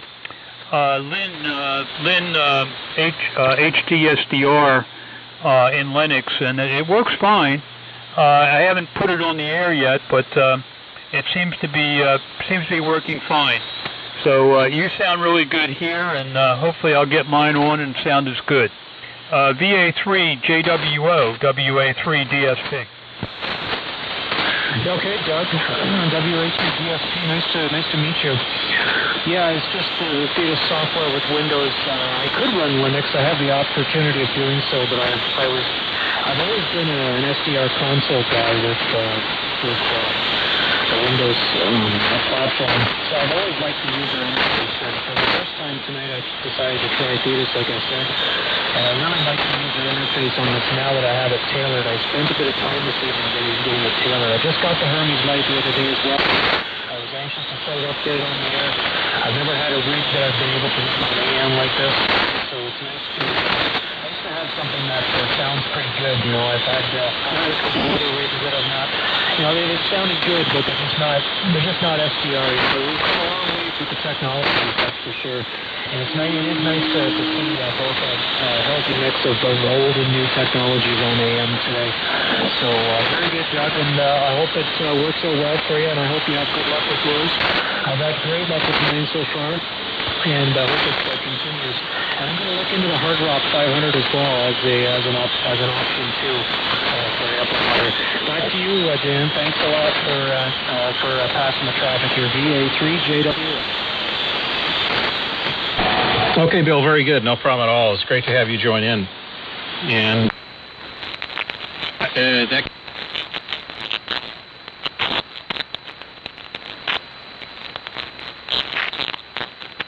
should get you more going. So, very good. And Doug, excellent. You're getting a Hermes Light 2. I think I'll have to review your website again. So, W1IZZ. Thanks for your comments here. I'm going to kick back and listen a little bit and see if other people want to join in or even take over the frequency. This is W1DAN. Hey, Dan, this is W3PIE. I want to see if I can, the Canadian guy can hear me. Yeah, W3PIE, I do copy you. You're about S9, just over S9, but you're definitely over the noise. Yeah, Roger, you are also about S9 down here too, and I just wanted to make sure I could put you down here as a contact, and also W3DSP. I wonder if you're copying me. Yes, loud and clear. Did you want any information for the contest or the rally? Are you participating in the rally? Well, I'm participating in it, but I'm just making a contact here, whether I turn anything in or not. I just wanted to put it in the log here. We haven't operated AN up here for years at this radio club, and we just thought we'd, participate here tonight, so we could at least tell the guys in the club that AM is up and running. You know, it might just be me and my buddy George. Your name is Rick, by the way. And my own car is WA3MJY, over. Okay, very good, Rick. Well, you sound good here, just north of Philadelphia. And name is Doug, and I'm using a DX100 transmitter, 75A1 receiver, using a D104 microphone. So that's the roundup here, WA.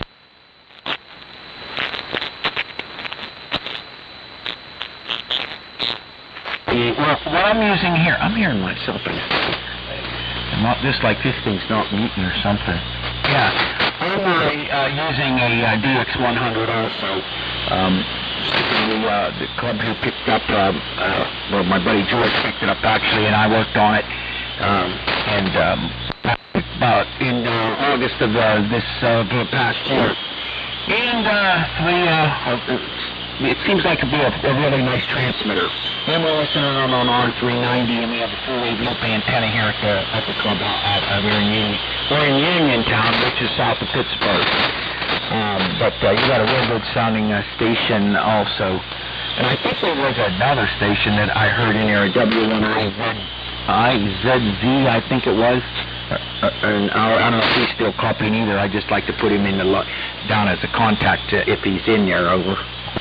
W4CDJ. I heard W4CDJ. I just want to say hello, Rick. You're sounding good here in Lawrenceburg, Indiana. This is Dan. So you can log me in, and I'm not participating, not running a log or anything, just checking in when I can and make contact. So have a good evening. I'll be back in the sidecar here. This is Whiskey 4 Charlie Delta Juliet. Okay, Dan, fine business. I heard you earlier there, and you have a good, strong signal here into Uniontown tonight. So, okay, we'll say 73C. We'll catch you again. It's always a pleasure talking to you, Dan. And I don't know who gets it next. I guess maybe I'll give it to the Canadian station because I think that Dan was standing by. So, VA3JW, why don't you take it, and then I'm going to stand by myself here. This is W3PIE. Okay, W3PIE, well, thanks very much for passing it along to me. I'm going to bow out of here as well, guys. I've got supper coming up here shortly. So thanks very, very much for the signal reports. I got out to a lot more stations than I thought I did with 10 watts. I was all running 10 watts before with some other tube gear with less impressive setups, and I wasn't able to quite make the contact with many, depending on how, it also depended on how noisy the band was. The band is not terribly noisy tonight. There's a couple of static crashes here on my end, but it's not terribly loud, and it's not drowning anybody out by any means. Okay, so I'm gonna drop this, and I'm going to shut down. I'll be back in a little while, though. I'm gonna go get some dinner, and we'll talk to you later. Thanks a lot for picking me up tonight. And this is VA3 KWO. Name is Will, Madoc, Ontario.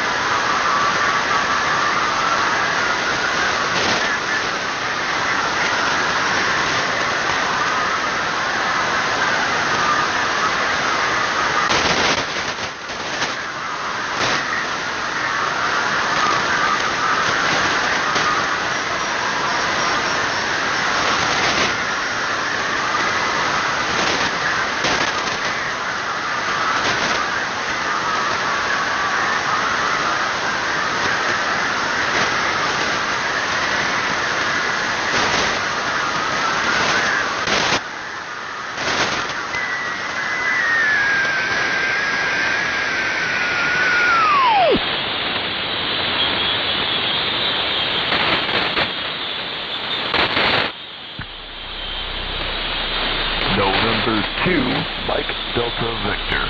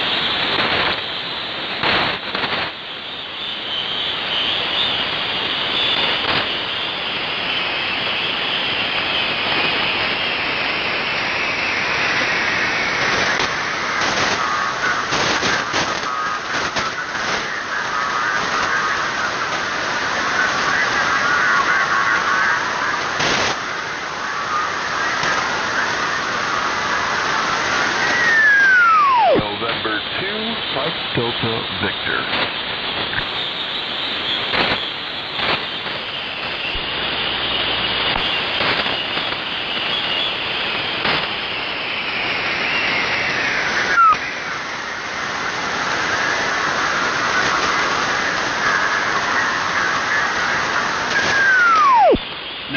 November 8, Quebec, Papa Charlie.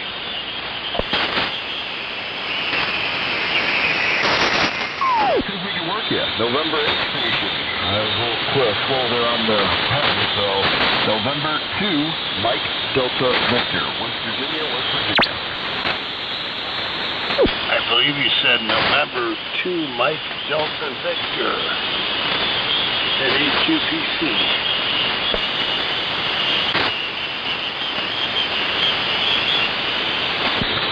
All right.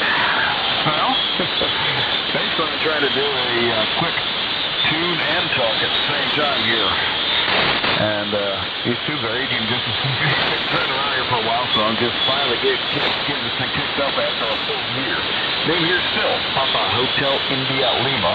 And I don't know if the band's going along or not, but I heard all the guys over just mentioned me there basically just seem to just die right out immediately. Near Charleston, West Virginia. Charleston, West Virginia. And again, you get the call right, November 2, Mike Delta Victor on 2MTV. And again, the name here still, Papa Hotel India Lima. Still not out. And I just turned it down now. About 75 watts clear. He's in the right box. Let's hear 2000 DX model. As if I'm going to talk to anybody 1.2 gigs down here.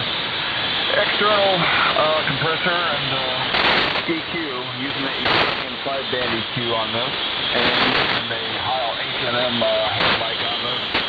And we're using the treat of AL811A for the heavy lifting. And the antenna, homebrew Wyndham. So, and yeah, we are using the Versa Tuner 5 antenna tuner to kind of cheat there. That's the 1.8. No, I'm not going to write it down this time. And then 2 MDV. All right, Phil. It's November 8, Queen Papa Charlie. and I'm outside of Detroit, Michigan. I don't know. I just touched my audio up a little bit there. It looked a little low. And tell me if I got too loud. And right here is a Johnson 500 going in using for audio processing. I'm using a straight D104 and going into a Johnson KW Matchbox straight up to 600 ohm open wire line into a 75 meter flat top up in the stratosphere about 35 feet. And that's it. Pretty straightforward.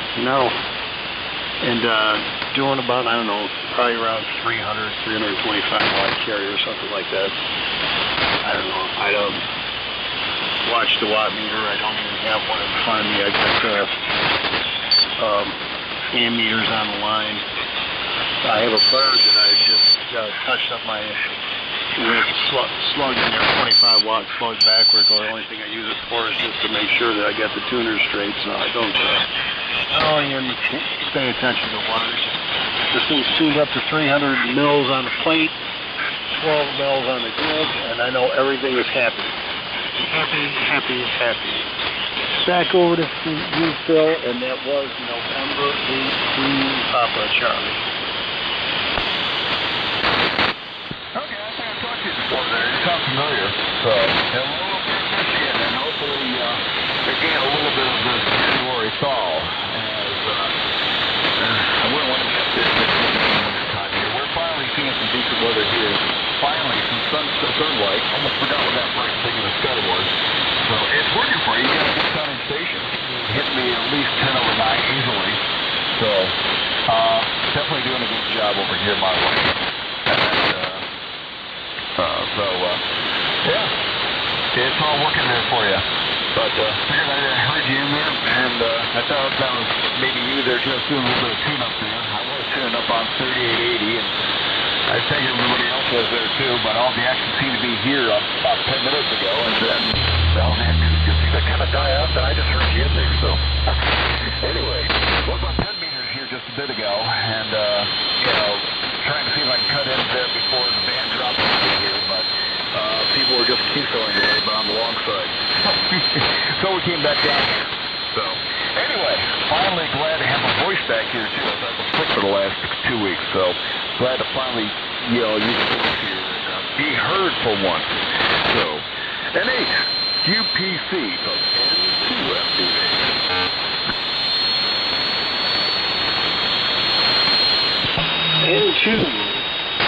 N2MDV. Well, fine business. I forgot to mention, you're coming in here between S9 and 20 over, going up and down a little bit, listening up on a National NC303, and my wife just texted me and told me I got to come pick her up from work. She's working down at Ford Field in Detroit. They got the Supercross going down there, and she works in guest services, so I always pick her up because it's only like 10 minutes away. That way she doesn't have to fool around with parking, because parking in downtown Detroit can be sometimes challenging, let us say. And other than that, it's a wonderful day in the neighborhood, as Mr. Rogers used to say. Won't you be my neighbor? So I'll come back out and play a little radio later on tonight. And I forgot all about it being AM rally this weekend, so I'm actually scribbling stuff down on paper. And I guess I should put down a time on this too. I don't know how detailed the logs have to be. But I'm going to put it down 640 EST. I don't know if I have to go so far as GMT or not. I don't know if I'm going to send the stuff in or not. If I got a page full, I'll send it in. I'm sure somebody will have me in their log. I don't know if you're sending in this stuff or not, but anyhow, I get it out here and talk to you the way it doesn't really matter. And with that, I guess I'm going to have to bid you adieu and go pick up my wife from work before she as the old saying goes, gets a little ruffled feathers, or I ain't gonna go the other way. And then Phil, it's a pleasure. Yeah, and I do believe that we have spoke before. And yeah, the old Johnson seems to run pretty good for me. She hangs in there. It just sits there, just sitting right at 300 mils and not moving. All right, take care. I'm going to call this my last one with you, and 7-3s to you. M2MDV, November 8, Queen Papa Charlie. Radio Guatemala. W3PIA. All right, let's get going there. I know you got to pick up your wife. I heard you. Perfect copy. 20 over 9 that time. So I'm going to let you go and hit to make it again. It's been a while, probably at least a couple of years then. So got all those stations coming up and trying to get back in there. So I'm glad to see activity starting to come back on here. Other stations, I guess you can take it. So November 2, Mike Delta Victor. This is W3PIE, Whiskey 3. This is Kilo Germany 2, retractable gear in Albany, New York.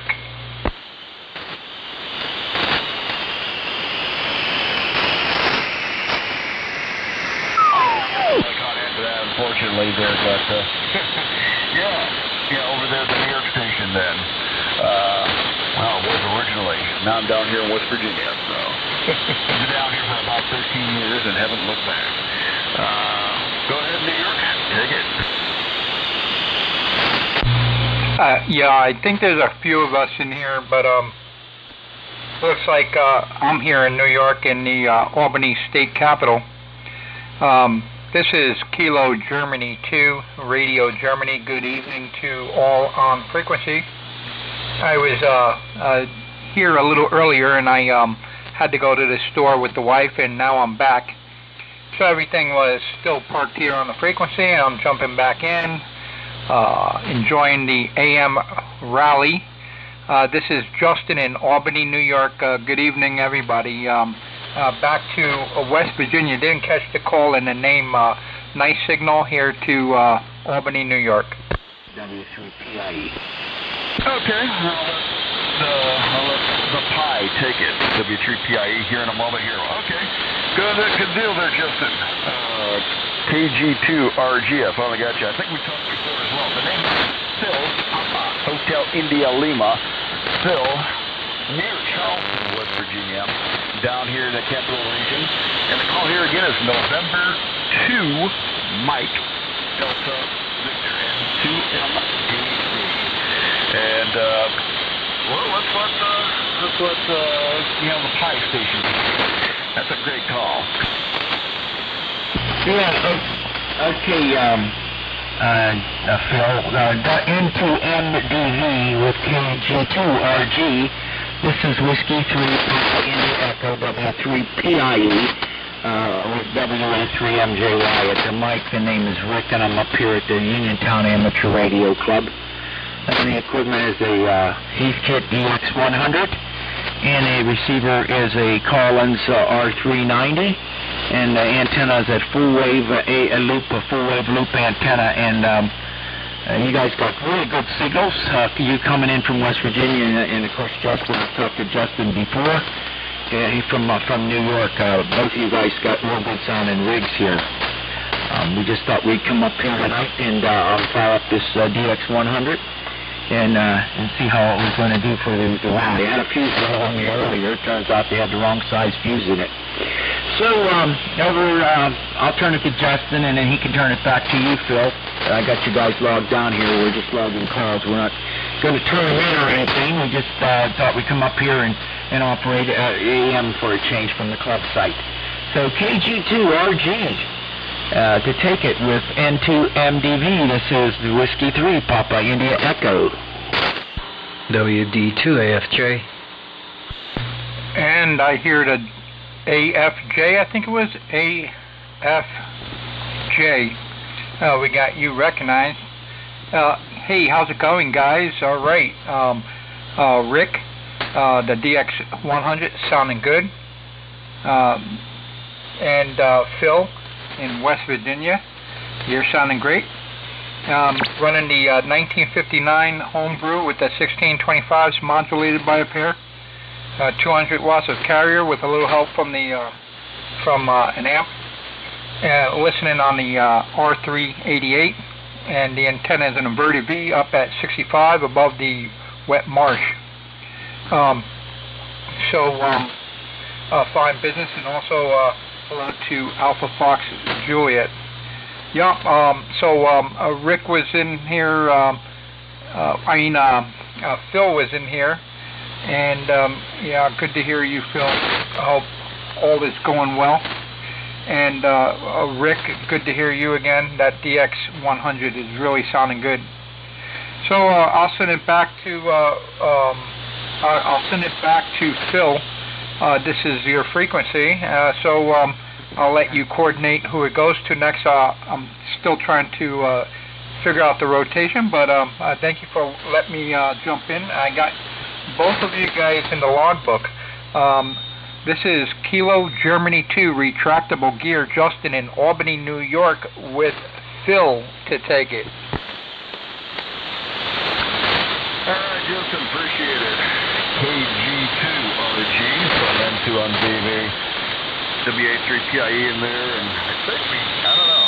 I worried around. I think we're going to have the guy from Michigan come back here after he comes back to grab it his better half. Anyway, there. Uniontown, huh? Well, you're pretty close to a friend of mine who's no doubt listening on his Kiwi SDR over in Lindsay, Pennsylvania, just outside of Pennsylvania. Yeah, we're in the suburbs there. So I told him that he's a big AM guy, and he does even part 15 AM stuff, so do I. And so he's definitely wanting to go and listen to what's going on through here. And trying to do some higher band stuff. In fact, I've been using 2 rigs here. The rig file, information rig-wise here that I'm using. It's a Frankenstein setup, to say the least here. Rig right now, same thing as it was, a Kenwood TS2000X with the 1.2 gigs in it. Nobody else seems to want to do that with me down here, but not exactly the train for it. That's the frequency. Using the 3-tube A11A Ameritron amp, and it's aging as I'm talking on here because the carrier's actually had to turn down my carrier on the rig, and the carrier went from about 90 something down to about 75. Using that 5-channel EQ and compressor from that Ukrainian-made guy there, wasn't there? The UR6, KQ, I think it is. I can't remember what its call sign is. But I'm glad I bought it before the FCS over there in Ukraine. And microphone on here just for convenience sake. And a homebrew windom antenna where I'm cheating on the elevation. I'm running the 100-foot section across a creek valley. Why not? Got it? Might as well use it. And for the higher bands, I put up the TS50S, that Kenwood, with the AT50. So I'm hoping in the daytime tomorrow to be able to use that again and use that on 10 meters and maybe even on 15 meters. So we're going to give that a shot. That's not a bad AM rig also. Communication audio compared to this rig, but doesn't cover. We haven't done 6 meters yet here in quite a while. I'm picking that for. We're hoping I'm going to try that. Anyway, I don't know who I'm going to take it to at this point here. My 3 minutes is up before the timer takes off. So, who will take it back to? Let's take it back to Uniontown, Pennsylvania, WA3PIE from M2MDV. Yeah, okay, M2MDV, in a group WA3MJY. Fine business, Phil. Everything sounds great, man, what you have. I did hear another station in there at WB2AFJ. We don't want to leave him hanging in the wings. So, what I might do is just turn it over to him, and then he can turn it over back to Justin. But I was curious, you said you had a friend listening on a Kiwi SDR, and he was in Green Tree. I have a home up in the mountains, a place called Jumonville. You might be familiar with that. It's here outside of Uniontown, up on the high mountain, and I have a home up there. And in my Radio Shack up there, we have 2 KESDRs that are on 24 hours a day, 7 days a week, unless I turn them off. And they are, we have them, for the radio club here. But they're at my place. They're hooked up to a 160-meter loop antenna, full loop antenna, and they're available for use. And that would be for if you just looked up W3PIE-SDR on the Kiwi site, you can get in there. There's 2 receivers with 4 channels each. So maybe that might be what he's using, we're listening to, or not. But anyway, let me turn it to WB2AFJ. For his benefit, my name is Rick, and I'm located at the Uniontown Amateur Radio Club called Whiskey 3 Papa India Echo. We're running a DX100 and listening on a R390. So we don't want to let him hang out, and he can turn it back to Justin. KG2RG. So WB2AFJ, you take it. This is W3PIE. Yeah, W3PIE. And the group WD2AFJ. Well, thanks for picking me up there, Rick. And I was in here a little earlier, and I don't even know when we got to work. There was the group was a little larger, but I did hear you check in.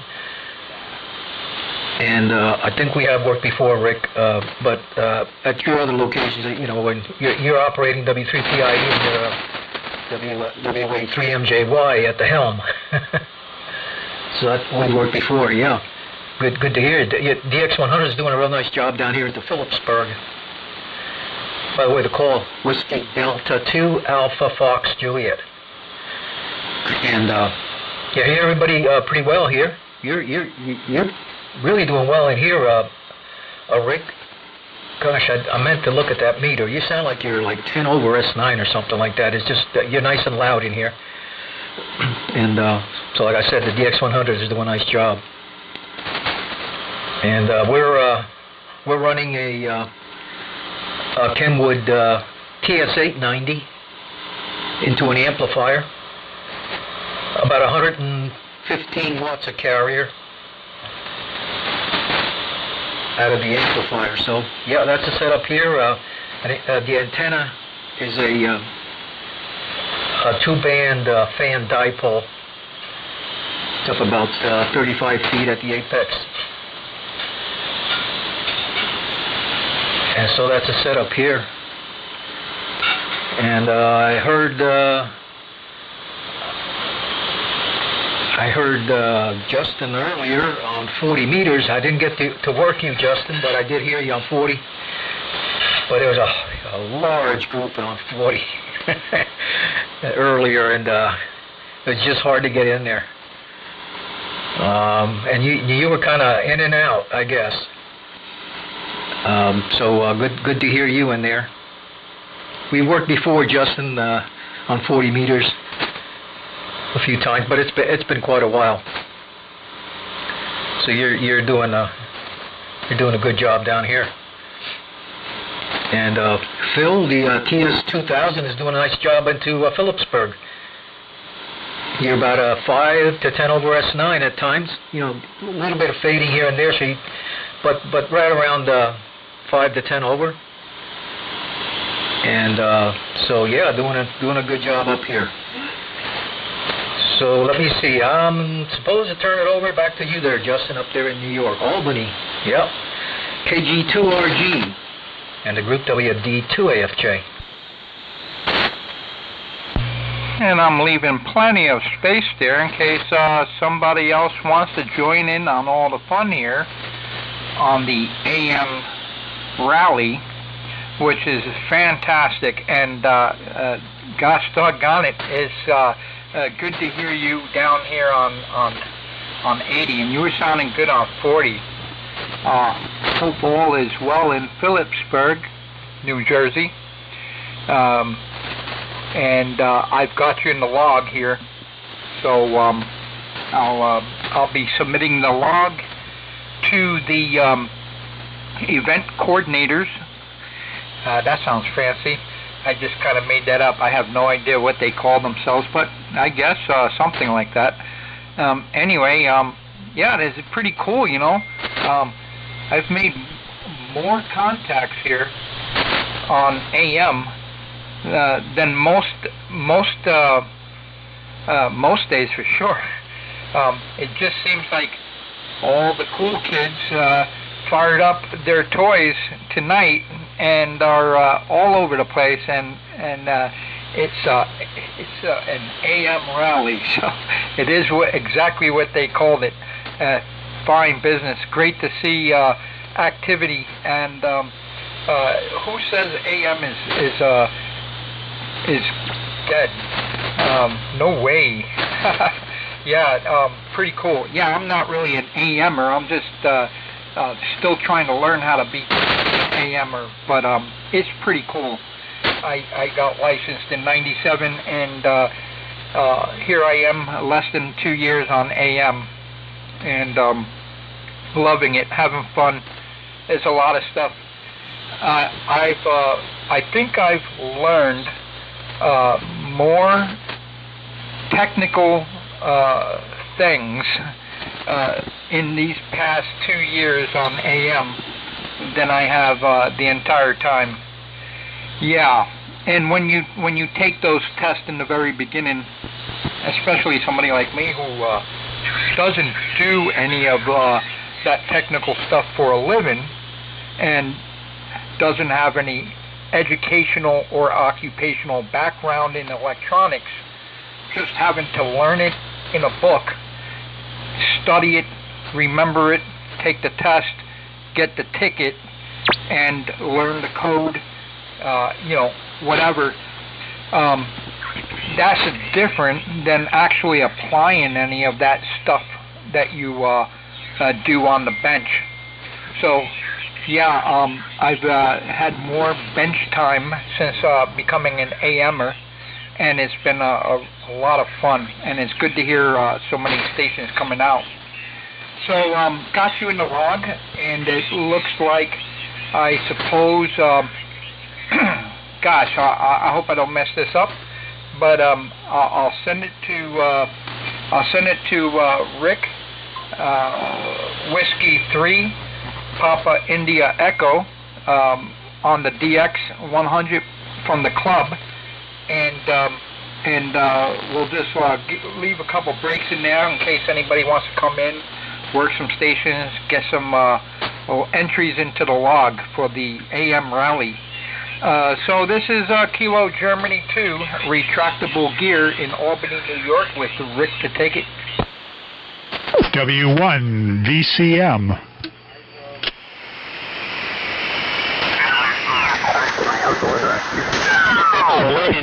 Come back, over. Okay, it's W1 Victor Charlie Mexico, W1 VCM. Okay, W1 VCM, why don't you make a call and you take it, and then you can give it back to me. This is W3PIE. Name is Rick. We worked earlier, but you got a much better, stronger signal than what earlier in the afternoon. So pick it up. W1 VCM, W3PIE. W3PIE and the group W1 VCM. Nice to meet you, Rick. We have a multi-operator setup here at the Vintage Radio Communication Museum of Connecticut. So apologies. I don't know if we've worked the stations here before, but wanted to jump in and say hi. Anyway, we're having a little fun here. We've got our club operating on 40 meters AM and 80 meters here on, or 75 on off the Gates commercial transmitter that was converted. You guys probably already know all about that, but anyway, just wanted to say hi, and let's see. Let me pass it back to you, Rick, because I'm not even sure what the rotation is. W3PIE, I think it was W1 VCM. Okay, W1 VCM. This is W3PIE. Fine business here. Beautiful signal here in the Uniontown. And I'm at the Uniontown Amateur Radio Club location here.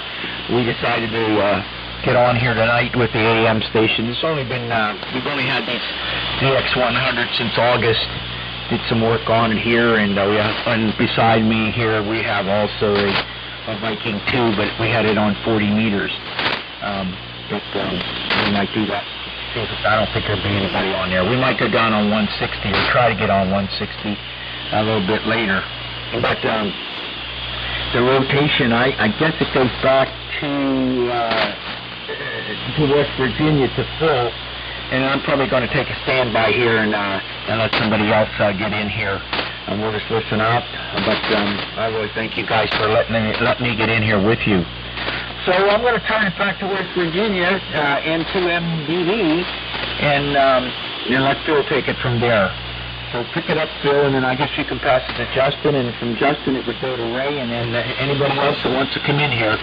It's nice to hear a good-sounding AM station here tonight on 75 meters. I operate about 90, I see you say 90%, it's about 99% of my operation is AM.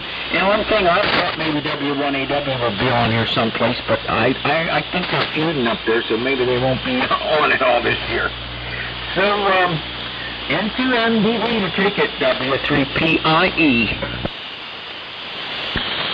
All right, very good there, Rick. And hello to W1 VCM.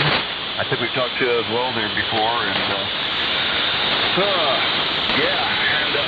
didn't quite get the station that was over in Indiana trying to come in there. We just was blow right in here. Good loud station. I don't know if that guy didn't even check to see if he was sideband calling CQ or if he was hearing AM. But he didn't seem to be hearing us. So, Indiana, if you're in there, we'll take it back to you there. Okay, the call here again is November 2, Mike Delta Victor, N2MDV, Phil Papa Hotel India Lima, and running a Frankenstein setup here, but I appreciate the audio quality, by the way, about the comments we're getting on that. By the way, I've had Timtron, WA1HLR, give me some help with that. I used his ear to set up the EQ and the microphone to the rig here. So, and I'm only running about 2 watts out of the rig itself into the amp. So the amp is lifting just a 32811A. Might just throw some 572s in here, but yeah. $100 a tube, not anytime soon here. So I'm just going to baby what I've got. But apparently it's working quite well. So is the homebrew Wyndham. And they do some psychosurgery on the Wyndham antenna there. The weather's been pretty crazy here. Not too much during the fall, but during December. We did go through the cold snap here, thank goodness. Was getting a lot of lightning crashes from who knows where, but they seem to be holding off for the most part. Guys, I guess the band might be going somewhat wrong. So, like I said, it's brand new. 2000 model.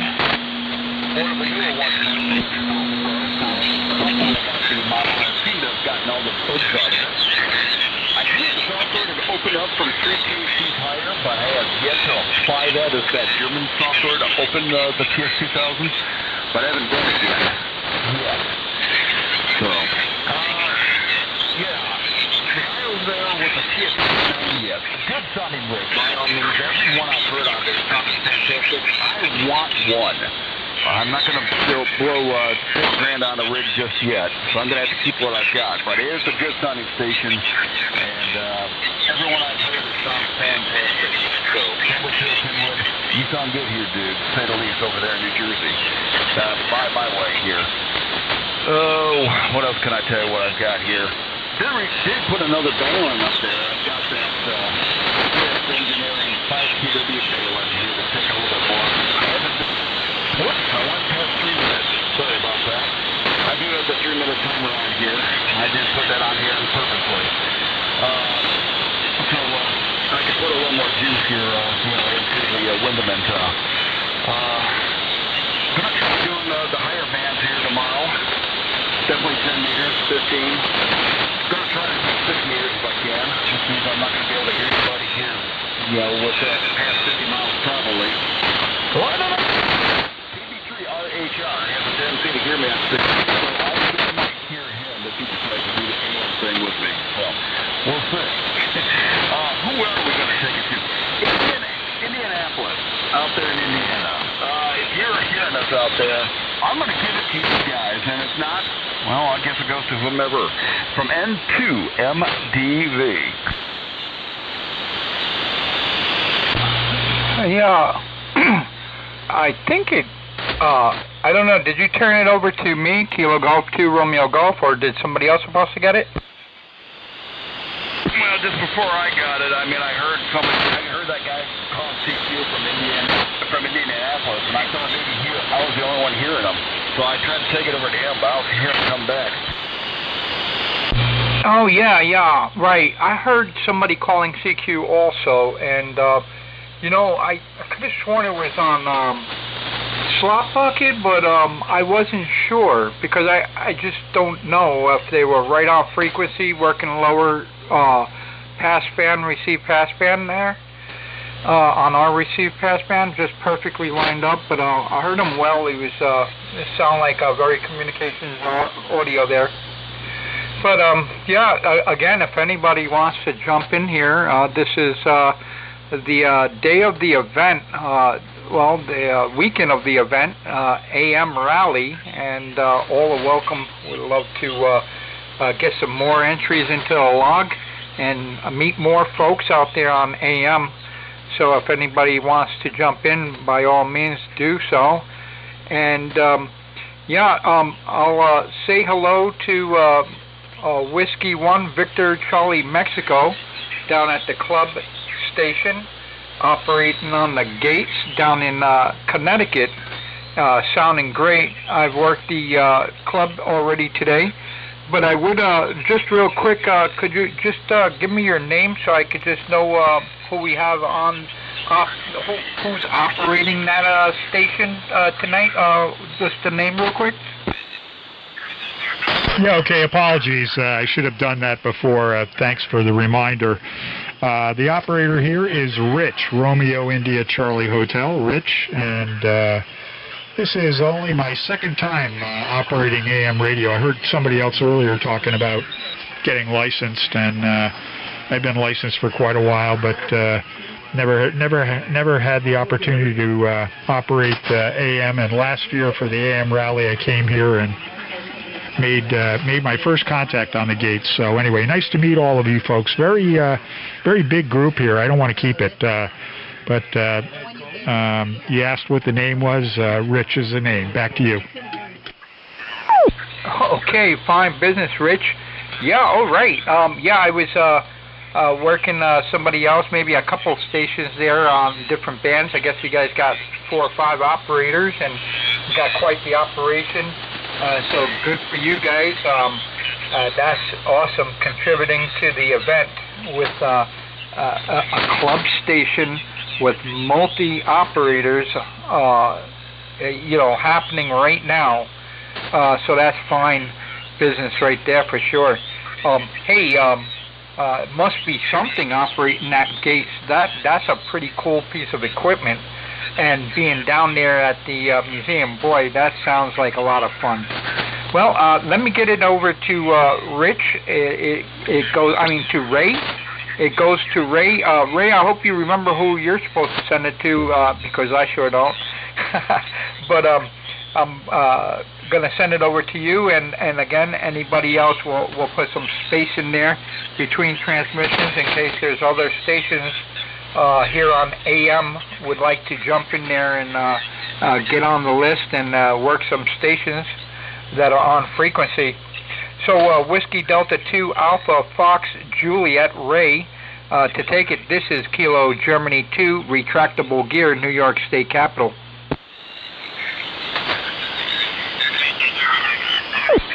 Okay, left a little space in there just in case.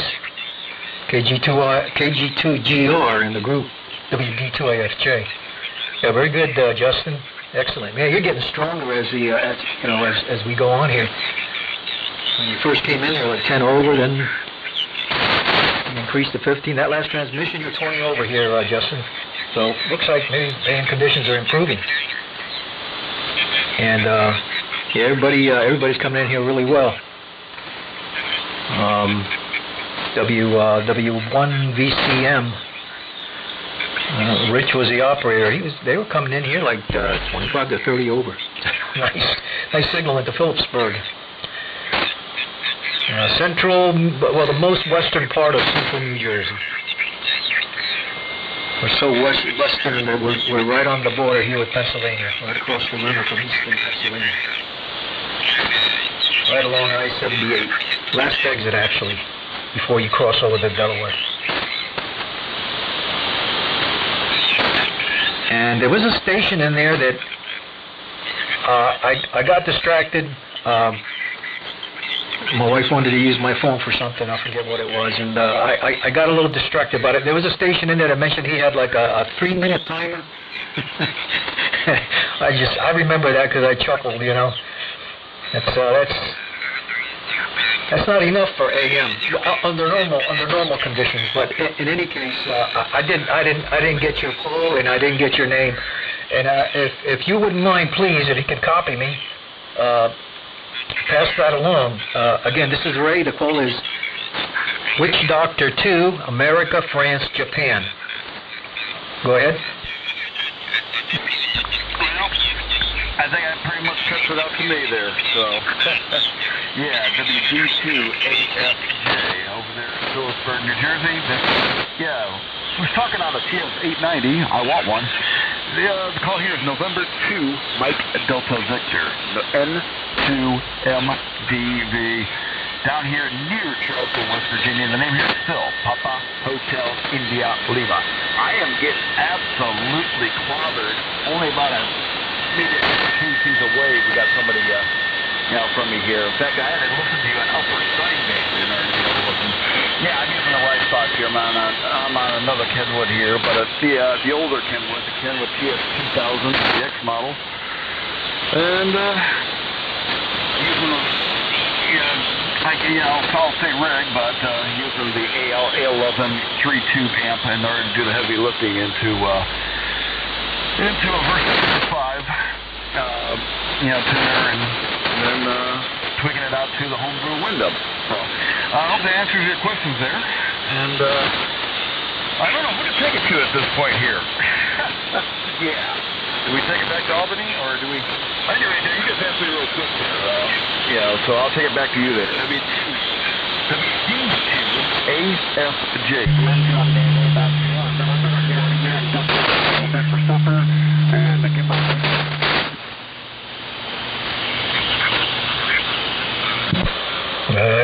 There's a big carrier in there, and kind of cut your last couple of words there, Phil.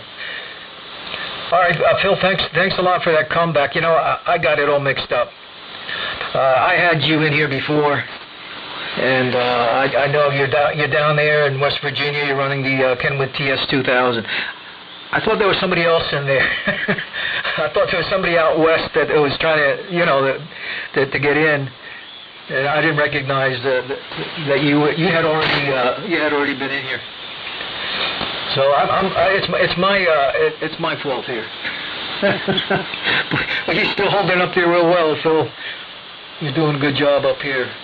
And thanks for the good report there on the old rice box here. Yeah, that's an easy way to get on. I was on, like I said before, I was on 40 meters and 75. No, I'm sorry. I was on 40 earlier, and I had the opportunity to use two of the old boat anchors. I used the Johnson 500 and the T368, and I had a good time down there. And then I got lazy when I got here 75 meters. I said, I want to see what the band is like before I retune the rigs, But no, it's been good here. Everybody's got a good signal, so it looks like everything is copacetic. So with that, I'm gonna turn it up to the museum there. See if Rich is still there or is somebody else took control. You guys were putting in a big signal here. So W1 VCM, WD 2AFJ in the group. W1 VCM back. Thank you. And Rich is still the operator here. We do have a couple other people that arrived from our club and are operating on 40 meters. So we're having fun here.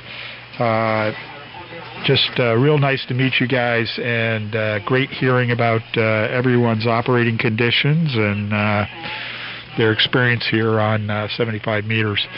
So don't have much here. I'm going to go and listen to our group working on 40 meters, but want to say goodnight to you guys, and I'm sure there'll be somebody back here on 75 operating in a little bit. But 7-3 to everyone, and have fun in the AM rally. It's a great operating event, and it's always on our calendar here for the museum radio club.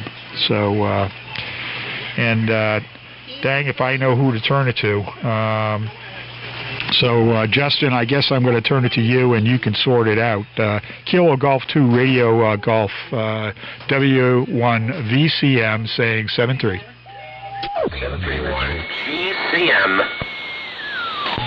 Okay, I hear a GCM will get you on there. GCM, stand by. You're definitely recognized.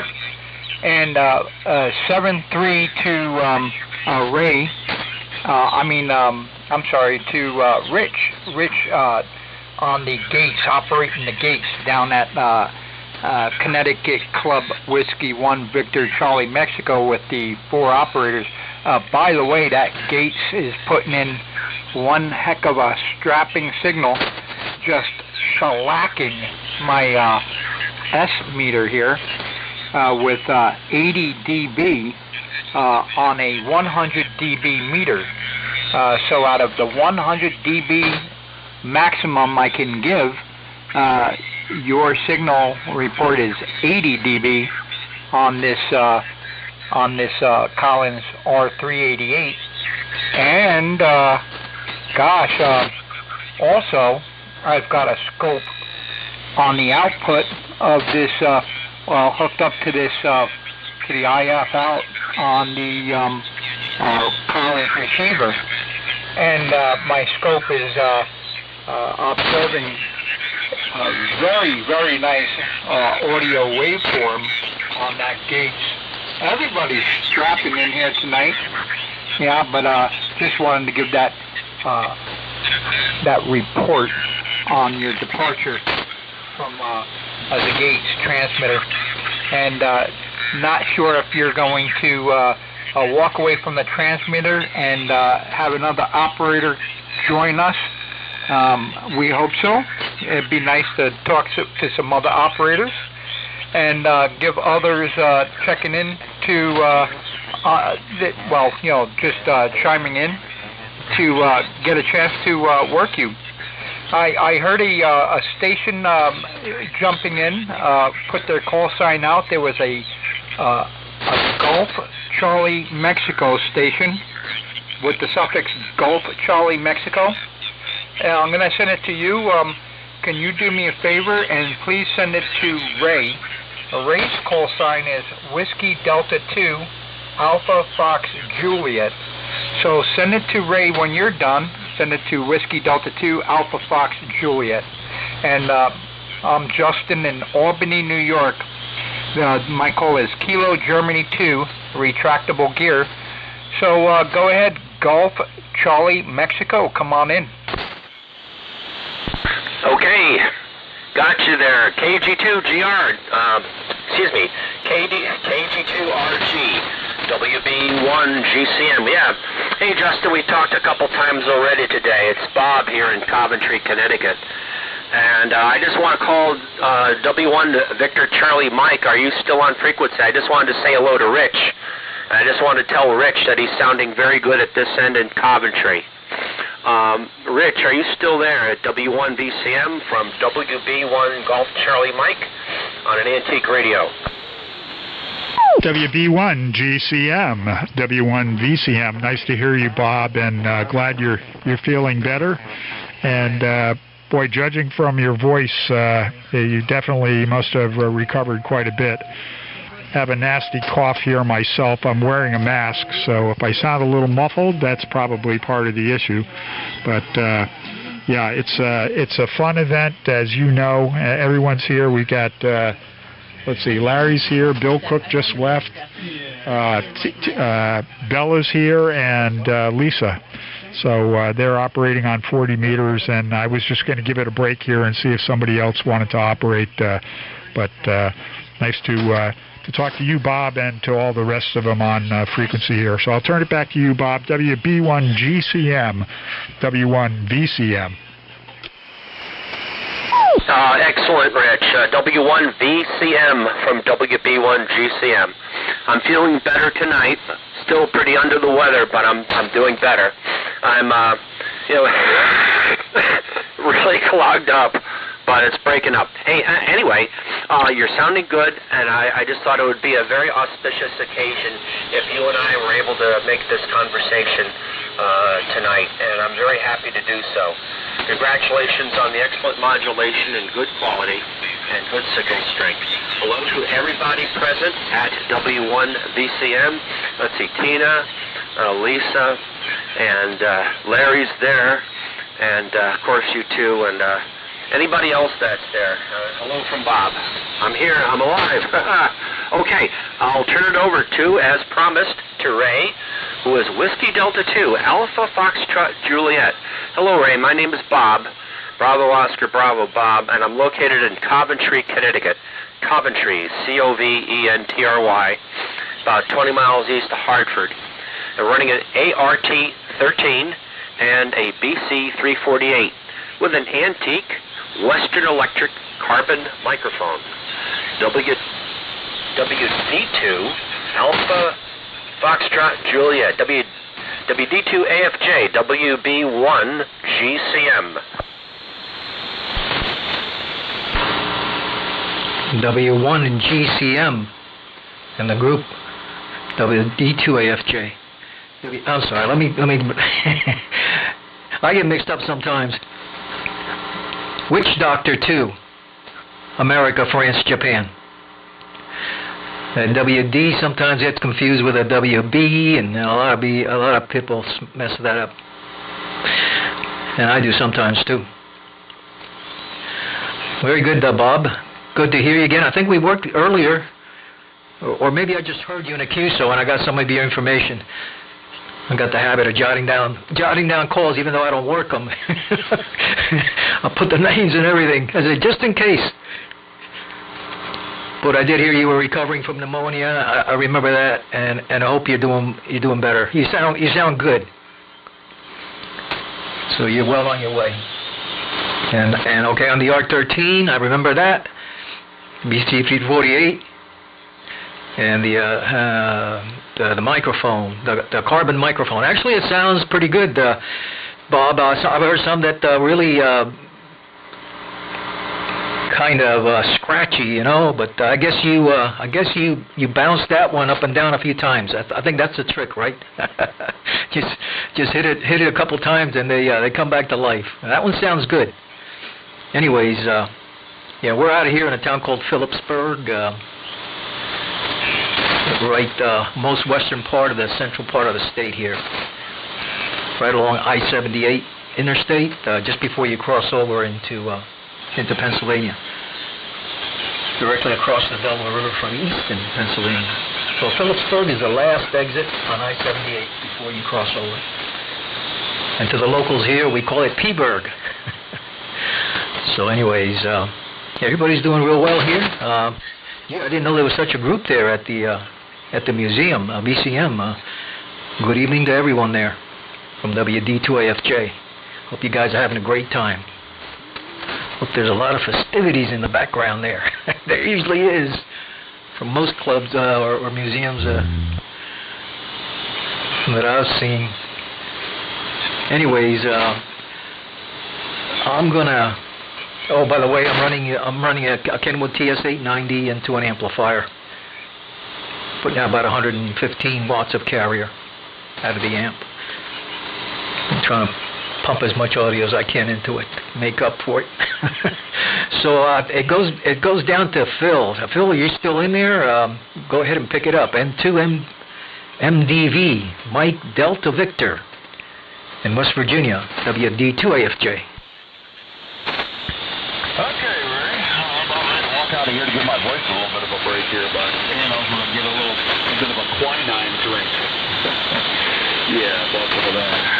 You do carry that at Walmart. I'm going to tell me about that. Anyway, hello out there to, I think the other calls that joined us were W9AQQ. I think he was the one that was out there to run Indiana, and also WB1GCM. Bob, tell us from pneumonia a while ago. I'm actually for 10 days there, as of 2 Mondays ago. I'm also on the road to recovery as well here. So, yeah, I sympathize with you, dude. Anyway, I'm going to make this a final here, guys, but appreciate you bringing it back to me one more time. I'm going to take a break here and give my voice a break, and going to get the dinner call here any time here, but I do want to get back on here before too much later. Kind of had to blow off last night, unfortunately, and I had to blow off most of today just to fix stuff. So, but I enjoy being outside in the process after being cooped up for that cold snap that we just had.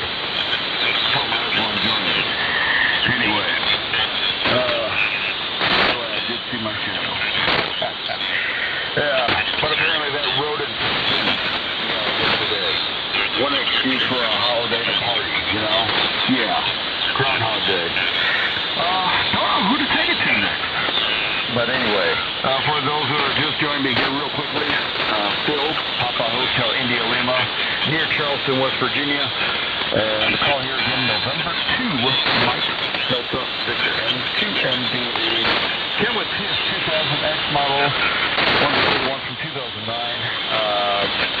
EQ is external, 8PM phone, for convenience sake. A11A, 3 tube amp for the heavy lifting. Only got 10 watts going into it, which keeps you doing perfect. And the window that we have, a window going across the creek valley, so I'm cheating on the elevation. And I forgot to tell you, the speaker I'm using is a stereo speaker, the realistic, reconditioned Nova 15. So if you got some decent audio, I can hear it. And that's really nice to have. And just to walk out the audio outside of the rig here and let the drive it. And so you guys have some great audio coming through that speaker. So, anyway, take it back to you guys. I got to step out. So I don't even sure who how about it? Uniontown, Pennsylvania. 83 Rick, are you still there? I'll take it back. Pistol Pussy. That's what we used to call it there. Have a good one. N2MDV. N3TQW jumping into the mix.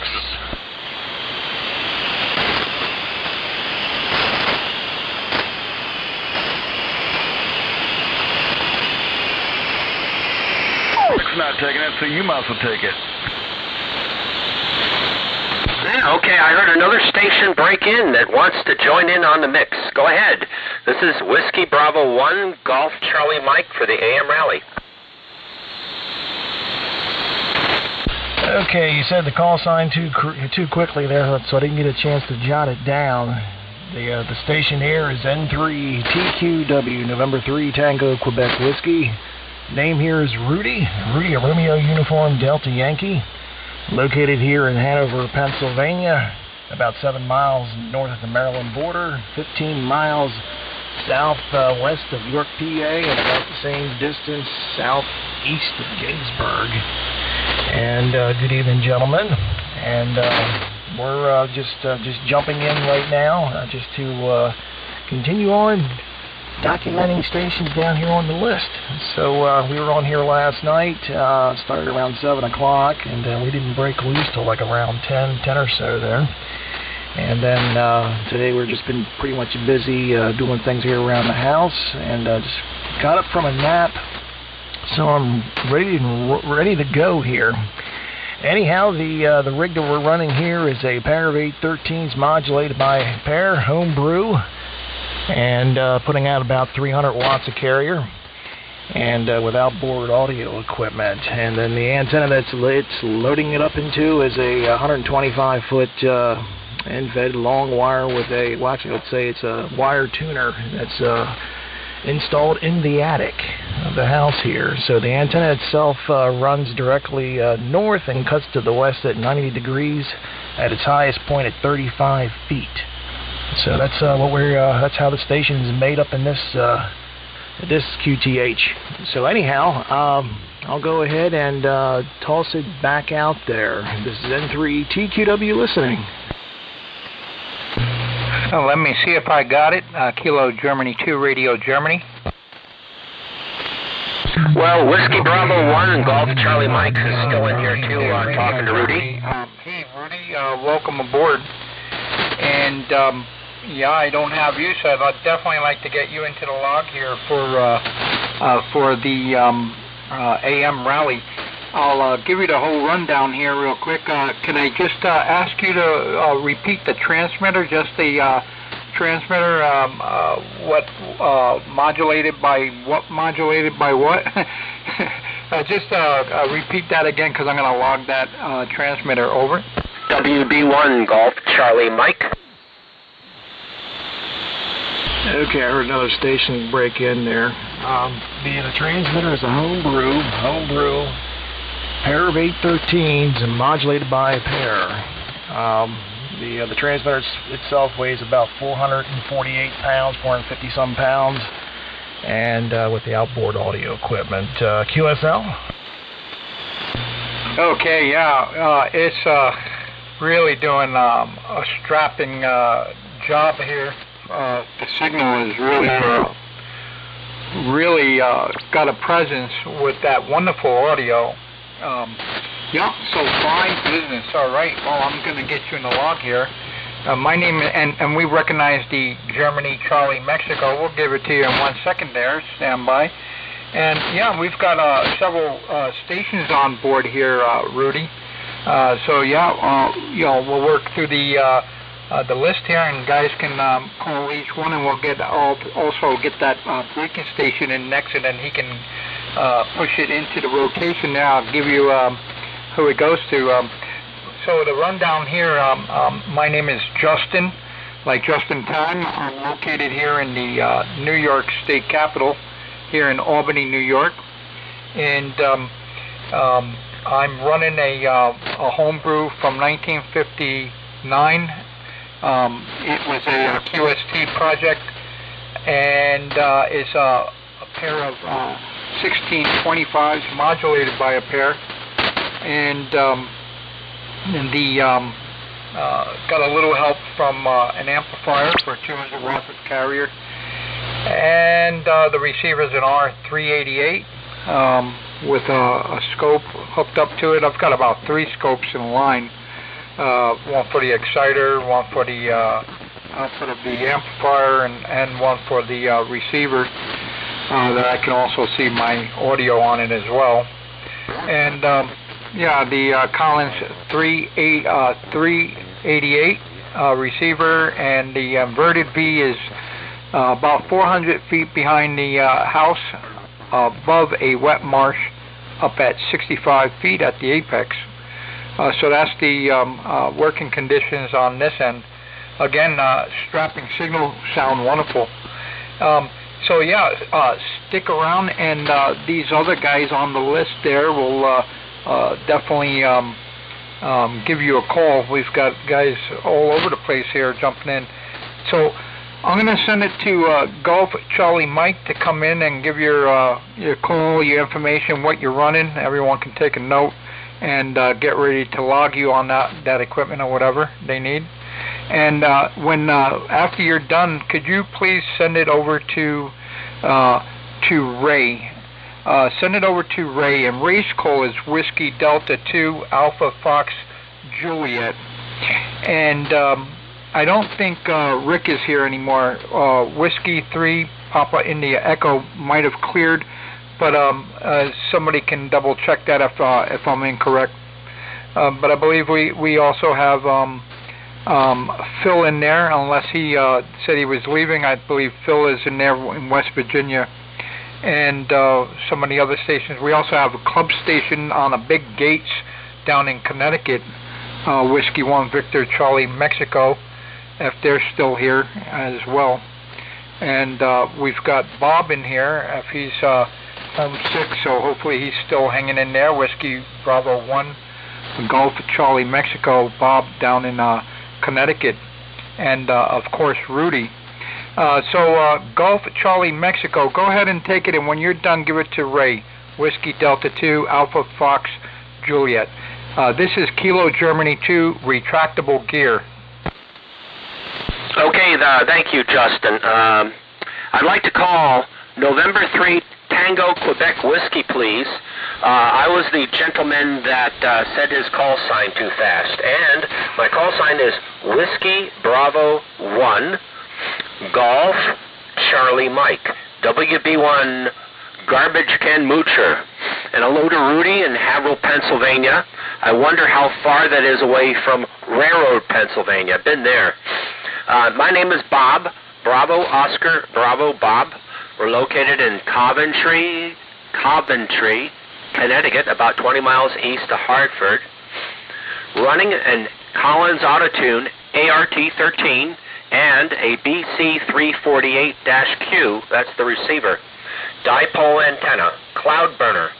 So I just wanted to make a quick say hello to Rudy and hello to everybody else on frequency. Rudy, please turn it back to me for any other questions, or turn it to Ray, WD2AFJ.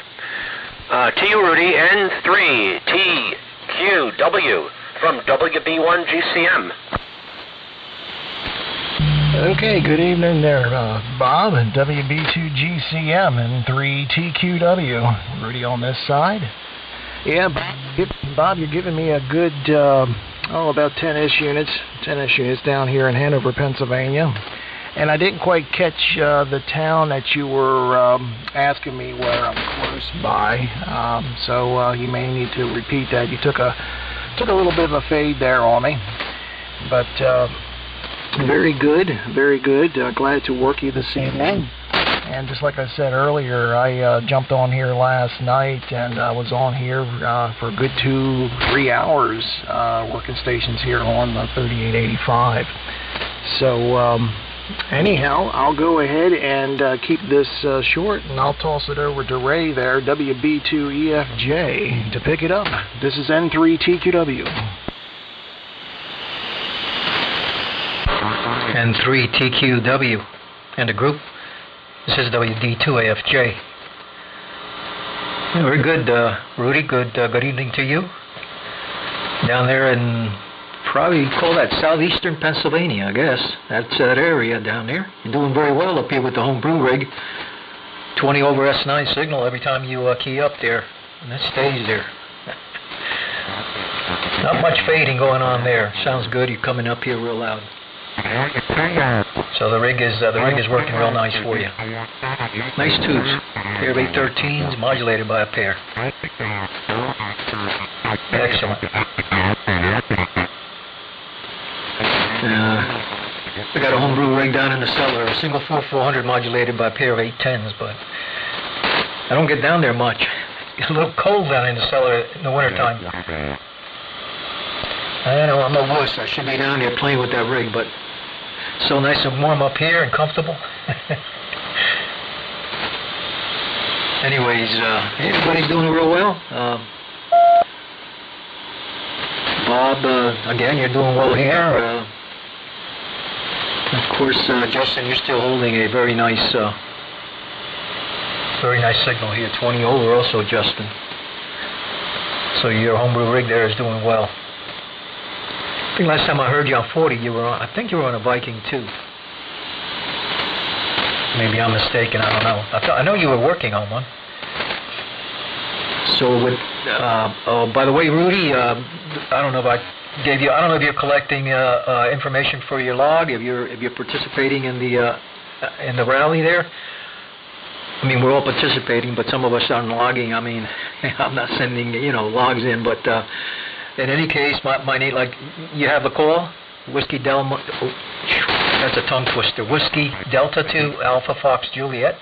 My name is Ray, Phillipsburg, New Jersey. We're running a Kenwood TS890 into an amplifier, about 115 watts of carrier, and antenna. There's a doublet, 220-foot doublet, about 45 feet up at the apex. And that's a setup here. So let me see. I'm not sure. I know that Phil said he was going to step away for a while. He might come back in there again, but I think he was stepping away.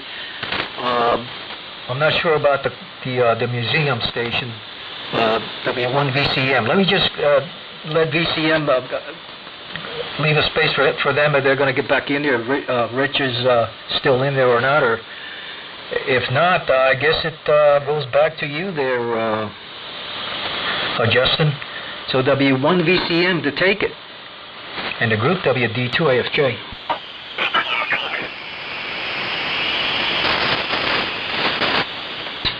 X-ray, Germany.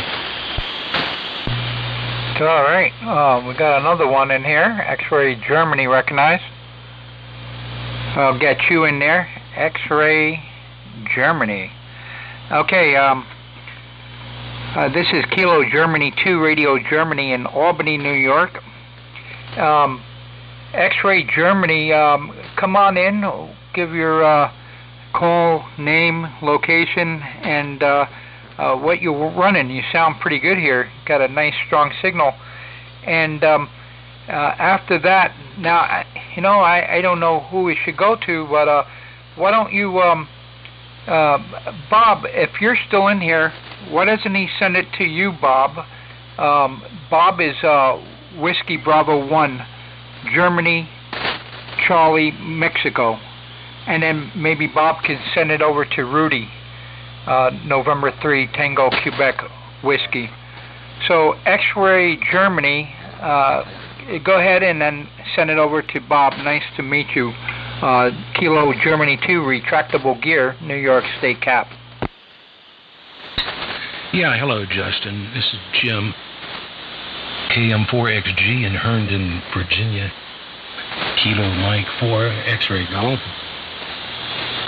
And good evening to everyone on frequency. I'm hearing you very well, Justin. Hearing Bob, Ray, Rudy, all 20 to 40 over.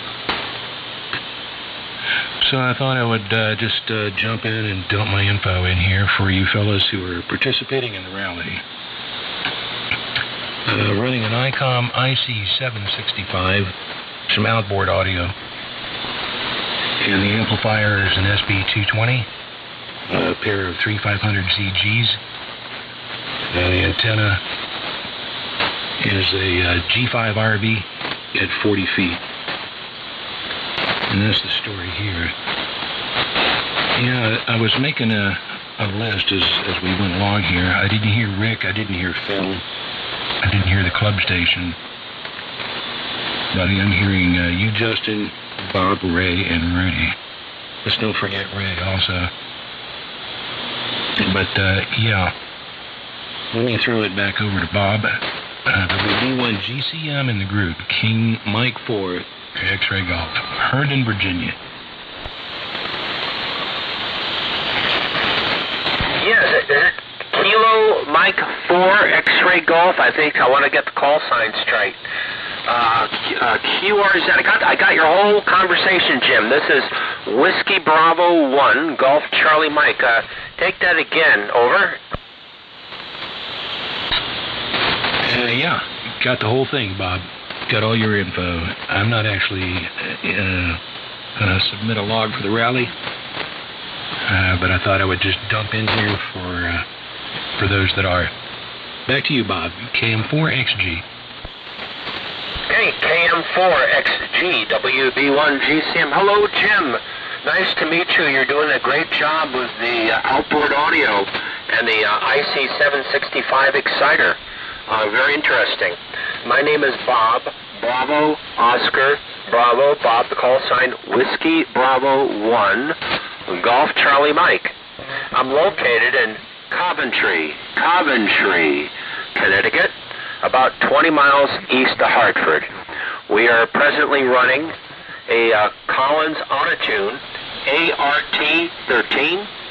We're using a BC348Q for the receiver, and I'm using a antique Western Electric carbon microphone.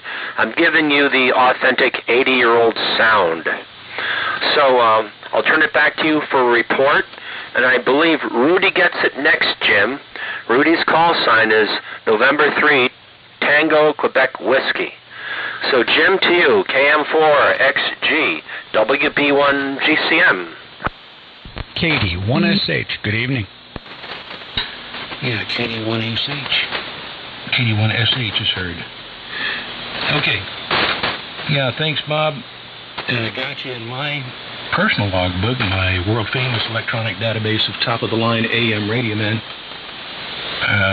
You're number 555 in that august company. So, without further ado, there's a lot of fellows in here. Actually, I think it goes to Ray, if I'm not mistaken. So let me do that. Let me send it over to Ray. WD2AFJ to take it, and I think after that, maybe you can bring in KD1SH. Go ahead, Ray. King Mike 4, X-Ray Golf. Yeah, KM4XG, WD2AFJ. And the group, I lost track here now. I'm confused. Doesn't take much to get me confused, and I got a lot of calls here, and I got them all out of, I don't know who's next. You didn't tell me where to send it, Jim. I know. Just pass it on. Don't worry about it. All right. Very good. Was there another station? Probably there was another breaker in there. KD1SH. That's here on my paper. That should be Bill. I think I might have worked you earlier. So we'll just be here a little bit here. Send it right over in just a moment. So you're sounding good here, Jim. Good to hear you. Doing a fine job up here. Sounds great. And I'm not keeping a log for the rally. I'm just having fun, man. I was on 40 this afternoon, early afternoon and late afternoon. I was on, and I was having a blast. I tried to get on early morning, but I couldn't do it. I had other things I had to get done. But hey, I had a good time on 40, and it's been nice here on 75. Been quite a group here, on and off, So with that, I'm not going to keep it here. For those that, like I said before, for those that are collecting information, the name is Ray. The call is Whiskey Delta 2 Alpha Fox Juliet. Location is Phillipsburg, New Jersey. Phillip, like the name, Phillipsburg, New Jersey. Rig is a Kenwood TS890 into an amplifier, about 115 watts of carrier. So I know Rudy hasn't had it in a while. But Rudy, if you don't mind, let me pick up the breaker, and if he's still there, and then he can turn it over to you. So, KD1SH, if you don't mind, when you're done, you turn it over to Rudy, N3TQW. So go ahead, KD1SH and the group WD2AFJ. Okay, Ray, very good, very good. KD1SH up here in the little town of Ashford, Connecticut. Call is Kilo Delta 1 Sierra Hotel, running a DX60 Heathkit into a Heathkit SB221. And name here is Bill. And yes, Ray, we did work down on 40. And I believe you were using a different rig down on 40. I thought you were using a T368 on 40, and here you're using a TS890, so I got that information. So very good on all. Everybody is sounding great tonight. Good signals. This band is a good deal less noisy than 40 was. I just came up from 40, and 40 was getting a little bit too hectic. So, Ray, I will say good evening to you once again here on this band now. So we can count that as an additional contact. And Bob, good evening to you. And I heard the museum station. I heard Tina on there, W1BCM down on 40, but unfortunately I was not able to work her. The frequency was just a little bit too hectic and couldn't quite manage that. So hopefully at some point I'll be able to work the museum station. I thought I heard Larry in the background there too, over at W1VCM. So very good, Bob. Your ART13 is sounding excellent with the realistic for the time period, not realistic as in the brand name, carbon microphone. Sounds very good. Absolutely fantastic. Okay, yep, good evening to everybody. I'll stand by here, and I will turn it over to Rudy. I don't have all his information other than just his name and his call, but I will turn it over to Rudy. N3TQ, this is KD1SH. Okay there, Bill. KD1SH. Here is November 3, Tango, Quebec Whiskey, and Rudy here in Hanover, Pennsylvania, South Central PA, here in York County. And we're located about 15 miles southwest of York City, the same distance southeast of Gettysburg. And we are running a pair of 813s modulated by a pair, putting out 300 watts of carrier, and with the outboard audio equipment. And the antenna is a long wire, 125-foot long wire. And I would say the highest point is about 35 feet. And I'd also like to say good evening to Jim, KM4XG. Jim, we haven't worked, not that long ago. I would say probably a couple of months ago there. And I think the last time we discussed was about putting some kind of a ground loop antenna up. So I haven't even moved forward with that project yet. Just been busy with work. So anyhow, I won't keep it long because there's probably other stations here that want to jump in there and work you there, Bill. So I'll go ahead and toss it back up to you there, Bob, if anybody else is going to jump in here. WB1VCM. This is N3TQW. Okay, thank you, Rudy. What?